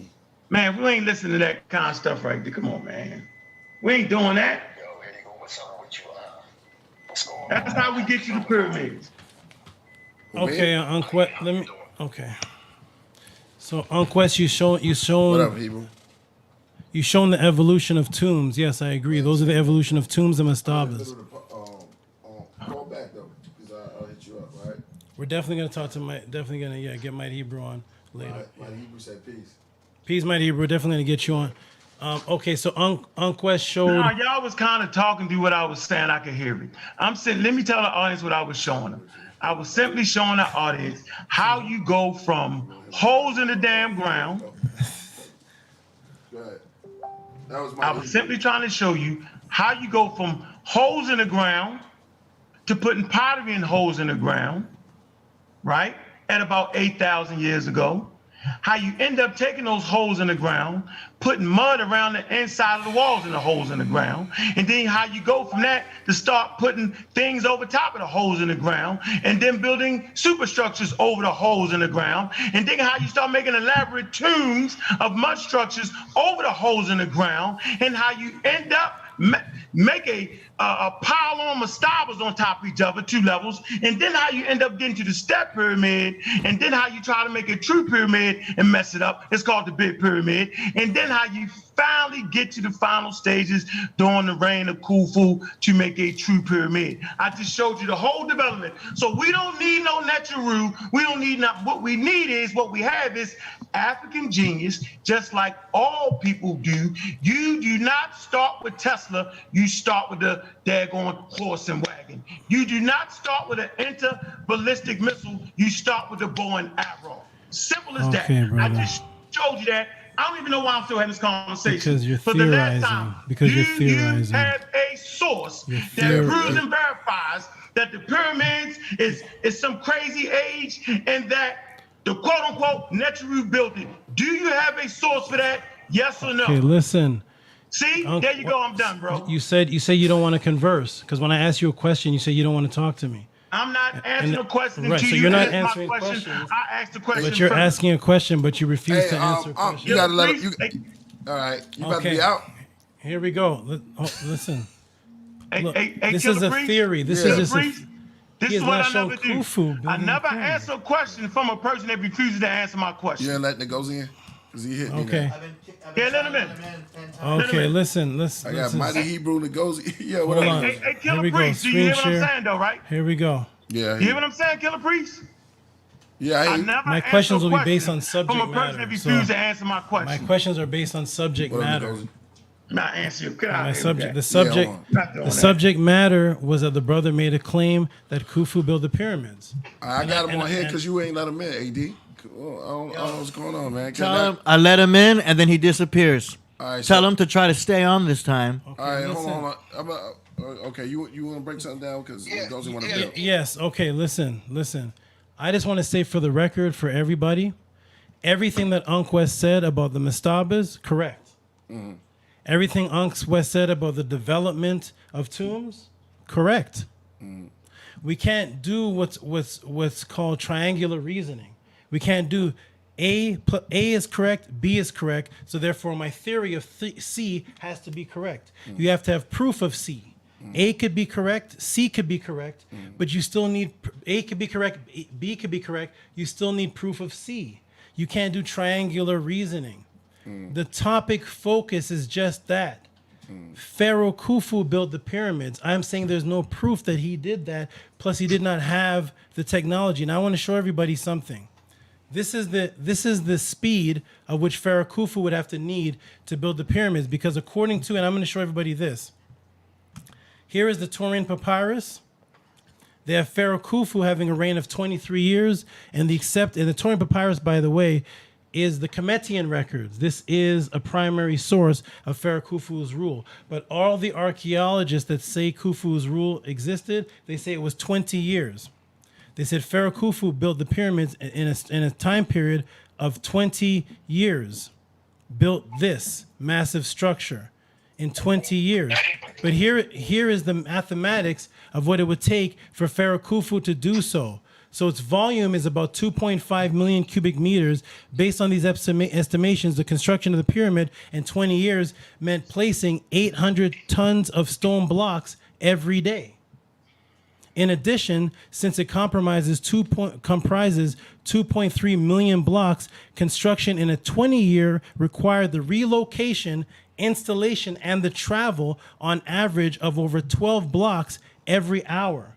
That means that the area that they got the stones from, they would have to travel there, shape them, move them, 12 blocks every hour, day and night, no sleep. The Egyptologist Finder Petrie made the first precise measurement of the pyramid between 1880 and 1882. He published it under the Pyramid Temples of Giza. So this is the speed, and that would mean a block has to get from its original location, carved, made, precisely, moved up. Remember, the pyramid is 481 feet. So it has to get from wherever the quarry is, 600 miles away, Torah. If we're using the Mirror Papyrus as proof of where they got the stones from, the Mirror Papyrus says they got them from Torah. Torah is 700 kilometers away. That's his source that he used. So if we're going to agree with that source, then that means that they traveled 700 miles and got 2.3 million blocks and moved one and set it up on the pyramid every 5 minutes.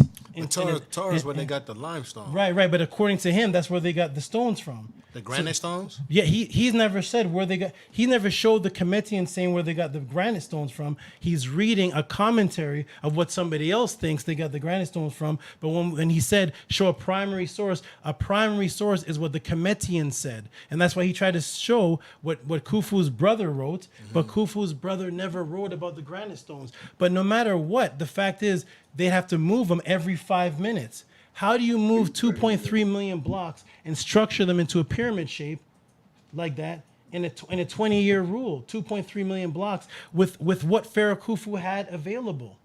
Pharaoh Khufu did not have available what we have available. What did Pharaoh Khufu have available at his disposal to do this move, to transport these blocks every 5 minutes? That does not sound like something that's humanly possible. What is the vehicle? What are the tools? What is the means of travel? How do you get the stones from the quarry onto the boat and move them? And you have to chisel them too. And then you have to heat up the chisels. All this has to take place in a period of 5 minutes. Yeah, I don't believe that the granite stones came from Torah. Nah, not at all. No. And how did he move them? Now, I want to show this. This is very, very important to show this because I am not denying. It's not. I don't want this to be turned into that I'm denying that ancient African people, ancient African men and women who became African, or beings on the planet that lived in Africa built the pyramids. I'm just saying that particular pharaoh, there's no proof that he did it. We're still investigating. I'm not making a claim that, Tehuti, that netter, did it, and he did it at that time. It's something that people are still investigating. We do not have concrete evidence as to who built the pyramids. We can't jump out the window and say, yes, for sure, this pharaoh did it. It's still under question. So who was the pharaoh before Khufu? Who was the pharaoh before? Who's the pharaoh before? Can't get in, man. All right. I'm gonna let the brother talk. I'm gonna find that. Because right now my mind is on this right now. Hey, I'm sorry, Killah man and AD man. I Who keep is that? getting off and on. I keep getting off and on because I'm at the gig and then there's a lot going on. My battery charges keep dropping. But I think that I think that brother Ankh did a marvelous job. He showed and proved. As far as Neterus was always symbolic, represent forces of nature. It was men that did it, and I think that Ankh showed and proved. It's nothing. I mean, it's nothing else to go past that. I mean, Khufu was a mortal man. The people that built those pyramids was mortal people. They all died. The Neterus are not. I mean, people got their own belief, but they're just they're symbolic. It's forces of nature. Shu is air, Gab is earth, Mid is sky. Ra is the light. I mean, those are just forces that we depend. Tefnut is moisture and water. It's symbolic to the forces of nature that we depend on. So those, I think Unc did his thing, and he showed and proved, man. I mean, it's just Unc did his thing, regardless to how you want to look at it or not. Because if the Netanyahu was so real, when the Arab came in screaming Allahu Akbar, not Tehuti, not Ra or Gab or none of that stuff, and stopped the Arabs from coming in, or the Coptic Christians, when they abandoned their stuff and they started dealing with Coptic Christianity, when they abandoned the Netanyahu. So what I'm saying is that, like any religious system, whether it's Yoruba, Igbo, or whatever traditional system, at the end of the day, it comes to man's intention. And if man's intention drives harder than yours, you're going to lose. And the Egyptians lost. That's all I'm saying. Peace and love. Okay. Thank you, Ngozi. Whether the Natir were physical, different topic. Hey, bro, it's my turn, man. Keep the order going, bro. It's my turn. So these are the tools Pharaoh Khufu had. So it's my turn. Okay. Hey, y'all. Hey, here you go, Killah Priest. All right. Hey, Killah Priest, you see that on the screen? These are the tools. Khufu. You see it on the screen, right? Somebody wrote Khufu. Guess what, dog? This is page 75 of that book I just read from. Do you see the words Corey right there? You see it? Yeah. You see the drag ramp? You see it? Mm-hmm. Right to the damn pyramids. Why is he lying, yo? That's an archaeological survey right there. I'm gonna show you again. Khufu's pyramid. The drag ramps, I just read it, leads to the rock quarries where the damn rocks came from. How much do I gotta do, bro? It's page 75 of this book. This book is entitled The Stones of the Pyramids. Why, bro? Like, why you keep doing it? Why you keep playing the game like that, bro? Here it go again. Like, I'm just not gonna stop, dog. I'm not gonna stop. I'm not gonna stop. I'm gonna beat you to smithereens. We not doing this. We not taking this out of the hands of great African builders, great African masonry, with great African mathematics. They got the mathematics, they got the science, they got the stages to get to stages of development. They got all the tools needed to build the pyramid. No superhuman beings build the pyramid. Once again, the question is answered. Here is the quarry, the drag ramps leading to the pyramids. Done, man. I'm not showing no more sources, and I'm not answering no more questions. Exactly. Where's David Weiss? Yeah. Where you at, my Hebrew? Oh, yeah. Where's Joe? Hey. All right, everybody cool. Hey, yo, Unc, we got Mighty Hebrew in here.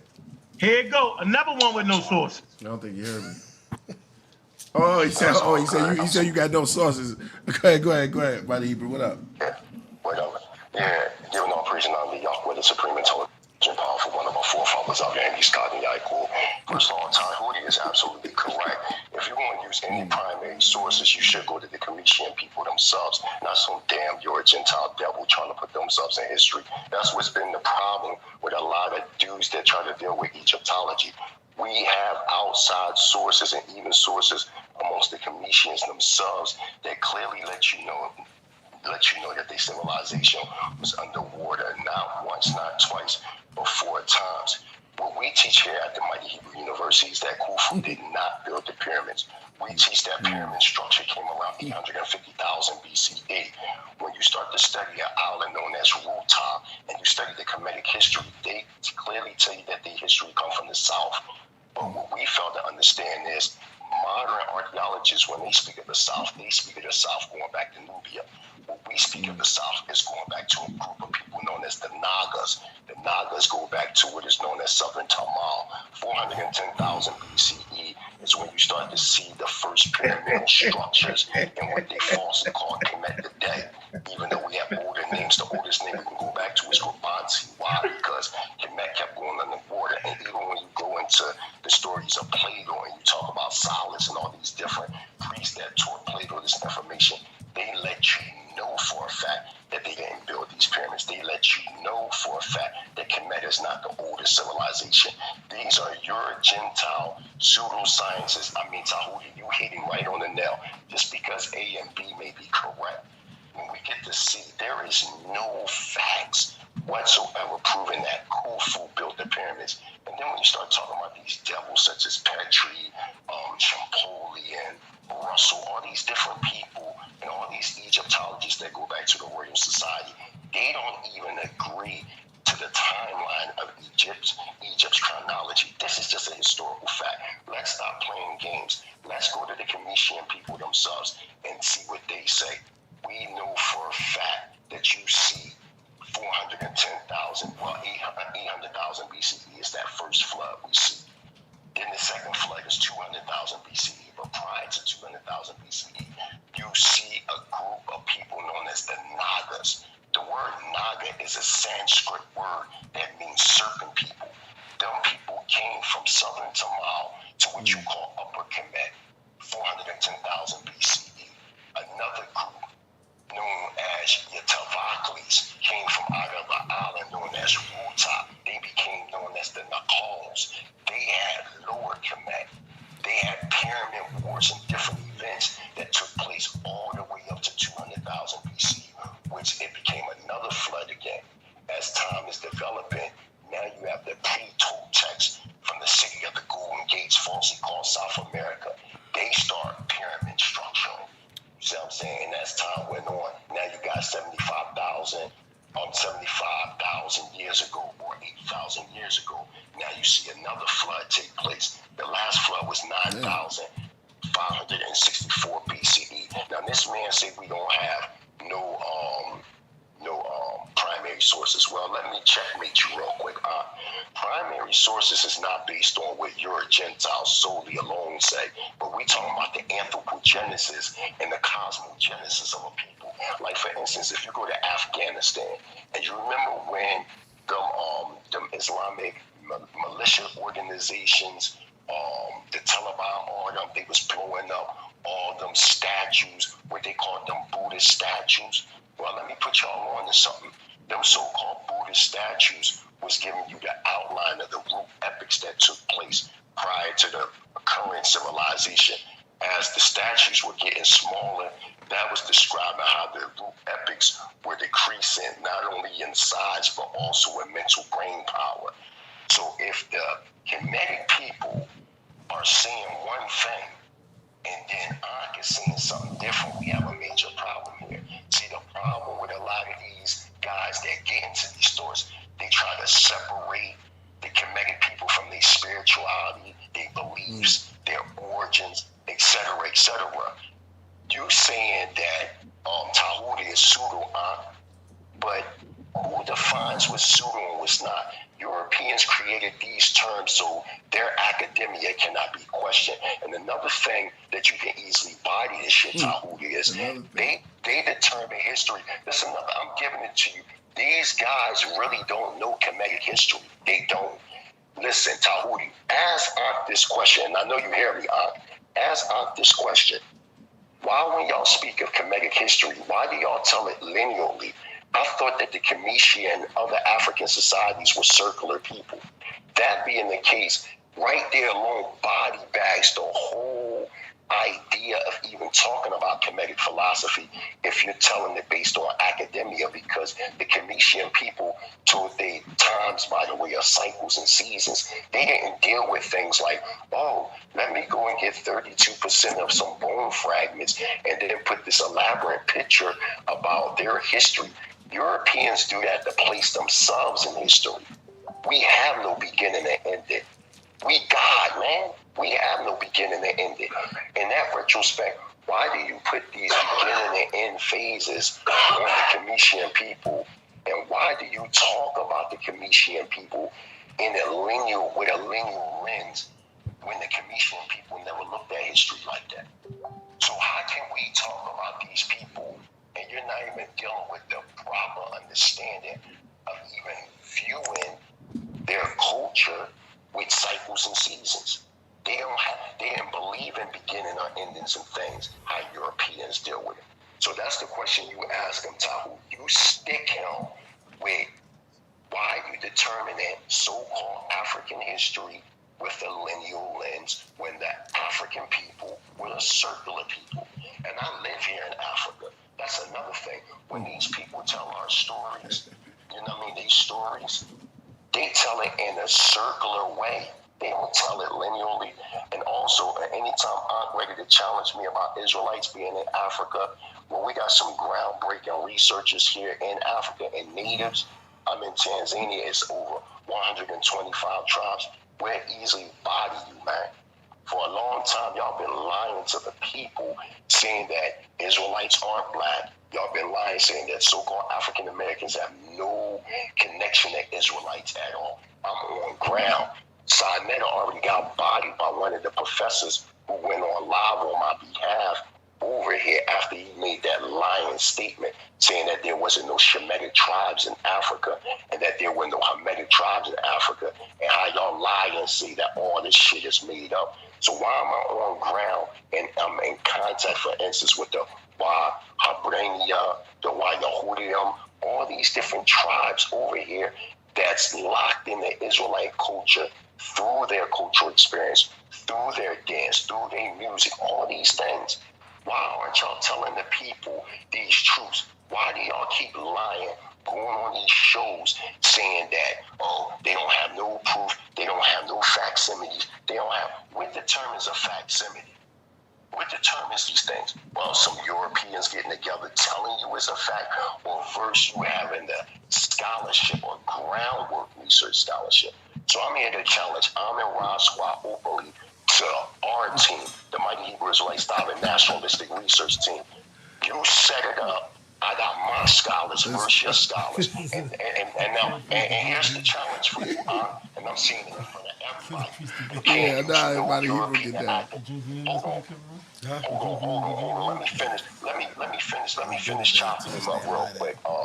To Killah Priest, because he always be in the background talking about he bodied me and this, that. That man never bodied me.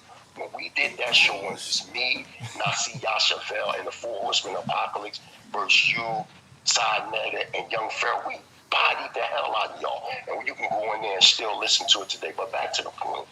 This is the challenge for the Amin Ra Squad versus the Mighty Hebrew Israelite Sovereign Nationalistic Research Team. The only research you can use is ground research. That's it. In this debate, you only can use ground research. You can't use no European academia, no Afrocentric academia, only ground research. What do I mean by ground research?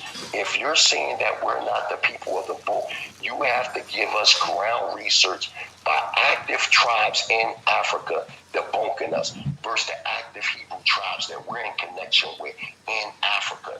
We want to see anthropology, cosmology. We want to see dance. We want to see linguistics. Like you try to argue with one of the brothers from Four Horsemen Apocalypse talking about, oh, they don't use the term Afro-Asiatic no more. We use this term, and you went into Asar, Emotep, and all that. No, the academia world don't use that. They still use the word Afro-Asiatic. What they trying to do, Killah Priest, is because they see the rising of the Hebrew Israelite nation worldwide. What they're trying to do is sever the Hebrews from the so-called African experience. You can't do that. Hebrew is an African language. So stop playing these games and stop trying to act like these things are not true. So I'm saying to you in front of everybody, accept the challenge. My team is already ready. Now y'all ready to sit down. Y'all can only use ground research. Y'all can't use nothing else. And watch Tehuti. Watch how sink these niggas' battleship. Watch how easily destroy them. Because they know they don't have real ground research. You always talk about, death to the pseudos, death to this, but you using the same man that enslaved you to save you. You go into the same Europeans that cut, Egypt away from the continent. You're going to try to use them same scholars to cut Israel away from Africa, knowing goddamn well Israel sits right on the tectonic plate. And if you ever traveled on, and if you ever been to Israel, they got signs where they let you know that Israel sits on the tectonic plate. We gotta listen to this dude, bro. He's OD right now. He's saying shit over and over again. You lost your mind, bro. Because for a long time, they discredited. So why do the Hebrew Israelites always say that we ain't African? Hold on, it gotta be everything. Gotta be in order. Let them finish up, and then we can keep it going. Yeah. Time. hey, Mighty Hebrew, you can bring it to a closure. Yeah. The Mighty Pseudo, he done already OD'd on himself, I'm yo. gonna bring it to a close, and also shout out to the brother that's over there with you. I like that brother because he always bring out certain, good questions. But back to the point, we need ground research from y'all. To the Amin Ra squad, we want y'all to give us ground research proving that we're not Hebrew. I don't give a fuck about no crackers, no European academic. I want to hear what our people say. I want to hear the anthropogenesis of our people and what they say on the ground. And I'm telling you, on the ground, they telling a whole different story. The stuff that they giving us on social media, don't you know that these scholars over here be laughing at y'all? Laughing at us that keep using European scholarship, because a lot of that shit is not true. It's not true. Okay, and that's all I wanted to say. Yo, give a shout out to my brother Killah Priest, my Hebrew Israel. Let's make it clear, my Hebrew Israelite brother Killah Priest. Okay, to my brother Tehuti, to my extraordinary Kemetic brother, and to my brother next to y'all. I don't want to butcher his name. I also give a shout out to the Amin Ra squad. But guess what, Amin Ra squad? Whenever y'all ready, we gonna body the hell out of y'all. It's time to sink your battleship. Mighty Hebrew live in the rent in Tanzania. I'm out. Oh my God. All right, brother. Hey, yo, hey, Killah. Hey, Killah. Who said that? Hey, Killah. Hey, Killah.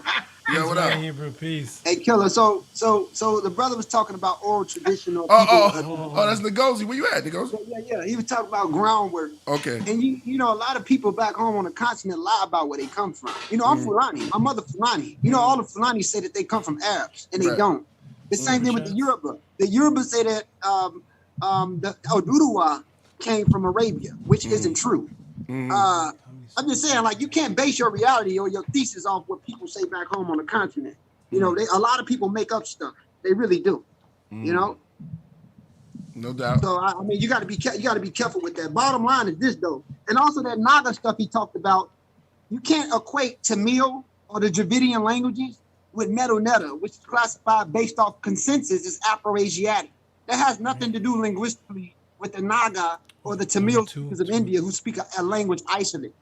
I mean, you can't compare and contrast that. Again, if you listen to a lot of these people, they're trying to say that the Egyptians came from some other place outside of Africa.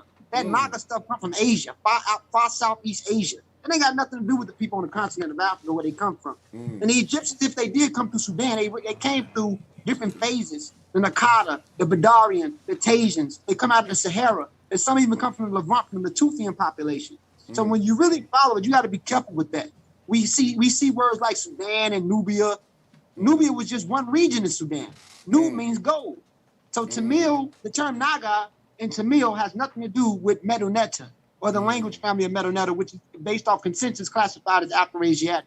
And the Fulani say they come from Arabia, and some of the clan, some of the Kabils in Somalia say that they come from Arab. It's not true. Even some Mandinka say that they come from Bilal in Western Sudan and Mali, and they don't. The people older than that. You know what I'm saying? So oral traditional groundwork can be anything. People got beliefs, and if you got a belief, you're gonna say you come from wherever you believe. Period. Yeah, yo, that's what Unc was talking about earlier about the mind and belief and why people believe in certain things, and that was kind of heavy, and certain people in the desert, like certain people in certain regions of the world needed to they were in the desert, so they need to like survive. So in order to survive, you got to look around. You got to think. You know what I mean? You got to think. You got to start thinking, and a lot of it's based on fear because it gets night. You don't got no light. You know what I'm saying? Whatever it is, and in your mind, you're gonna start developing things. You know, that was kind of heavy. Killah Priest. Yeah. Can you hear me? I'm listening. So we got one person that claims some invisible lechers built the pyramids. Then you got another guy, the mighty pseudo, come on here and say some people called the Naga, someone way over in India, built the pyramids in Africa. They couldn't build them where they was at, so they go to Africa to build them at some crazy number, 350,000. He said 400,000 years. Bro, ain't no Homo sapien bones found at 400,000 years. You see how they do? None of them will bring a source. Can you do me a favor? Yeah. Killah Priest? What's up? Can you read that thing I sent you, please, sir, so the audience can understand what happened to them? Okay. Just read that for me. Both sides. And this happened to who? What's going on now? Something happened to somebody? No, right here. That Wikipedia article. Can you please read that, please? Shout out to Sister Kaba, the queen mother of the families. I'm in Raw Squad, pseudo killer, Kofi Pasai research team. I'm in Raw Squad, Mossy Clan Warriors. Only got Gish. Yeah, can you please read that Read to it the again? audience? Can you please, hold on. This is what just happened to you, ladies and gentlemen. Go ahead. All right, give me a second. The Gish Gallop is a term, heuristic techniques in which the debater attempts to overwhelm an opponent by excessive number of arguments without regards for the accuracy of strength of those arguments. And the term coined by Eugene Scott, it is named after the creationist Duane Gish, who used the technique frequently against scientists, other defenders of the scientific fact of evolution. It is similar to the method used in formal debate called spreading. So he's spreading a bunch of malarkey. Like everybody that's came on your platform so far has not presented a source. Mm-hmm. I told you it was going to happen. I say, man, watch. Everybody that come in, they not going to have sources. We don't know what the mighty Hebrews, the mighty pseudo was talking about. He got people building structures before human beings. How is that possible? He got floods occurring. How do you know when a flood occurs if you don't use the science of geology that you claim is the white boy thing? It's very interesting. How you gonna even have a debate dealing with when people was created if you don't even understand evolution? How you gonna look at a culture if you can't look at the archaeology of the culture? If you don't use dating processes, how you gonna date the finds? Ask the mighty pseudo where you get your dates from. It's sure as hell in the Bible. The Bible, the earliest manuscript in the Bible goes to about 600 BCE, and it ain't in the Hebrew script. Why do they do it to themselves? See, what we need to do is have a show dealing with religion, and have a show dealing with scientific literature. Yeah, this is what I'm thinking. Yeah, exactly. I'm gonna give you because I don't know if this is your presentation, but you need a presentation where you can just go in on a certain presentation. You know what I'm saying? You know what? I'm enjoying the show so much, yo. They're gonna be able to rewind this and say, "Damn, he's the only one really showing sources." Okay. He the only one asking questions. You know, you literally had Tehuti with the spot on his head. I don't know what that spot was about. I don't know. I don't know if it brought him magical powers. I don't know. He said they don't know where the stones come from. I had to take a picture of the book page and show him that based off of the archaeological survey, clearly showed where the stones came from. The ramps that led from the quarry to the pyramids. Anyway, Mighty Hebrew, we're not debating buffoonery. We're not going to do it, bro. You can go stand in your little corner of a million-year history of black people that you just made up that don't nobody know about but you.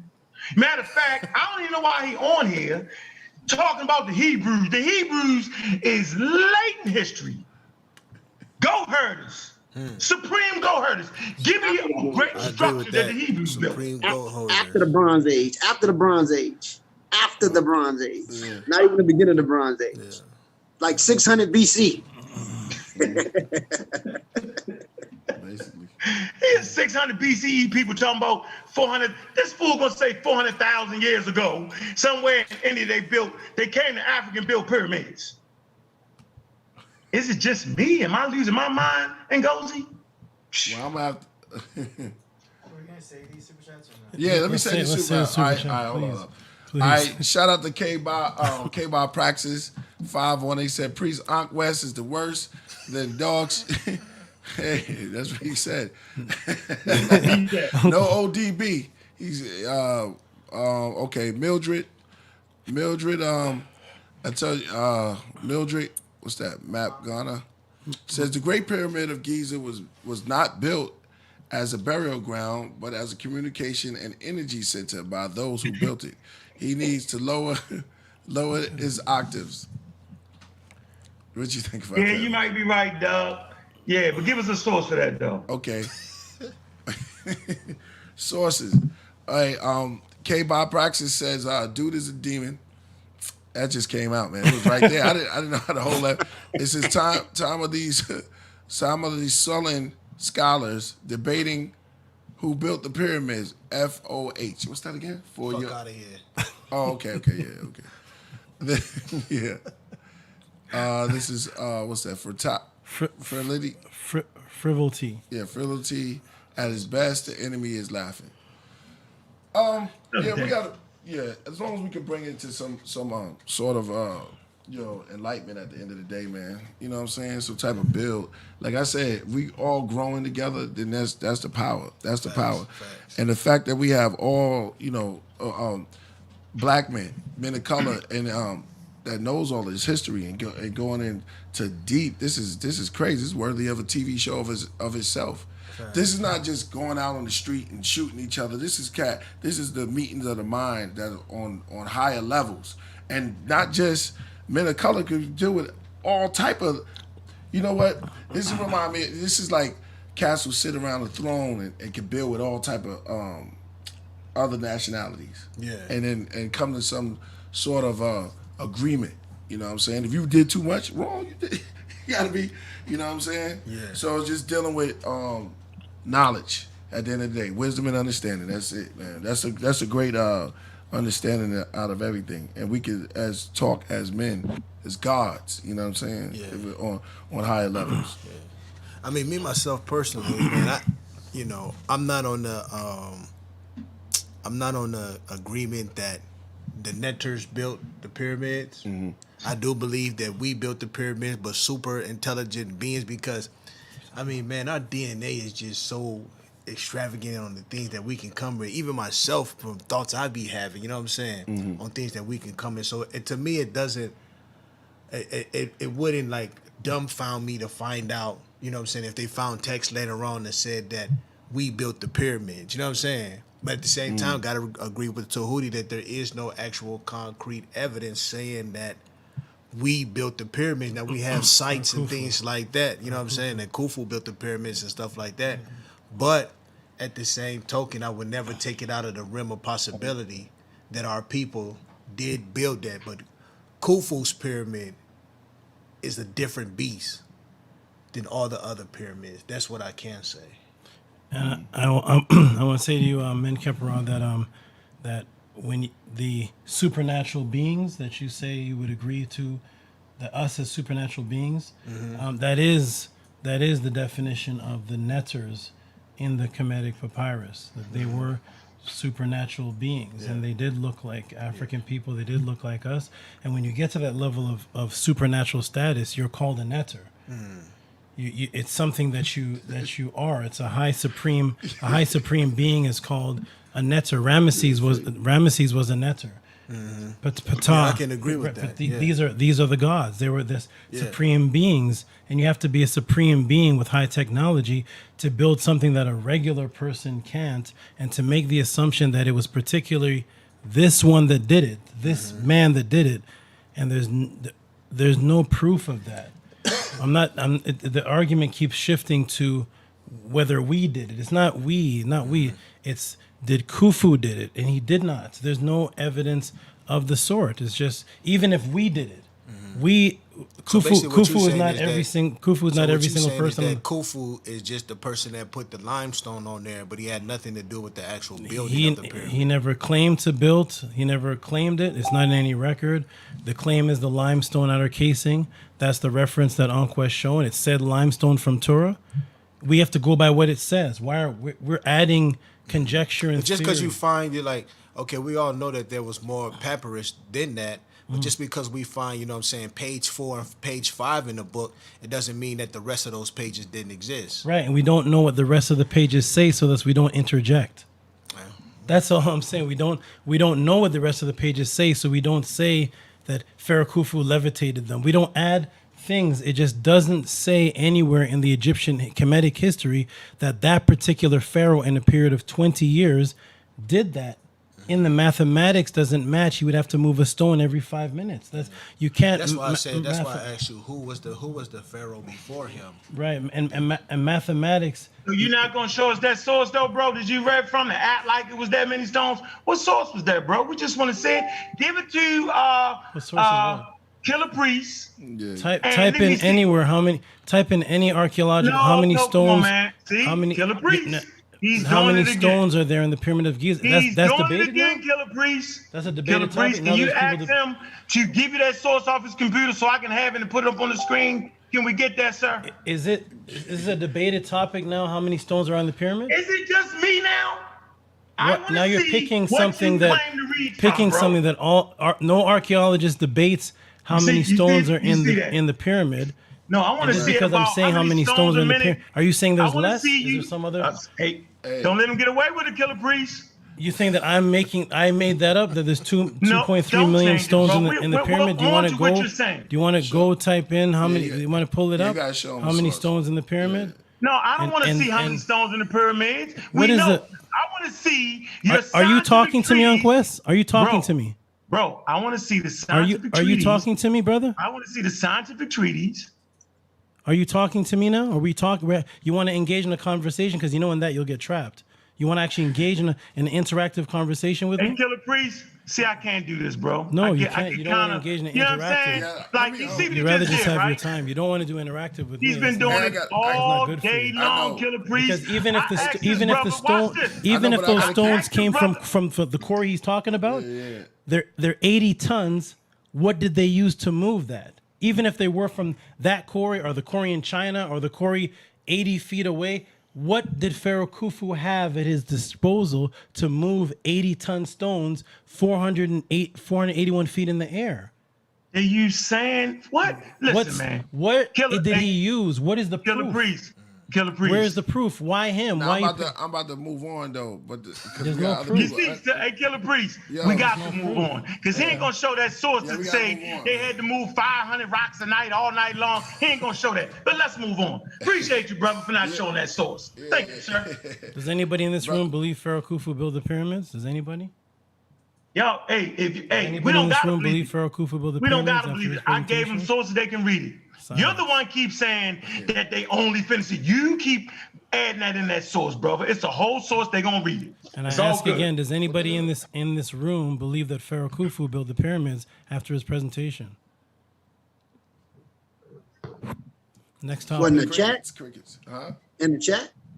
In the chat. Anybody in this room that I am in that didn't invite Anquest, the people that just heard his presentation, does anybody believe that Pharaoh Khufu, that empirical evidence has been shown that is that particular pharaoh that moved those stones in the pyramid? I agree with Ankh, but I'm not in the room. I'm talking about y'all, but I agree with Ankh. Who invited Ankh to this debate? Who invited Ankh to the debate? Is it the brother said he agrees with him? Who invited? Gozi, wasn't it? Is that the one who invited him? Gozi. That's the one who invited Ankh? Mm-hmm. That's the one who said he agrees with him, right? Mm-hmm. So other than the person that invited him to the debate, is there anybody that overheard this debate that wasn't a part of the invites that believes now empirically that Pharaoh Khufu is the one that built that structure? Hey, yo, you're the only one to say that, dog. I'm gonna ask you one more time. Give me a source that says Khufu didn't build it. Yo, you made that up. No archaeologist, no scientist, nobody says that but you. And you refuse to present sources. You also refuse to present that source that said they had to move 10,000 blocks a night. Oh, you made that up, bro. Where is that source? Give it to Killah Priest. Stop playing. Now he's looking for it. You know what you just read. You shouldn't have to look for nothing. I'm going to the person that let's go ahead. Yeah, let's move on. Let's go. The person that in history they say that Khufu built the pyramid. This is the one that right. Everybody said but him with the spider on the top of his head. Here's Khufu's name in the pyramid. Is it a live spider? Is that spider live? Here's Khufu's name in the pyramid. It actually is. I found it. No, I got you on Quest. I found Khufu's name in the pyramid. I got you. I have the proof. Here it is. Khufu did it. Look. I have the proof that Khufu put his name in the pyramid. Here it is, right here. Oh. Is the screen shared? Okay, here's Khufu's name in the pyramid. There's Khufu's name. We got it. We found his name in the greatest structure on the planet Earth, we found his name in a graffiti in the pyramid, written in this one time here. First visited in Egypt, 1835 to 1836, joined the excavation Giovanni Padicetti Cavaglia at the Giza. Vice found Cavaglia's unproductive, and in 1837, teamed with the engineer John Shea Peering, an effort to explore the document of the pyramid. Their work culminated in publishing of the Pyramids of Giza, operation carried on the Pyramids of Giza, which later also included the appendix. Here's the one who discovered it.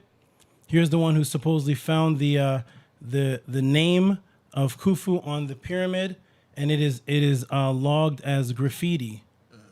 It's just logged as graffiti. Here's Howard Weiss, who discovered as circled numerous graffiti, also part of work gang graffiti, right? So this is a pyramid on the inside, a tomb on the inside. This is how elaborate it looks. This is one of my students here inside one of the tombs. Here's the work that when men build a tomb in their name, here's the work that it takes. Here's how it looks. Here's how beautiful it is. There's a story with it.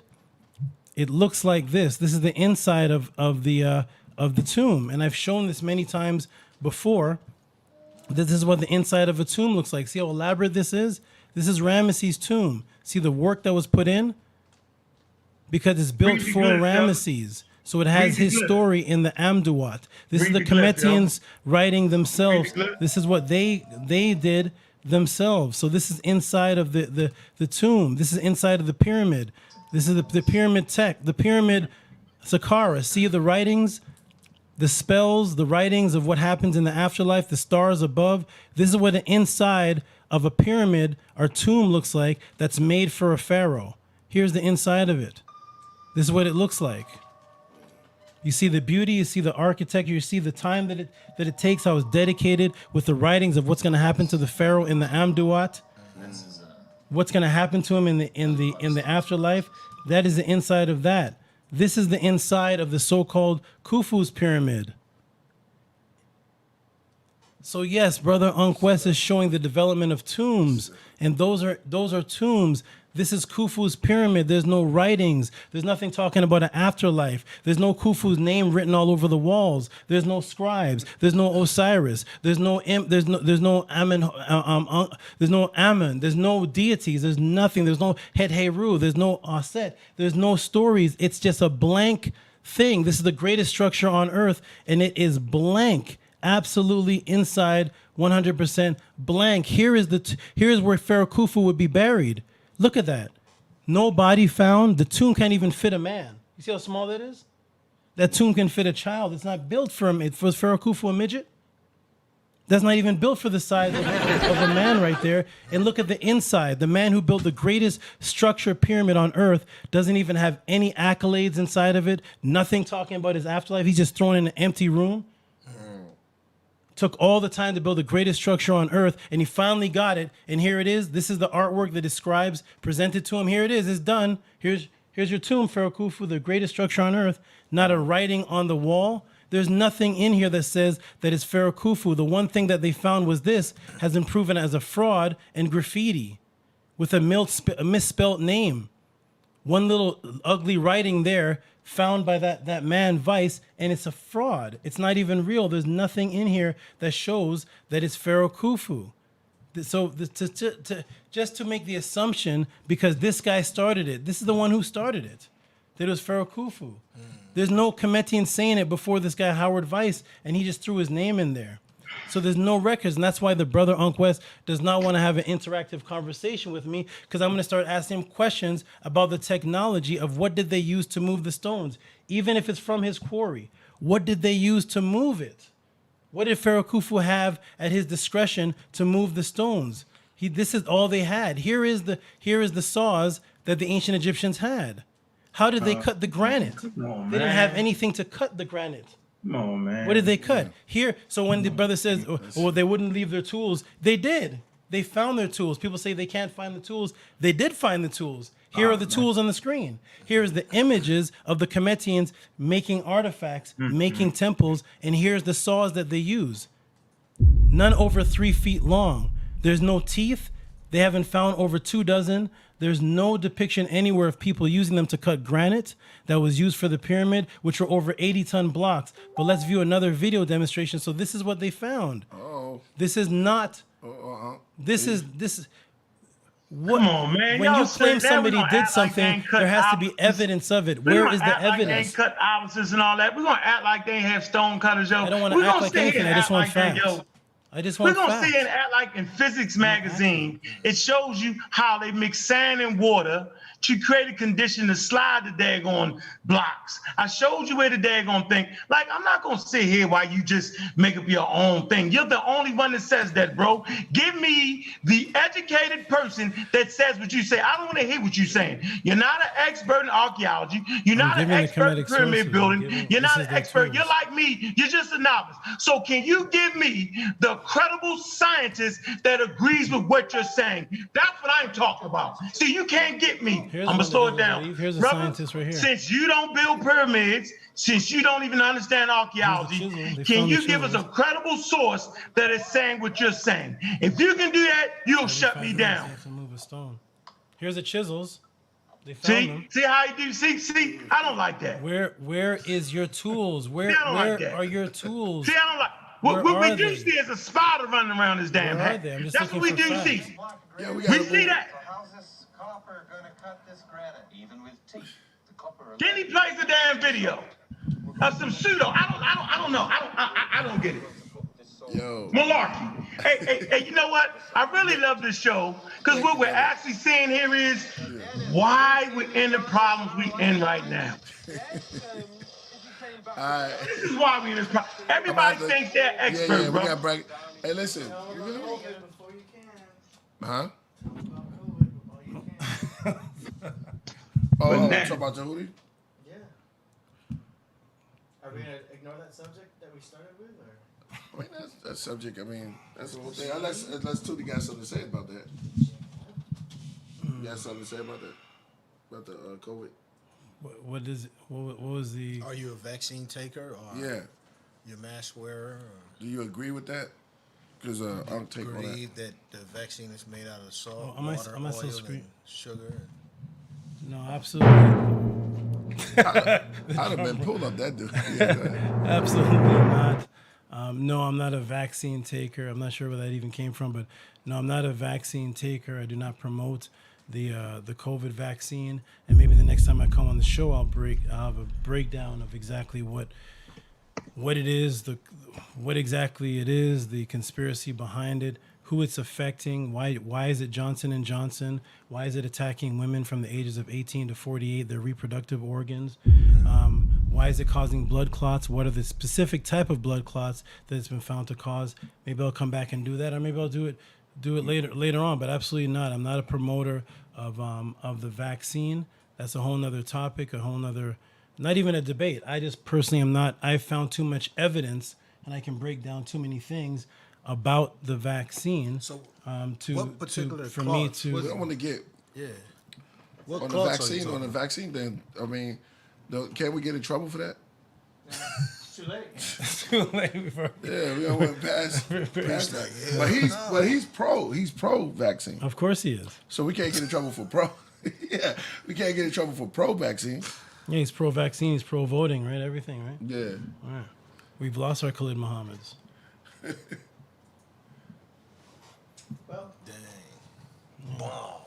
Throw a dice and we lost our Khalid Muhammad. Khalid Muhammad would come back. Unless you want to go in, I mean. vaccine and pro voting. So what kind of clots? What kind of clots you was talking about? Well, You still in the Gozi? it goes. He took off. Oh, okay. All right, so yo, I think you did a great job, man. This was good, but we got to keep the show moving on, Yeah, man. We yeah, can't. yeah. I mean, it was great, yo. I want to thank.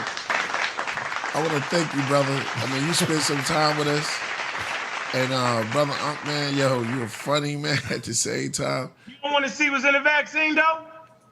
Yeah, sugar and salt from Walmart. Yeah, I just said it. Look, lipids, which is the oil, the salt, and the damn sugars. Right. I'm not doing this, bro. Like, I'm actually tired, right, of going through this nonsense with a guy with a spider crawling around his damn head. Ain't no damn way. I must have fell asleep, woke up in some daggone Disney World cartoon or something. Ain't no way, bro. That ain't what we doing around here. So all I'm gonna say is, ladies and gentlemen, if you trust your life with a guy with a tarantula running around his damn hat, if you think he has the answers, right, to deal with global racism, white supremacy, to deal with issues that are clearly scientific that your ancestors invented, and you think he gonna do it going against all that, we don't believe you, Tehuti. We do not believe that you know what the hell you talking about. We seen you buck dance and not bring one source all night long. We seen all the pseudos do it. Y'all might not like me. I might not speak the best. My tone might be high. But one thing you can say about this black nigga right here, that nigga brought sources. Not one source for the granite, though, but yes. Yeah, hold on, wait.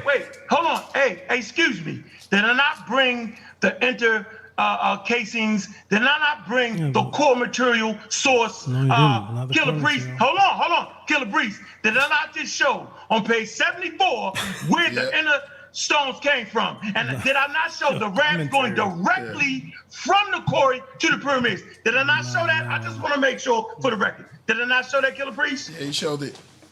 Right, just say you don't believe it. Just say the book not real. Just say nothing is real. Just say coronavirus ain't real. A source is from the Cometians themselves and what they say.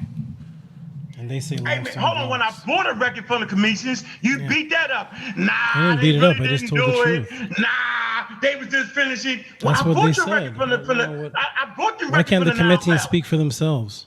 Bro, I bought your record from Khufu's half brother. He was And I believe the record. He was in charge of the different rocks and Yeah, I believe it. He was in charge of bringing the tools, the metals from the tools. I agree. And you said, and then you know what you did? You do what most people do who don't understand. You made the source say what you wanted to say. But the people reading it will absolutely see that those people, you know what I'm saying, that did the archaeological survey, okay, clearly know that African people built those pyramids when they said they did it, in the time they did it.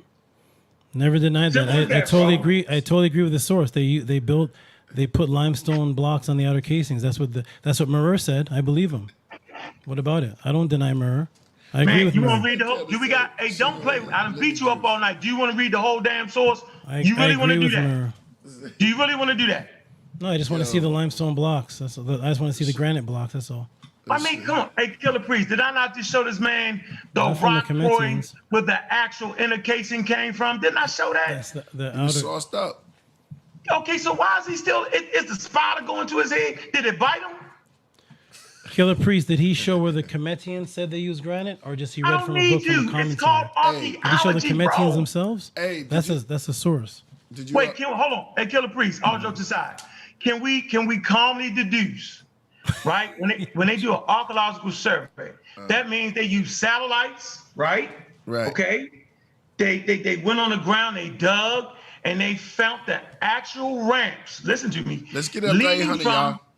I'm talking to the chat. Leading from the exact rocks. What you mean, Did they use in the pyramid to the pyramid? Can we at least understand that the fact that we can see ramps coming from the rock quarry with the exact same rocks in the pyramids, can we just say that's where they got the rocks from?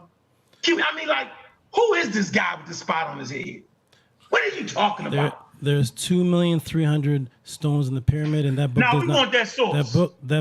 That book does not say that 2 million stones came from that. We want the source. That book does not say that the two. What you're saying, the bro. book does not say that the 2 million plus stones came from that quarry. Even if they use some of the smaller stones. Did the source not say that, yo? It didn't say that. It didn't say that. It did say that, All bro. research shows that the greater stones came from the Aswan quarry, which is 600 miles away. But regardless of what quarry they came from, you still have not verified that it was Khufu that did it. It doesn't matter the quarry. We're dealing with, did this man do it?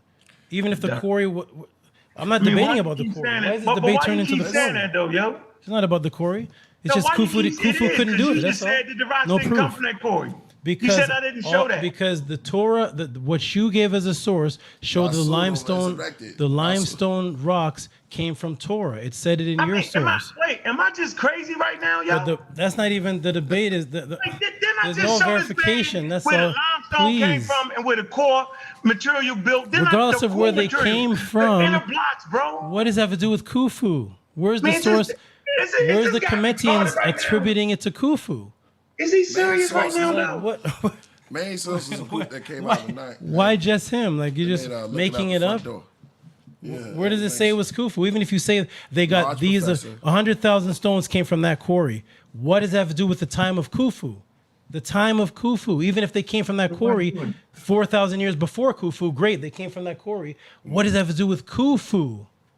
Shout out to man. Why would we play these games like this, though, Killer Priest? Even if they came from the quarry. Hey, I'm ready to move on, bro.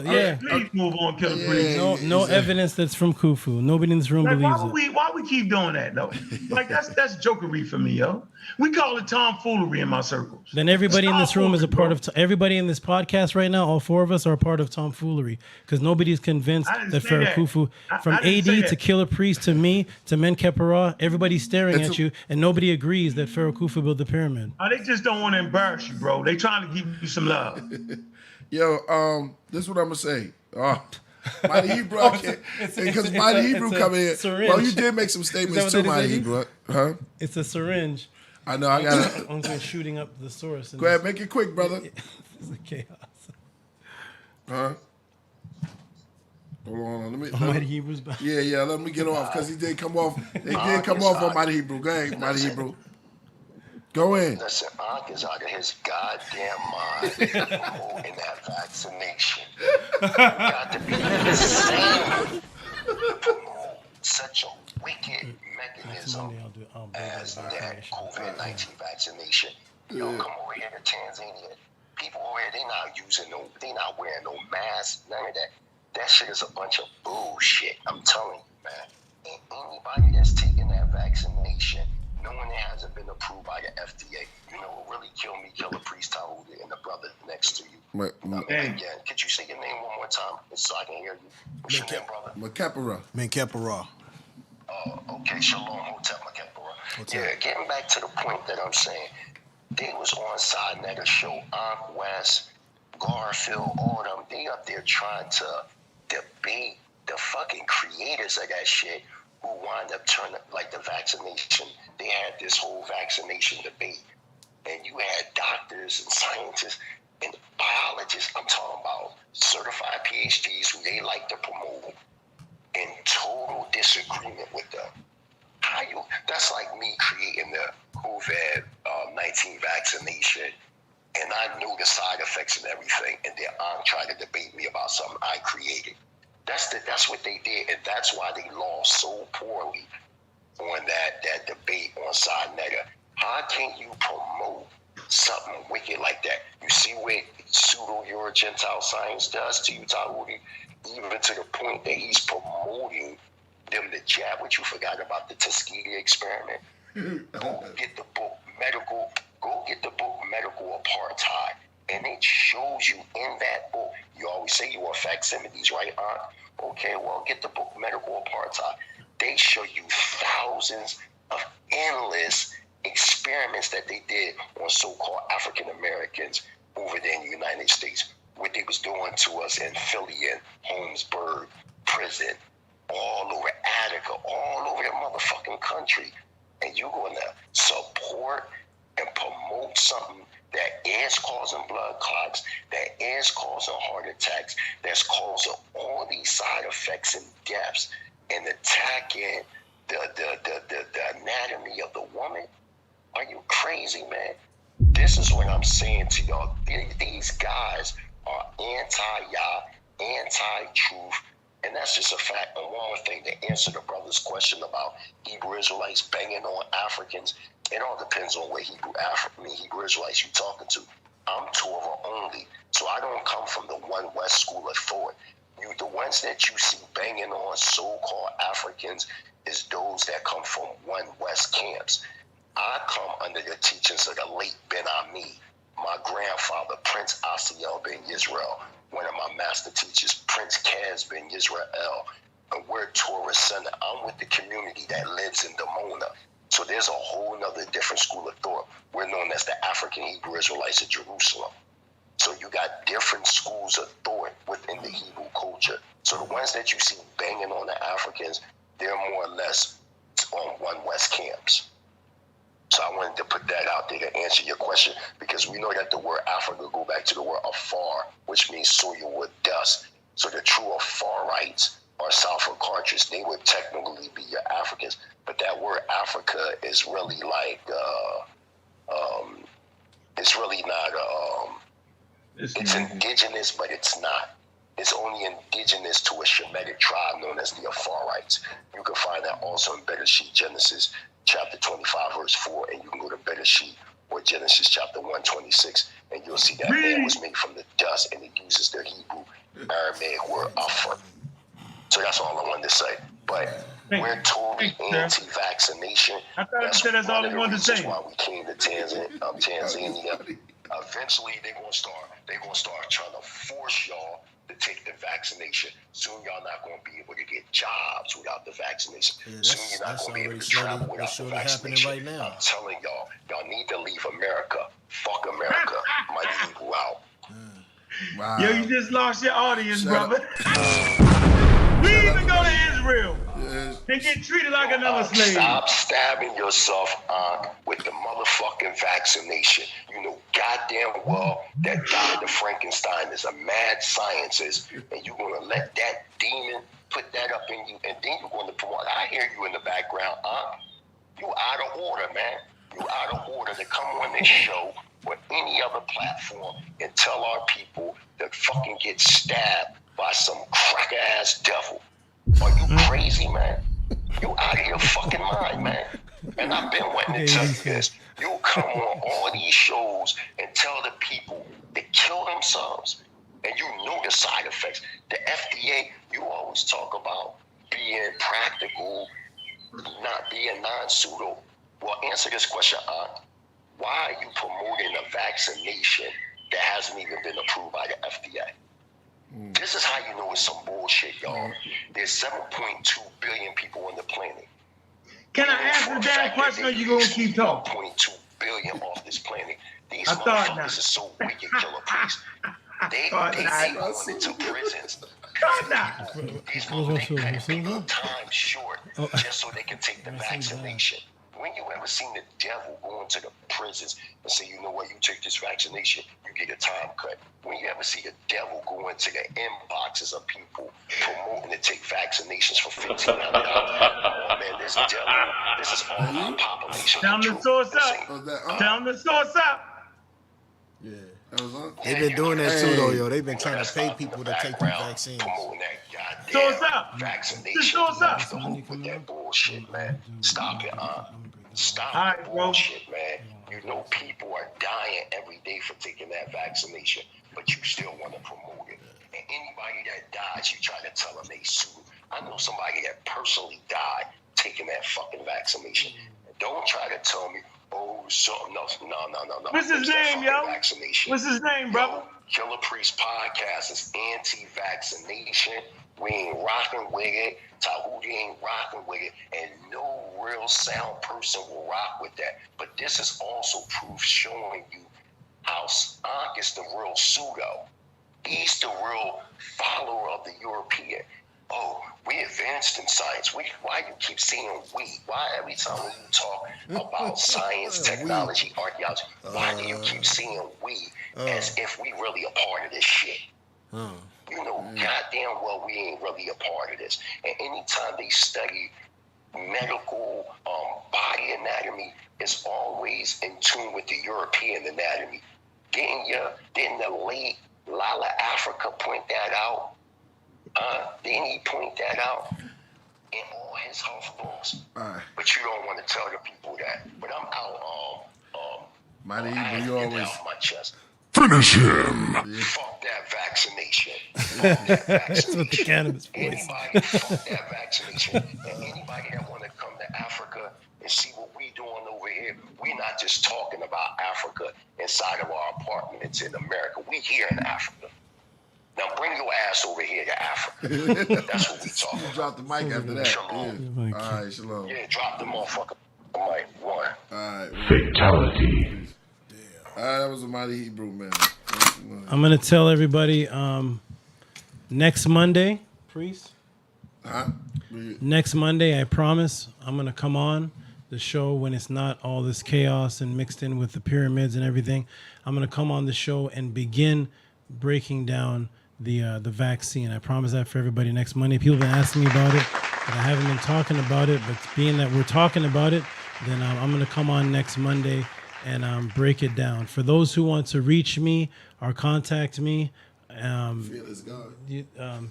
is my name at the bottom there? Yeah. Feel free to contact me, reach me if you want to know about any of the lessons or anything that I teach or the articles that I write or any of the lessons of such. Feel free to do that. But next Monday, I will come on and break down the vaccine, the AD's going to love this class. The geometry. I'm gonna break down the mathematical. Yeah, I'm gonna break down the mathematical, the magic, everything that has been a part of it. I'm gonna break down the Pope going to room 201, everything. I'll break it all down. We believing in those numbers. Yeah, we're gonna break down numerology and everything that's to do with the vaccine. Wow. Yeah. I want to say, brother Ankh, man, you've been great, bro. Word. I appreciate you coming on. Yeah, exactly. I want to close it down. I know you were, you were funny, and you gotta let me finish because he just banged on me. Oh, okay. Go. I get your bang on, bro. Right? Yeah, go the ahead. Tehuti still got the spider crawling around his head talking about magic, and we in the damn space age as black people. Right? Then your man, pseudo Hebrew, the mighty pseudo, talking about the white man is the devil. So did his ass swim to goddamn Africa? Because he better not have had his ass on a white man's plane. I know damn well he ain't get on a white man's plane and fly to Africa. I know he swam on the magic carpet. They don't believe what they say out their mouth. The white man gonna kill you, but you get on a jet plane created by a white person. It's a bunch of nonsense. So once again, let me share my screen. So everybody that wants to be a part of scientific literacy, right, understand that I'm the one to show them damn sources. Right here go the sister in your right-hand corner, you know what I'm saying, that did the work on the daggone COVID vaccine. That's the sister. So we are involved in science. Okay. Next point, Robert F. Kennedy Jr., right, is an American anti-vaccine advocate, conspiracy theorist, author and environmental lawyer.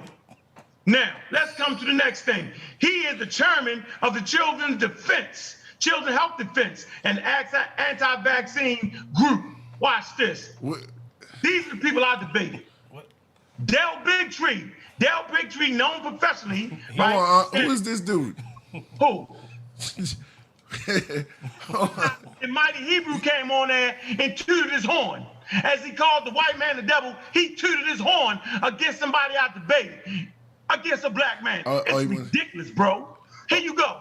Del Bigtree, known professionally as Del Bigtree, is an American television film producer. He's not an immunologist, right? And as well as CEO of the anti-vaccine group Informed Consent Action Network. That, by the way, where do we hear that term at, yo? Oh, you sent that document.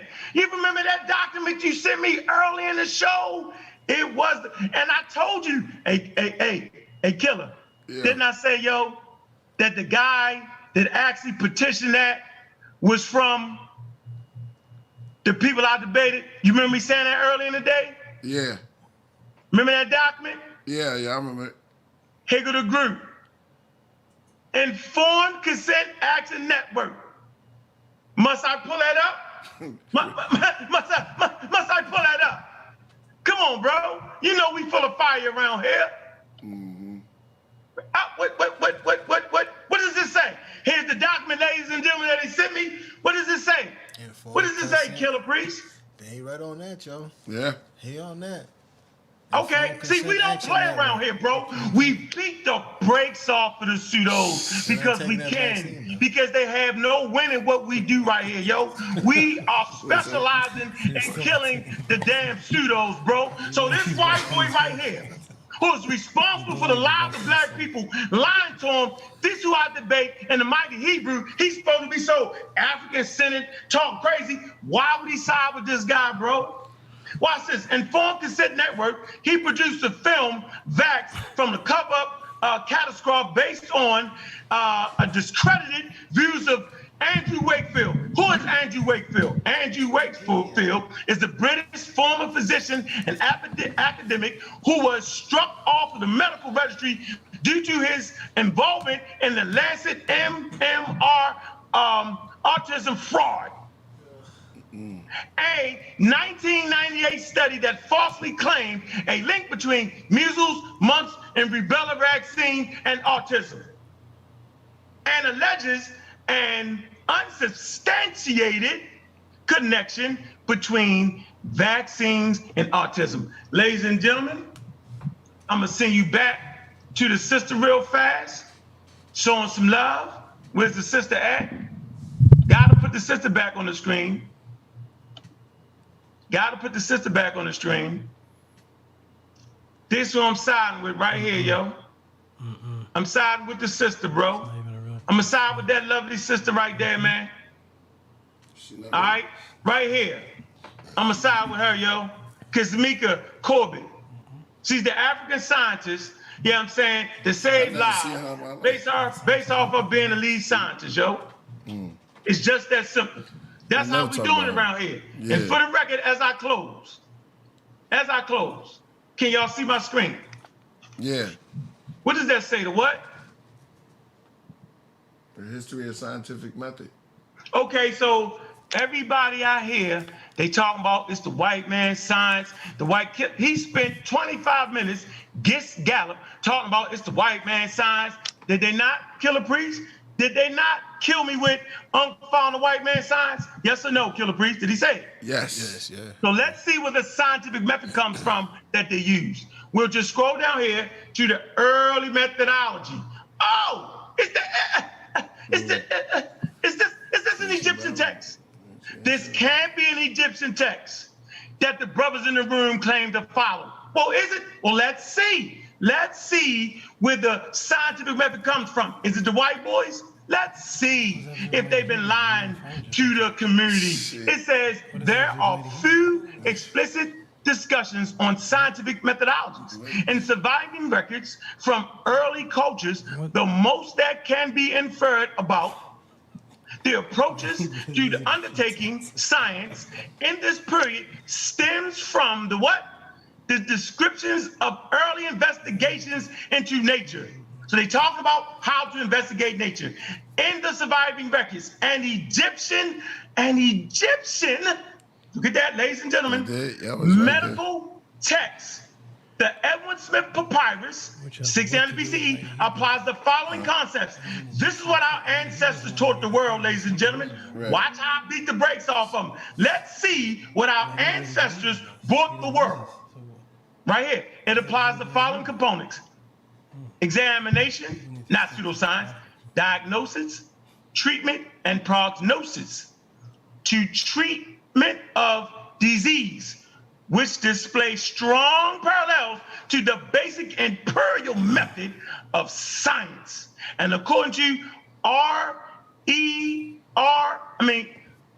G.E.R. Lord, played a significant role in the development of this methodology. The Eber Papyrus, there you go again. Ladies and gentlemen, the red print is where they steal it from the Bible when you see important things. So our Nile Valley Africans were showing you important parts in red. Now watch this.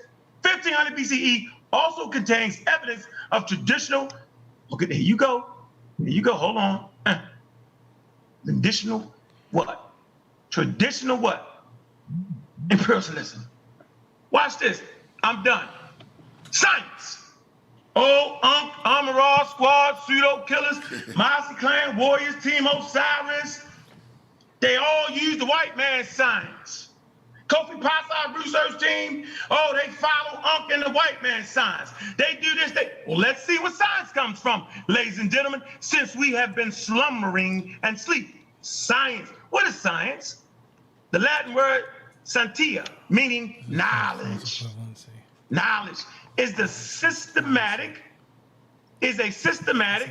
enterprise that builds and organizes knowledge in the form of testable explanations and predictions about the universe. Well, let's see who did that first. Oh my goodness gracious. Killah Priest, can you read this to close us out real quick? Where you at? The earliest roots of science can be traced to ancient Egypt and Mesopotamia in around 3000 to 1200 BCE. Contributions to mathematics. Oh yeah, contributions. I'm so down. Astronomy and medicine. Watch this. Entered the white boy world. The Greek natural philosophy and classical and antiquity. Hereby, formal attempts were made to provide explanations for the events of the physical world based on natural causes. So since I'm the only one showing sources, and I was really having fun because I was really enjoying it, and I already knew the trap was set, it's all good, right? Please, if you hear another black person talk about science as the white man, you tell them Brother Ankh sourced up and showed absolutely positively where the white man got his science from. Don't make me take 2 steps and grab some damn books because I got the majority of the books in them damn articles. Dare me and try me. Don't play with me. Simple as that. So once again, I'm a science advocate. I'm not a scientist. I'm not an immunologist, right? I'm an advocate of presenting evidence for people to understand the world they in. Simple as that. One quick thing. Wonderful, Uncle West. So Wikipedia is definitely a source, right? He made me look. Wikipedia. He made me get up. Hold on, watch this. Wikipedia is definitely a source. Wikipedia is definitely an accepted source, right? You said Wikipedia. No, what? Yeah. Said Wikipedia. Oh no, but Wikipedia. Wikipedia is definitely a good source, right? That's definitely a source. Hey, Killah Priest, who they talking to right now?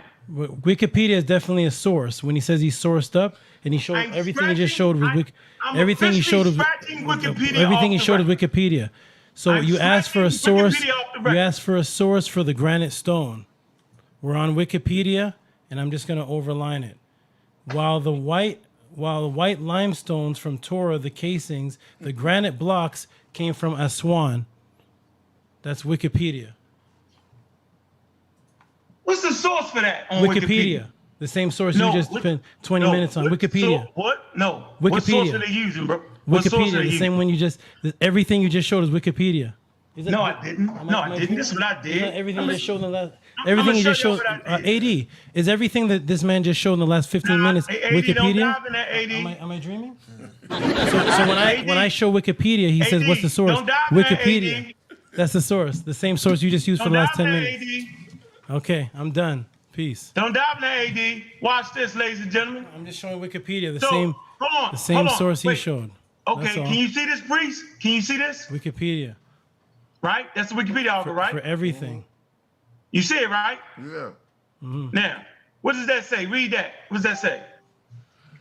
Lloyd GER, the development of empirical research in his you want me to click on the number? Reason, experience, right? Studies, yeah. Origin, so watch this. Can you see this book right here? You can do that. No. Want me to do that too? Yeah, I see it. Priest, yeah, can you see the book? Yep. Mm-hmm. So I actually got the book. Okay. You see the book, right? Mm-hmm. Okay, now, you see that papyrus, right? Yeah. Okay, let's do this. It's not about just using Wikipedia. It's about actually reading the sources that Wikipedia get it from. We don't trust Wikipedia. It's an encyclopedia. We want to read the sources. Hold on for a minute, bro. I got you. What does this say right here? What's this? Here's the. I can do the same. You can click on the Wikipedia. What's that? Hold on. What is that? You can do the same thing for Atlas of the Human Body. Every Wikipedia has a number you can click on. I clicked on mine too. Would you like to see the book? What's this? I have this book too. Complete Pyramids. What is this right here? That's it. Yes. What's this right here? Right, and every Wikipedia has a number. What I can do What the is this same right here, right? thing for the S1. It's from Mark Lechner's book, Complete Pyramids, which I have at home too. No. What about it? Send me that Wikipedia article right now, bro. Right here. Would you? I mean, what's Send the me big? book, read it. There's Now, no big send me the deal with Wikipedia this. Like article, you 'cause you don't showed, play fair. you showed Wikipedia. You don't play fair, bro. And that's What is fine. the You showed name of the Wikipedia, article so I can look and it you up? didn't do that with the book. You just showed Wikipedia and said I sourced up. This you said. So I showed Wikipedia and said I sourced up. I have the book of this Wikipedia too. article, bro. Who cares? What? I read the book. He got the book though to the Wikipedia. Yeah, I have the book of the same. If you want to know the book, here's the book. Here it is. Here I'm showing. Is that screen showing? Here's the book right here at the top. Mark Lechner's 1997. Let me show the source too. I'm doing exactly what you did. You just got to click on the number, and the Wikipedia does it for you. Mark Lechner's Complete Pyramids. We click on Complete Pyramids, and it should pull up the archives. And here it is, Complete Pyramids.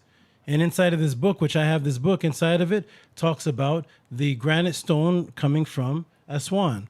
So anybody can play the Wikipedia game. It's fine. You showed Wikipedia for the guy you debated as a source, and I showed Wikipedia. I was just asking if Wikipedia was a source. I actually brought the books that the Wikipedia mentioned. And I showed the book too. Excuse me, what's the name of that article you got? Mark Lechner, Complete. No. What's the name of the Wikipedia article? What's the type?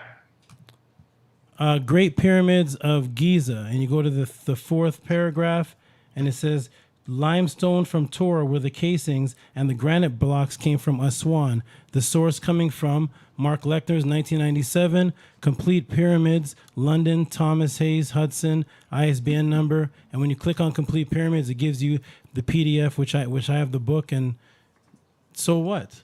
Yeah, we have. Hey, hold on. Each of these sources have a book. Hey, Tehuti, relax. Relax real quick. So there's no difference between your source of book. What tab? Excuse me. What tab did you click on?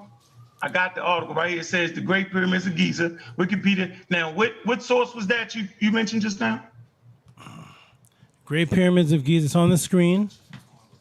No, it's not. I'm asking you, where is it that says what you just said? Oh, I'm reading it. It's on the fifth 1, 2, 3, 4, fifth paragraph. It says white limestone from Torah for the casing, which we all agree to, and the granite blocks from Aswan weighing up to 80 tons. Hold on, let me finish, please. Weighing up to 80 tons. And the source, I'm getting to it, please. And the source is 6. You click on 6, and it says Mark Lechner, 1997. You click on that, and it says Complete Pyramids. The point that I'm making is that you use Wikipedia as a source. I use Wikipedia as a source. No problem. You found the book that Wikipedia got it from. I found the book from Wikipedia got it from. So if you can say that yours is a source, then I can say that mine is a source too. We're using the same method. We're going to Wikipedia and we're clicking on the book. You show the book. I show the book. If Wikipedia is a source, then here is your source that the granite blocks came from Aswan. Okay. Can I get my turn now, Killer Priest? No problem. Huh?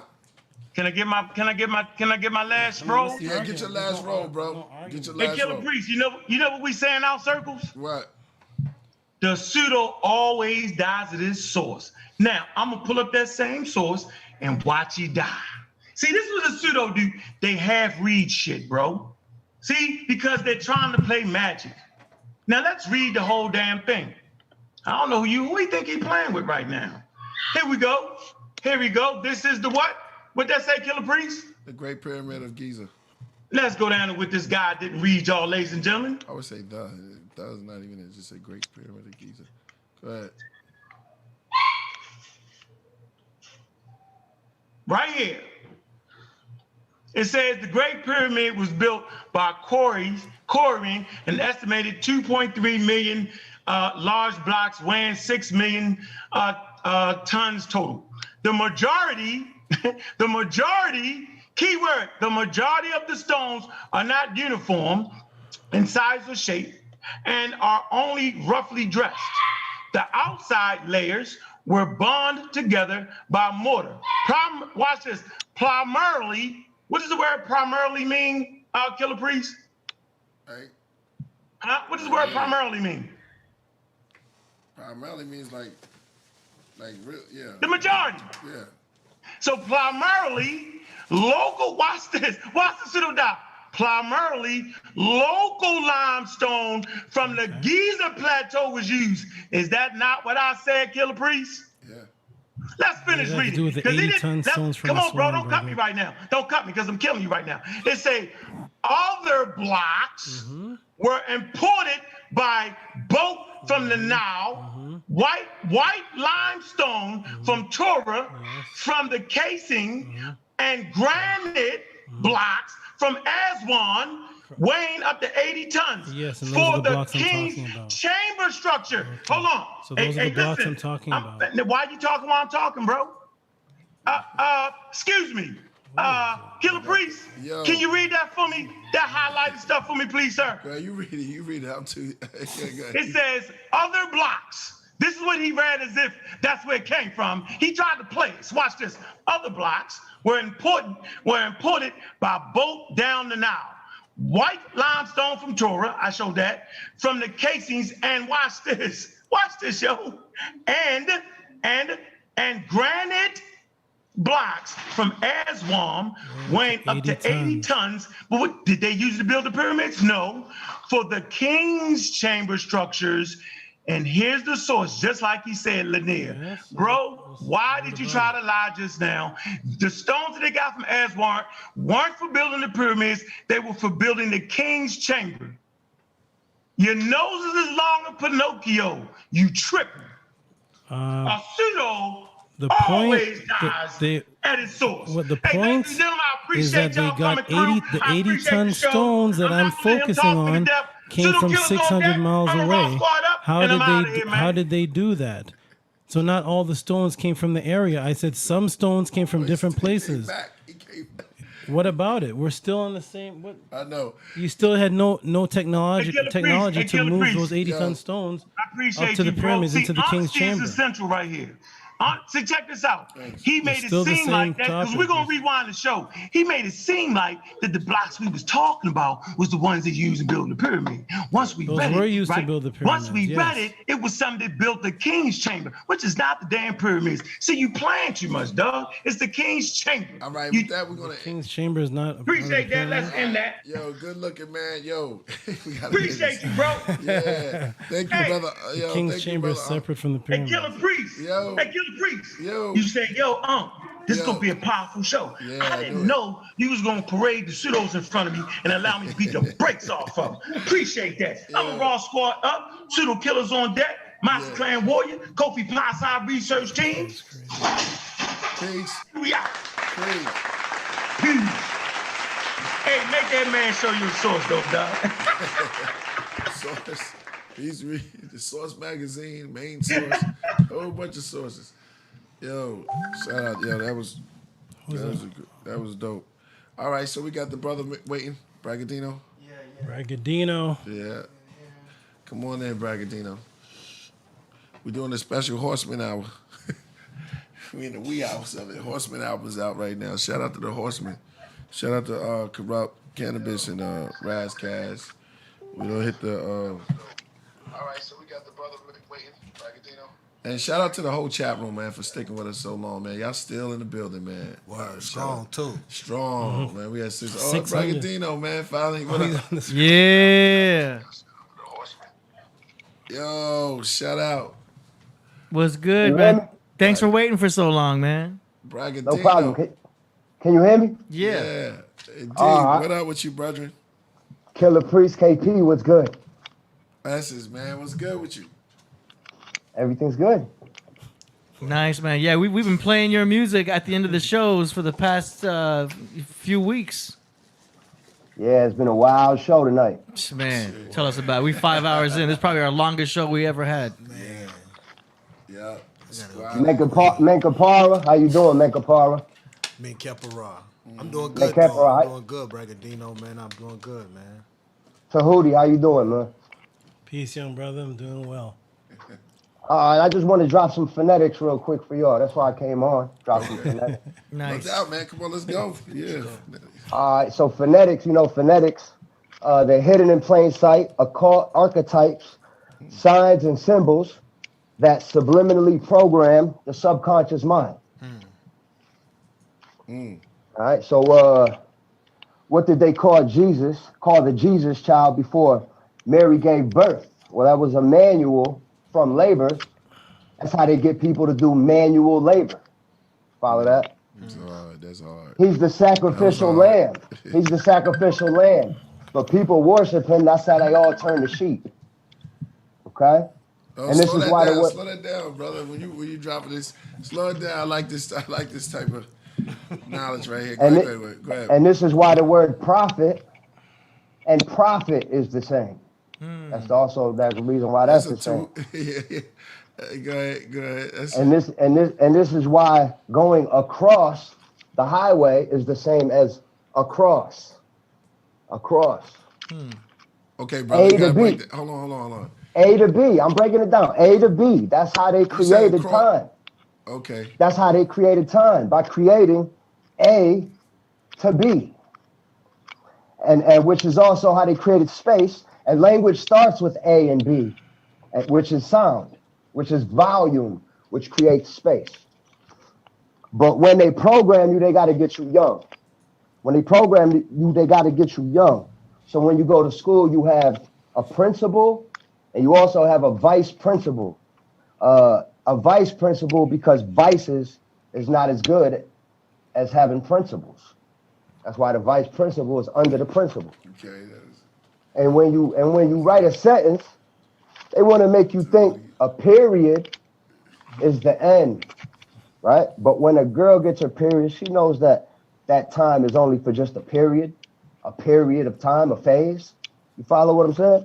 So how do they create obesity? That was nice. A couple of them was good. Bunch of them. How did I came up with all these on my own? I've been coming up with these for years. Okay. Putting them in a pile, waiting for the right time to go ahead and unleash them upon the world. You follow what I'm saying? Indeed. So how do they create obesity in children? By the words, because the phonetics subliminally make you wait to lose weight. All right. How do they get you to break your fast? Well, because when you wake up in the morning, it's breakfast. They don't want you to heal. That's why they call it that. The lowest thing on your body, that thing on your foot, called a heel. All right, say that again. They don't want you to heal. They don't want you to heal. H-E-A-L. That's why they call it that. The lowest thing on your body, that thing on your foot called a heel. H-E-E-L. Okay. So the words, they're spelled different. They rhyme the same. Love it. It's all semantics. This English language comes from the Phoenicians. Right. Created the entire world, created the entire language, which creates your entire existence through sound. They don't want you to respect your soul. That's why the dirty thing you step on in your shoe is called the soul. They want you to think it's a planet. Why? Because that's how they plan it. This could be a poem too. They want you to think it matters to live in matter. And we wonder why we keep getting madder. Like I said, they want you to be pure physical and fat. That's why they say, I scream for ice cream. They sell you cigarettes and cigars because they want you coughing until you're in your coffin. They want everyone to think they get sick in the winter. That's why they call the cough the cold. But they don't care. They just want you to earn until you're in your urn. And at the emergency, how do they make you a customer? By making you think it's a custom to go to the ER. How do they create dye vision?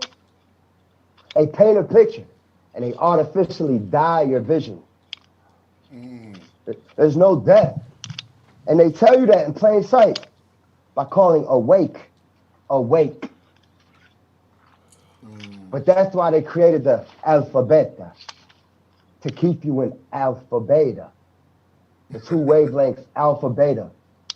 That's awake and sleep. That's all they want. They want you to be awake, sleep, awake, sleep. and then you just reincarnate back into this set simulation because it's all a dream. But I'll get to that another time about how the sun is actually the yolk, and that we are baby dragons inside of an egg. The egg is the ego, the sun is you, and it's your own soul, and that's why it's called the sun, because you're the sun. So they got you sleeping in a rectangle box, right? When really a forest is for rest. But how do they get you to, and in the chat room, if y'all want to, while I'm saying these things, if y'all want to spell these words out for the people watching, go ahead and help me out. Yeah, they in there. They dropping jewels too. They like this stuff. But how do they get us to pay our rents? By calling us parents. During the weekdays, you're in the weekdays. And then you're weakened by the weekend. All your bills go to your bills because you got to do what's due. They get you to follow the herd by programming you from what you heard. You're basically a maid, but they want to make you think you're made and that you haven't made. But after you done worked all week, it's like, pleasure? Please. Sure. But they want you to watch your watch, when really being present is the true present. They want you to think time is money, when the real money is time. Time is money. Facts. They get all nationalities competing because they want you to think that race is a race. How do they get you to pay your tickets? By making you think it's fine to pay a fine. Creature is the same thing as creator, which is a dragon. But they want to make you think it's a tail, that you used to have a tail. When seaman is seaman. They want you to live in ego and create something great of your life. When really, to master peace is the true masterpiece. They want to make you think you're cool to be famous and have a fan by calling the thing that makes you cool a fan. How do they make you smother your French fries in salt? By making you think eating bland foods is an insult. How do they make you think it's a globe? By making you think a plane is plain. But you shouldn't be living for the exterior world. You should be living inside out. They tell you that's wrong by tricking you, by saying your shirt is inside out. Why is 12 a dozen? Dozen. Because it's the 12 star signs, casting a spell which has us dozing. How do they make people think that everyone has their time to shine? By making you think there comes a stage for you to be on stage. That's how they create soldiers or soul dyers. And your mother thinks it makes her a warrior to be a worrier. How do they get people to drive on the streets in traffic? By creating signs and lights that tell you when it's your turn to make a turn. They want to make you think that it's a contest and that God is putting you up to some type of challenge. But it's a con that it's a test. It's not a contest. But people want to be seen on the scene. They want to make you think that if you ain't something, you're nothing. Person or a place where really no thing is what you must be to go home to heaven and ascend. But they want to make you think that it's sweet to work in a suite. You know, an office or off ice, when really isn't that a cold place to be? To exercise is actually how you exorcise demons. You know, so cardio, lifting weights, jogging, that's the true exorcism. But they want to make you think you shine when you get a raise. That's why it's called that. like the sun rays. But if you don't work, it don't work. Because if you're broke, you're broke. They want to get you to eat at a daily. So how do they get you to eat meat? Eat. How do they get you to spend all your money? By making you think you'll be last if you make it last. They want to make you think that we're all separated. We're great like that. No. Like the same thing that divides cheese, a grate. That's why they call money cheese.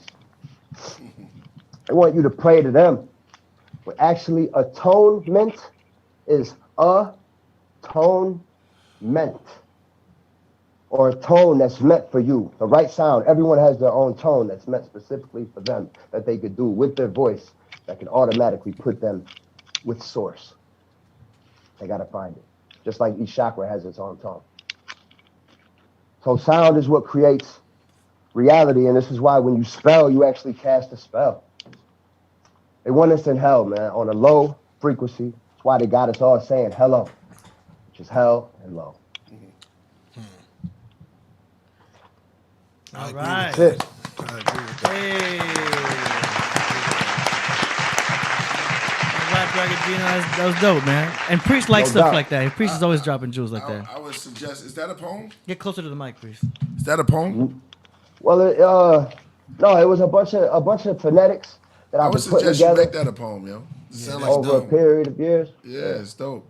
You put that all together like that, it sounds like a dope poem. Like I mean, he's making rap songs all the time. Like, what's your next track? That's up to Priest. He said he's signing me to Proverbs Records. All he has to do is give me the green light. I'll come down to Cali next month. No doubt, no doubt. I'll come there. I'll sign with you. Like I said, I don't want nothing. No doubt, bro.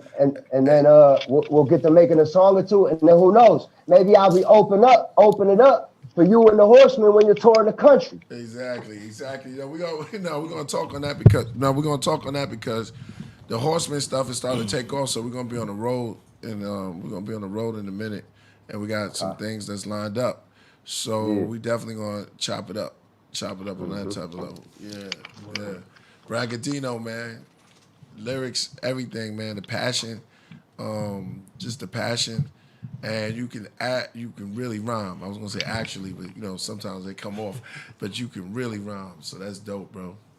Yeah, keep that. Appreciate y'all having me on. I appreciate y'all having me on the show. And I'm gonna watch the rest of the show. And peace to all y'all brothers, man. bRAgadino, can you hear me, brother? No, I hear you, Tehuti. I want to tell you again in front of everybody, I like that song that you did 2 of them.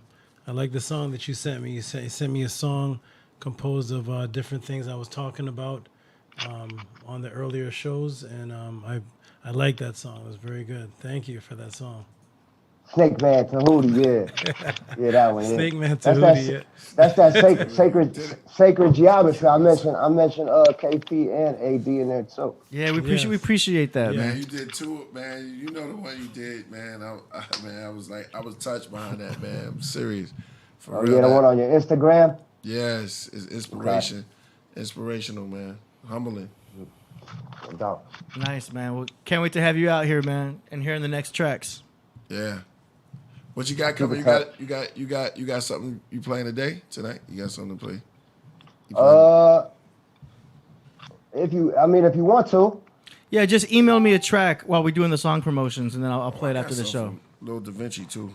Okay. Nice. Oh, all right, y'all. I'm out. All right. Peace, For sure. Peace. So we had the show real quick, and Dave came through. Dave Flores. Oh yeah. Yeah, he came through the show. Yeah, right. He came through the show. So he was there. He live out here now. Okay. So he came through the show, man. That was crazy. He just sent me the video, so I'm gonna check that out on the low. Okay. Yeah, that joint hard. Yeah, how's the Horseman album doing, man? Like, you never got a chance. Let me tell you, we don't chart it, man. We charted on the Billboard. We got the big Billboard out in New York, which is great. Our first show together was this week. when Kepler was there. Yeah, that was dope. That was live, man. Yeah. Okay. Where was that? Where was it? Covina. Okay. Covina, yeah. Covina, man. A lot of beer. Yeah. Four Horsemen beer is out. We have our own beer. That's right. We have our own beer. I saw that. Yeah, we have our own beer. I should have bought a 6-pack. Smooth. Yeah, it's a good beer too, yo. It's not like like General Mills coming out with some cereal and you're like, nah, it's good tasting beer. Nice. Oh, I did want to say, Kill the Priest. I did work some magic on you. Oh yeah. I did do some phone interference for this. Oh yeah, that's weird, yo.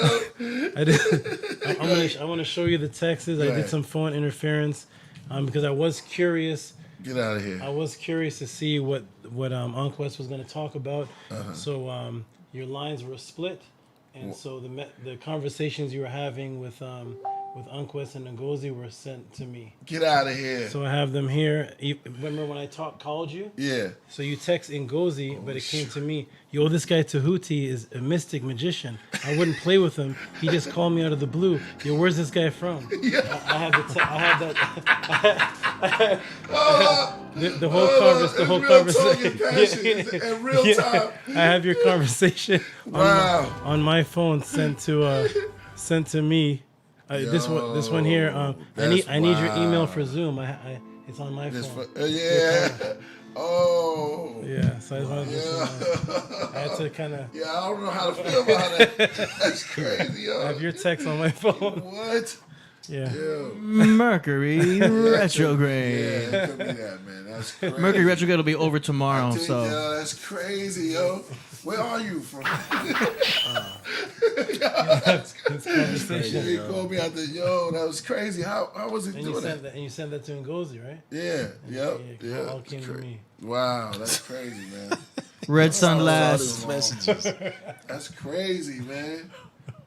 I had to peek in. Magician. I had to peek in this guy, conversation. Man. How you do that? Yo. Tehuti got that magic.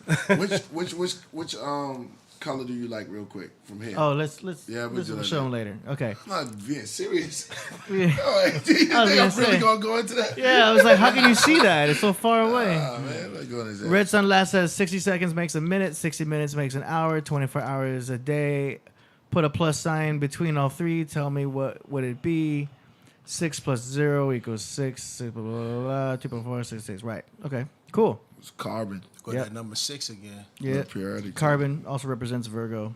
Tahuti, you got to drop a track on this show. Oh yeah. Also, Laquan Miles says. I talked to you about that. That's crazy, yo. I was curious. Yo, but hold up. I did trip when you called me and you was talking about that. I was like, what? He's like, yo, when you call you calling me. Like, what? How I'm calling you calling me? All right. Laquan Miles asks, yo, Tehuti, can you break down the black rites of Osiris, alchemy, philosopher's stone one day? Laquan Miles, peace and love. And look, he gave the same number as the breakdown you just gave, the 666. And look how many people. 555. This is crazy, man. Thank you, Laquan Miles. I can do that next show, or you can contact me at the name you see at the bottom there, and we can build. I can tell you about some of my my lessons that I have that you can get, and then I can maybe break some of this down. I don't have time to break it down now, but maybe next Monday. Next Monday, I will be talking about the vaccine and the gematria and all of that. So peace, Laquan Miles. I'm gonna break down. I'm gonna break down the magic. AD's gonna be doing backflips. Yeah. With the numerology. All day. That's nice. I'm all about. Okay, cool. Song promotions. Oh yeah, let's do it.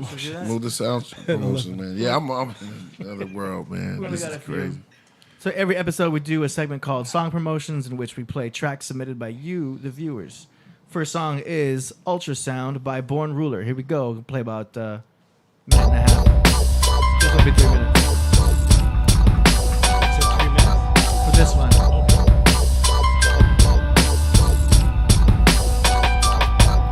Play this loud in your whip if you won't take the chip and you won't take the shot. People dying on the spot. Play this loud in your house if you know where this it's about. And you're hip to the lies, cause ignorance is played out. I see you setting yourself up for a big surprise. I see you love staying asleep, blind with coal in your eye. Laziness got you not caring and wondering why. Ignorance got you not knowing and wanting to die. Like right now, you probably got your face turned to the side, cause I'm speaking the truth, and there's nowhere for you to hide. You sound like a spoiled ass child, mumbling under your breath, the same way you spit a verse on you a goddamn mess. Hard to lead in the right way, cause you scared of what they might say. Sugar, what I might do, could you see me coming towards you? You far from worth, and I keep my distance, because you snitch tight. It's been a minute, squeezing the trigger and feeling this hype. 10 niggas out the frame, the ones that come prepared. Just imagine living your life, having to walk around in fear. If you was really real, you stay home and protect your family. You can't go against the MC with that garbage ass strategy. Play this loud in your whip if you won't take the chip and you won't take the shot. People dying on the spot. Play this loud in your house if you know what it's about. And you're hip to the lies, cause ignorance is played out. Play this loud in your whip if you won't take the chip and you won't take the shot. People dying on the spot. Play this loud in your house if you know what it's about. And you're hip to the lies, cause ignorance is played out. As the time flew by, you must have felt I kinda lost it, unbeknownst to your assumptions. Take my time and never force it. Life is not one of those games that I like to rush with. You sloppy with your actions, looking guilty like you busted. You won't be trusted. Stab the back and shoot the musket. 10 man, save your tears before you're paralyzed and rusted. Your perception got you lost, turned in the wrong direction. So far from reality, in war with no protection. I thought that you were smart, you quickly proved that I was wrong. I was wanting you to win, but failure didn't take long. Hard-headed, you can hear but won't listen, and that's the issue. If you knew everything, you would've known to bring the pistol. Fuck it, I got the missile, black tourmaline crystal. Me just being myself for you is an early dismissal. You can take my criticism as love or straight hatred. Watch what's in your heart, cause that determines if you make it. Play this loud in your whip if you won't take the chip and you won't take the shot. People dying on the spot. Play this loud in your house if you know what it's about. And you're hip to the lies, cause ignorance is played out. Play this loud in your whip if you won't take the chip and you won't take the shot. People dying on the spot. Play this loud in your house if you know what it's about. And you're hip to the lies, cause ignorance is played out. Alright, give it up. That was Ultrasound by Born Ruler. Alright, so right off the bat, production, I mean, it sounds dope. I would just, it needs to be mastered for sure. It's not mastered. I can tell some of the vocals are kind of like piercing over the beat. If you master the whole track, it's going to do an overall compression and really kind of squeeze it into this nice, compressed track. It just needs to be mastered. Other than that, it's a dope track. Priest?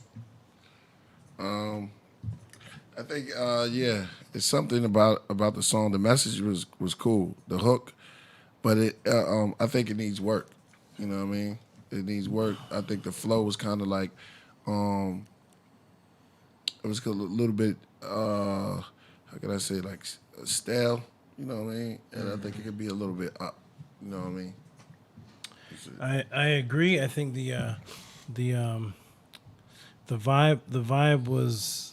I like the content. I like how it started off immediately against the shots. Yeah, thanks. And what we were talking about. That's actually the first song I've heard on the podcast talking about the shots. Yeah, which happens to be the topic of the whole night. That was a good synchronicity. Yeah, I think the song is good. It needs some kind of pep. Some kind of if it had some kind of pep to it, it's but it has a hypnotic vibe. It's nice content. If it had some pep, it would be a little bit more catchy. But I like it. And I like the content. Yeah. So good. Keep working. Yeah. Mm-hmm. Yeah, I agree with AD. It need to be mastered correctly. Yeah. Yeah, it need to be mastered. All right. Let's go. Moving on. Next one is the Mark of Buddha holding. Hey, Mark of Buddha again. Shakyamuni's flower. Video, 80? Yeah, we're on video section. Man. It's the Mark of Buddha. Ready. It's a song or a beat? Minute and a half. I'm not sure if it's a song or a beat yet.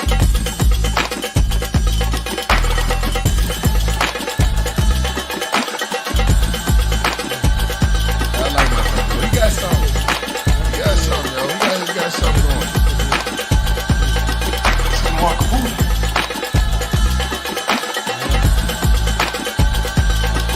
About to take it, right? Definitely a beat. We get that beat. beat the hard. shopping. Yeah, it's hard. It's hard. That beat was hard. Taken. Yeah. That beat was hard. Mark of the Buddha got something going, yo. All of it's different. The beats yeah. are different, and they're all.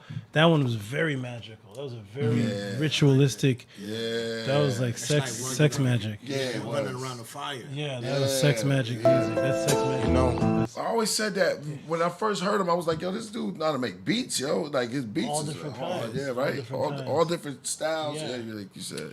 Good job, Mark Buddha. Good job. Contact Priest directly to initiate that. Okay. Even the beat that from the last time we was trying to figure it out, it was still dope. It was still dope, yo.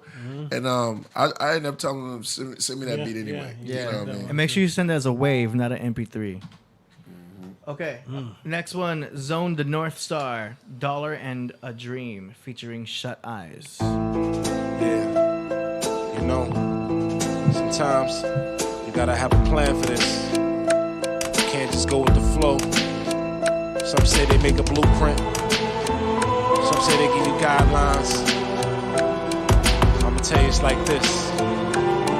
It's gotta be calculated, well thought out, well planned out. And believe in your dreams. Niggas didn't move out the hood. We bought the blocks, privatized security, made our own cops. Think not, think we forgot.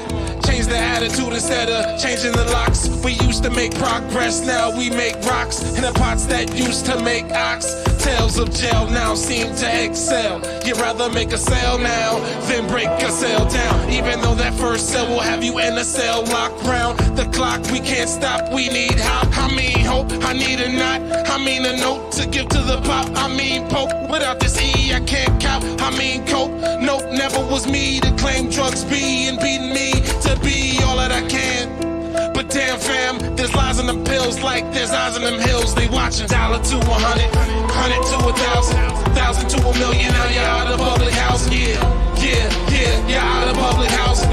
Come on, you're out of public. You gotta take $1 to 100, 100 to 1,000, 1,000 to 1,000,000. Now you're out of public housing. Come on, you're out of public housing. I like this beat. Yeah, you're out of public house. What's the legit way of making cream? I'm really trying to explain me to my team. I mean, like Edie, how we greedy and needy at the same time. It's like telling the truth and still lying. Like sitting while you flying, laughing while you crying, living while you dying. The king of the jungle is not a lion. It's innate for primate. Get it straight, bait. They got their wisdom from a snake. Wait, my kundalini grants my wishes like a genie. That is Zone the North Star, Dollar and a Dream, featuring Shut Eyes, produced by Brian Blaze. Reminds me of Jedi Mind Tricks a little bit. I like it. It's reminiscent of Vinny Paz. It doesn't sound like Vinny Paz, but it's reminiscent of Vinny's voice. It's kind of cool. I like the beat. I have no production tips. It was a good mix. It needs work. Just keep working at it. You know what I'm saying? I think he's on to something, but maybe another song or something like that. I hear the passion, but then the passion was in there. He got like a voice that raw, aggressive. I think that a little bit more work. Just keep working. Word. I agree. I hear the passion. I hear the last song where the guy didn't have much passion. He's a little bit of this guy. A little bit of that guy. Yeah. The passion was there. Keep working though. You definitely have. He has that raspy Vinny Paz voice. Yeah. But keep working. He has the passion, and with the passion, you can do anything. You can create anything. So keep going. It was cool. I liked it. I like the thing about the king of the jungle is not a lion. It's an ape. That's actually fact. The king of the jungle is actually the ape. And the snake. Oh yeah, right. Yeah, because lions don't live in jungles. So yeah. And he said the snake with the kundalini too. That was so. Yeah, that was good. Good content. All right, what's next? Yeah, somebody said that the beat reminded them of the Mobb Deep joint, Drop a Gem on them. That was 90s vibe. Yeah, it did have that same type of vibe, and I like his style. It was cool. You know, just like you said, just need to keep doing some work. That's right. Yeah, do it 1,000 times, you master it. All right, we got 2 more to go. Next one is Wise Man, Golden Tongue. Turn your back. Used to be Shadow box with niggas in the dark, true and living God, sons of the Most High. Like mere men, we must die. Angels in the sky battling for you and I. Blessed to be alive, tuned in to Channel Live. Electrify the mic circuit, recite perfect. I word it, the wordsmith, 12 monkeys in a jury. What's the verdict? It's all organized crime. Witnesses are murdered, even murder their own kind. Hard to fake a smile on life's journey. It's hard to take a mile when you get up. They wanna take you down. Lies are stirred up. You heard what? I'm flying like birds up. You had 15 minutes of fame. It turns up. When you leave the game, hope you earn bucks. Hope the raps you spit help you stack the chips. Found out she was playing the role like actresses. When you broke, no gold diggers or mattresses. I'm only smoke screens and dope fiends. Hopes and dreams change, rearrange your thought. Inception's the game. Like Leonardo DiCaprio, I'm tapped in your brain. Stay calm, cool and maintain. Brighter days coming, see the light. High beams on the highway coming. Almost there, keep running. Go freedom, knowledge is food, he feeds them. Wisdom is water, I reign in all regions. Reign in all regions, reign in all regions, reign in all regions.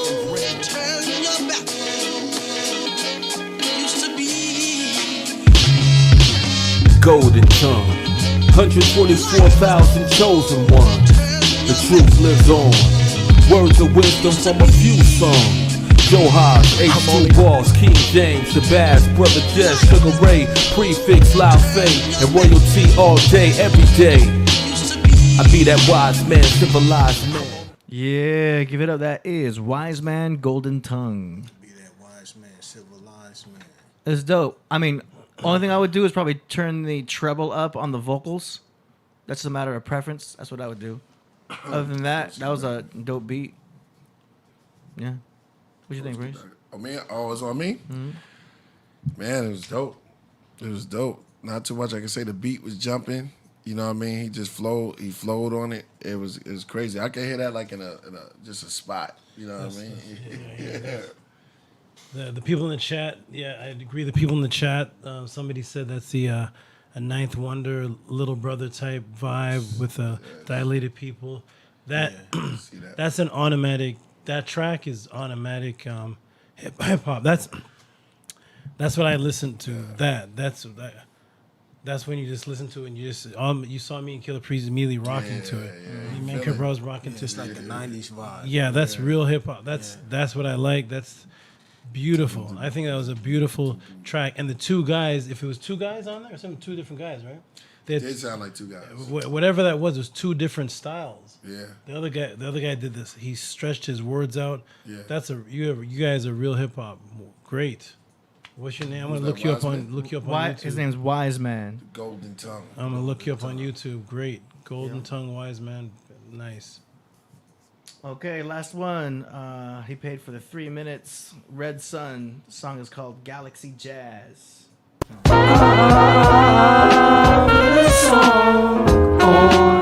the day is long.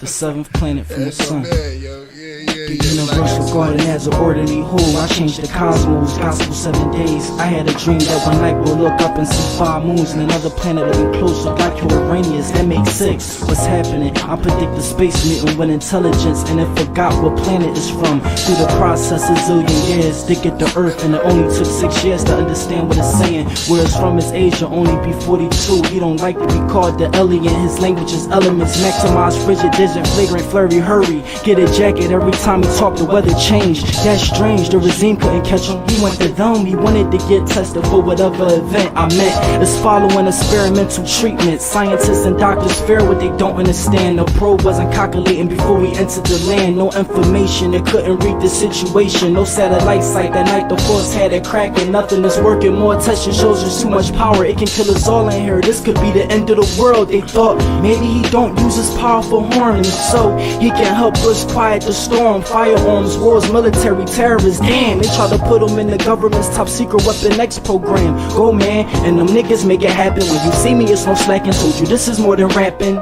I thought I told you, I ain't gonna hold you. Our planet's endangered, I'm a psychic ranger. Back to the story, the mutant got away. What else can I say? You dying anyway. Wait, regenerative powers, bionic body parts, that's democracy. The principles, how real is that? Professional, prophesize, roll it back. I'm going mad, study A's memory bank in a secret science lab. Laboratory, sad story, wizard glory, Professor Silverstein, magician, research the air in the triangle future, reign of Mojo V, burn down the White House. Mr. President, so what are we doing here? What planet is it from? Are we safe? Where is it now? Should we stay in our house? Do it come in peace? What kind of power does it possess? Can we see it? No.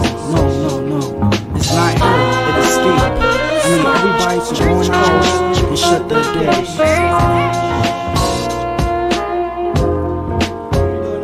A mutant with unknown origins. Power creates energy plasmos. Time bonds are varying size of the raging. He can instantly heal from seemingly mortal wounds. Invisible, able to turn a special now vulnerable. Organic still, encore the everlasting rap of the amateur worlds. By wrestling is hardly more from his raps. The ability to regenerate, the ability to generate. Teleported people away with the wave of his hand. Shot concussion energy from his hands. Added to his mutant powers by plundering technology throughout the ages. With both the cosmic and Cuban affinity gauntlet. Take instant mental control of others. Move at speeds of up to 1 million miles per hour. He still roams the universe in search of conquest, knowledge, and more power. Able to alter the atomic makeup. He can take any physical form. Crystal on. Superhuman endurance. He earned a reputation of being the deadliest. Red Sun. Supersonic stream. Black Intelligence. Galaxy Jazz. Dope. So right off the bat, I like the boom bat beat. I like the sound of that old school, type of feel. The one thing I would do though is because you're doing that old school beat, I would try just doing a layer that's just no reverb, just a nice single solid track of just you killing it on one layer. Because I hear doubles. I hear 2 layers going at the same time. Yeah. And if you are off phase by a little bit, it's gonna create clutter. It's gonna create like, what did he just say right there?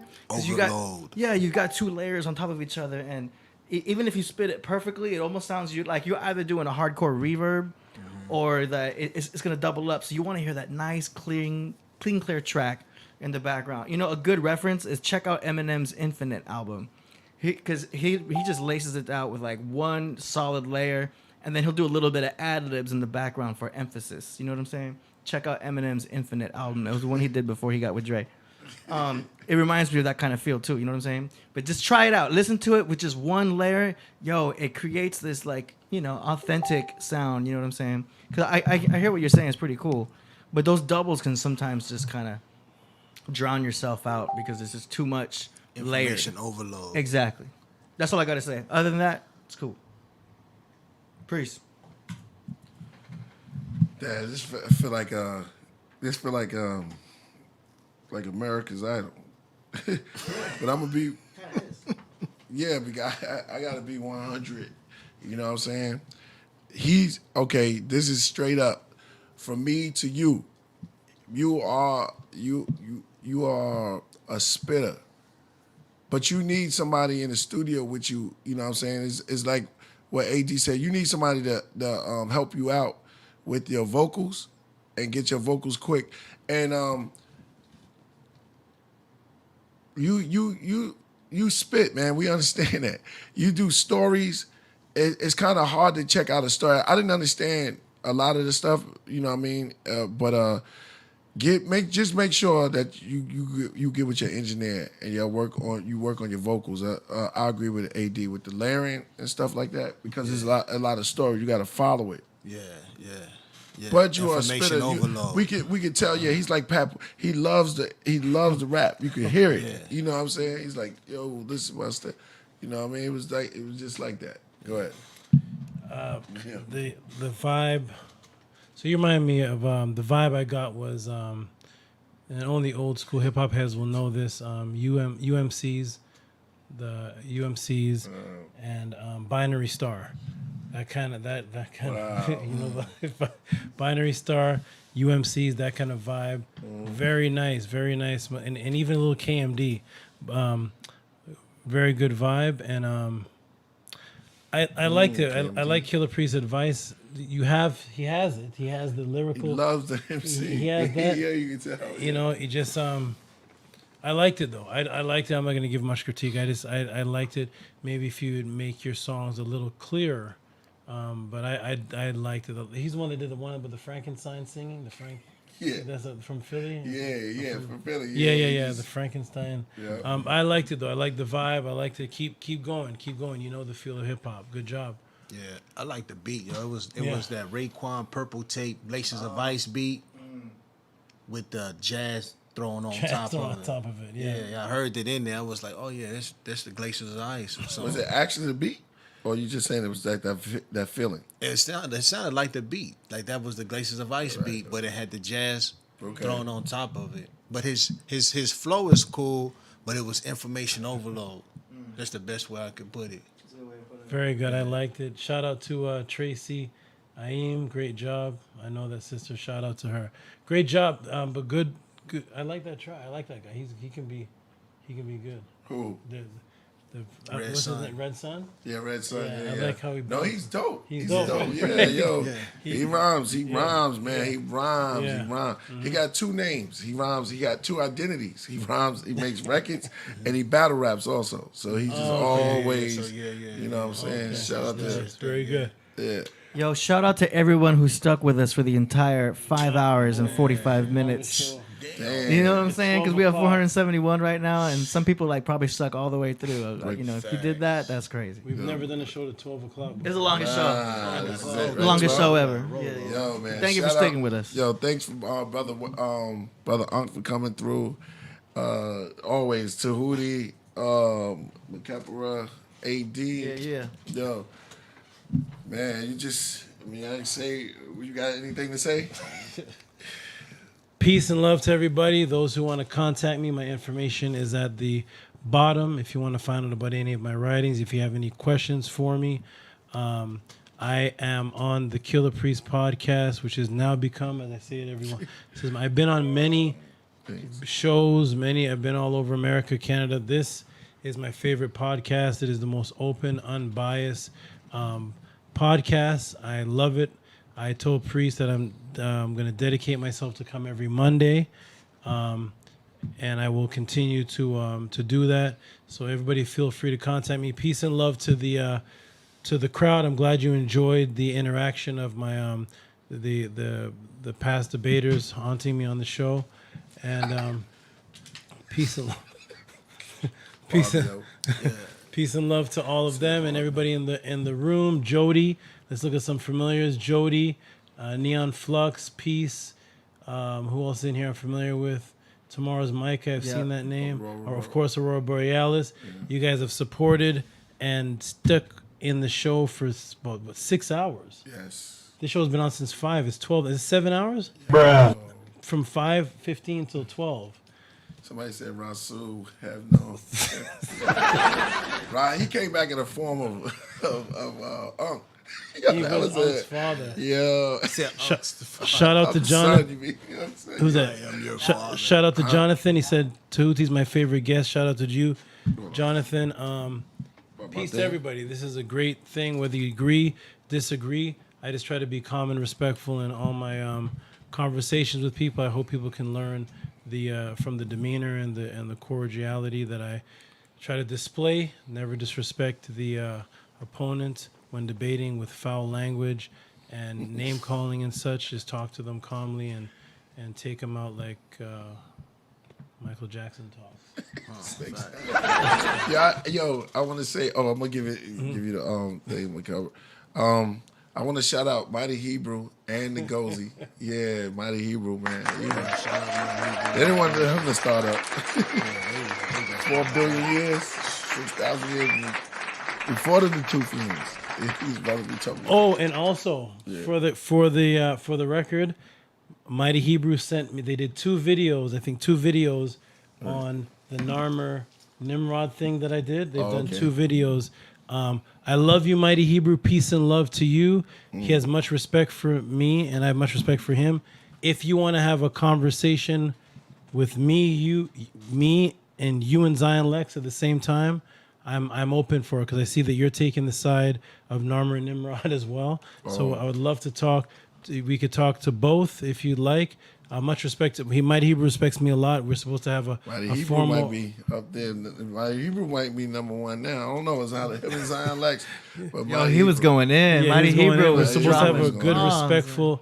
respectful debate coming up sometime soon. How dare you put that there? We'll talk about that. But I did see this. I did see what you sent me, and you are definitely on the side of Zion Lex with the Narmer and Nimrod thing. So maybe all three of us we'll have a talk. Zion Lex still coming?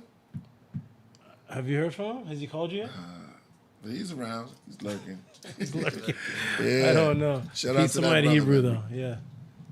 Shout out to everybody, man. Hit me up, man, on Menkepera the Great, on my YouTube page, on my IG, Menkepera. Check me out if you need some jewels. You want to shine like the king, hit me up. You know what I mean? Okay. Straight up and down. Yo. All right. AD landing plane. Yeah. Landing the rocket. Let's go for the rocket. Man, Yeah, we wish I could be at the. We're gonna soon do after hours. You know, after hours be funny, man. I think we just did do after hours.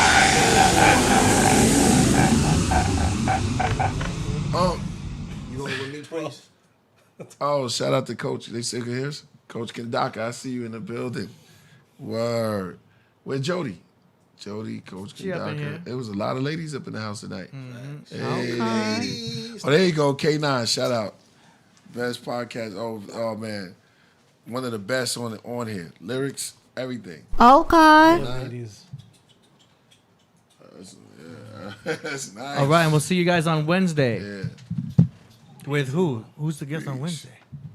I can't remember. Right? We're going to find out. Yeah. All right, we'll see you guys next time. Monday. Oh, Garfield. Oh, what? Garfield's coming, man.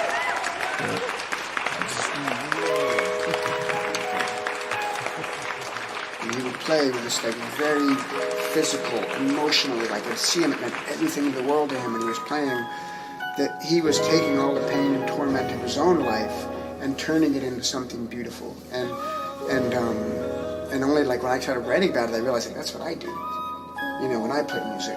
Who got the lighter? And the water, cause I need the smoke. And I'm thirsty as a motherfucker. Your personality creates your personal reality. You're barely using any of your mental capacity. Synaptic connections, visions of the future that is bigger than you is the new way. Networks, jungles of neurons, chemicals, emotions, long-term memory don't feel the same every day. Y'all be in a time warp, robot hell, subconscious and predictable. Repetitions are miserable. Your body's in the past, your thinking in the past, feelings in the past. Cause memories that's in the past. Nothing bigger than trauma happened to me up in the past. Is our 50% of the masses be up in the past? History up in the past, state of being up in the past. The moment you're insecure, it just repeats and then it lasts. You talk about the past to use it to validate your own hell. You wake up, open your eyes, and that's your fate. To truly change is to think much greater than your environment. A vision y'all can't see, taste, or smell, but I align with it. I spy on it, it already occurred. I high-wired it, enlightenment, I acquired it. I'm a hybrid, Goliath with it, but I'm alive. This rhyme, God inspired it. The fire of Leviathan, a giant from Andromeda, and the pathway of the sun to the Tropic of Cancer, through Aries, which is Mount Zion, and Ramadan. Star in the crescent, crystal ball, I'm a legend. Northern hemisphere, travel across and it's setting. Astrological birth charts of the zodiac, archetypes and personalities of the cul-de-sac. Exalt the manner from your ball sack up to your brain. Gotta become whole to no longer be insane.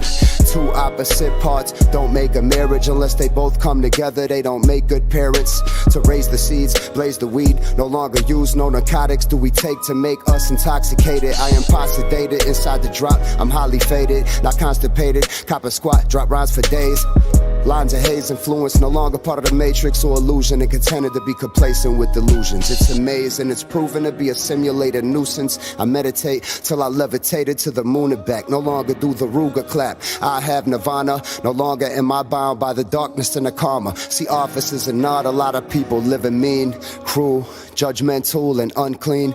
I beam, my glow is like the sun when it gleams, sending unconditional love to everyone on my team. People stunned when they see him, silver grill and earrings. If y'all don't change our ways, then the end is nearing. Unless the old programs start disappearing, another race will go extinct, and there'll be no cheering or healing or healing or healing.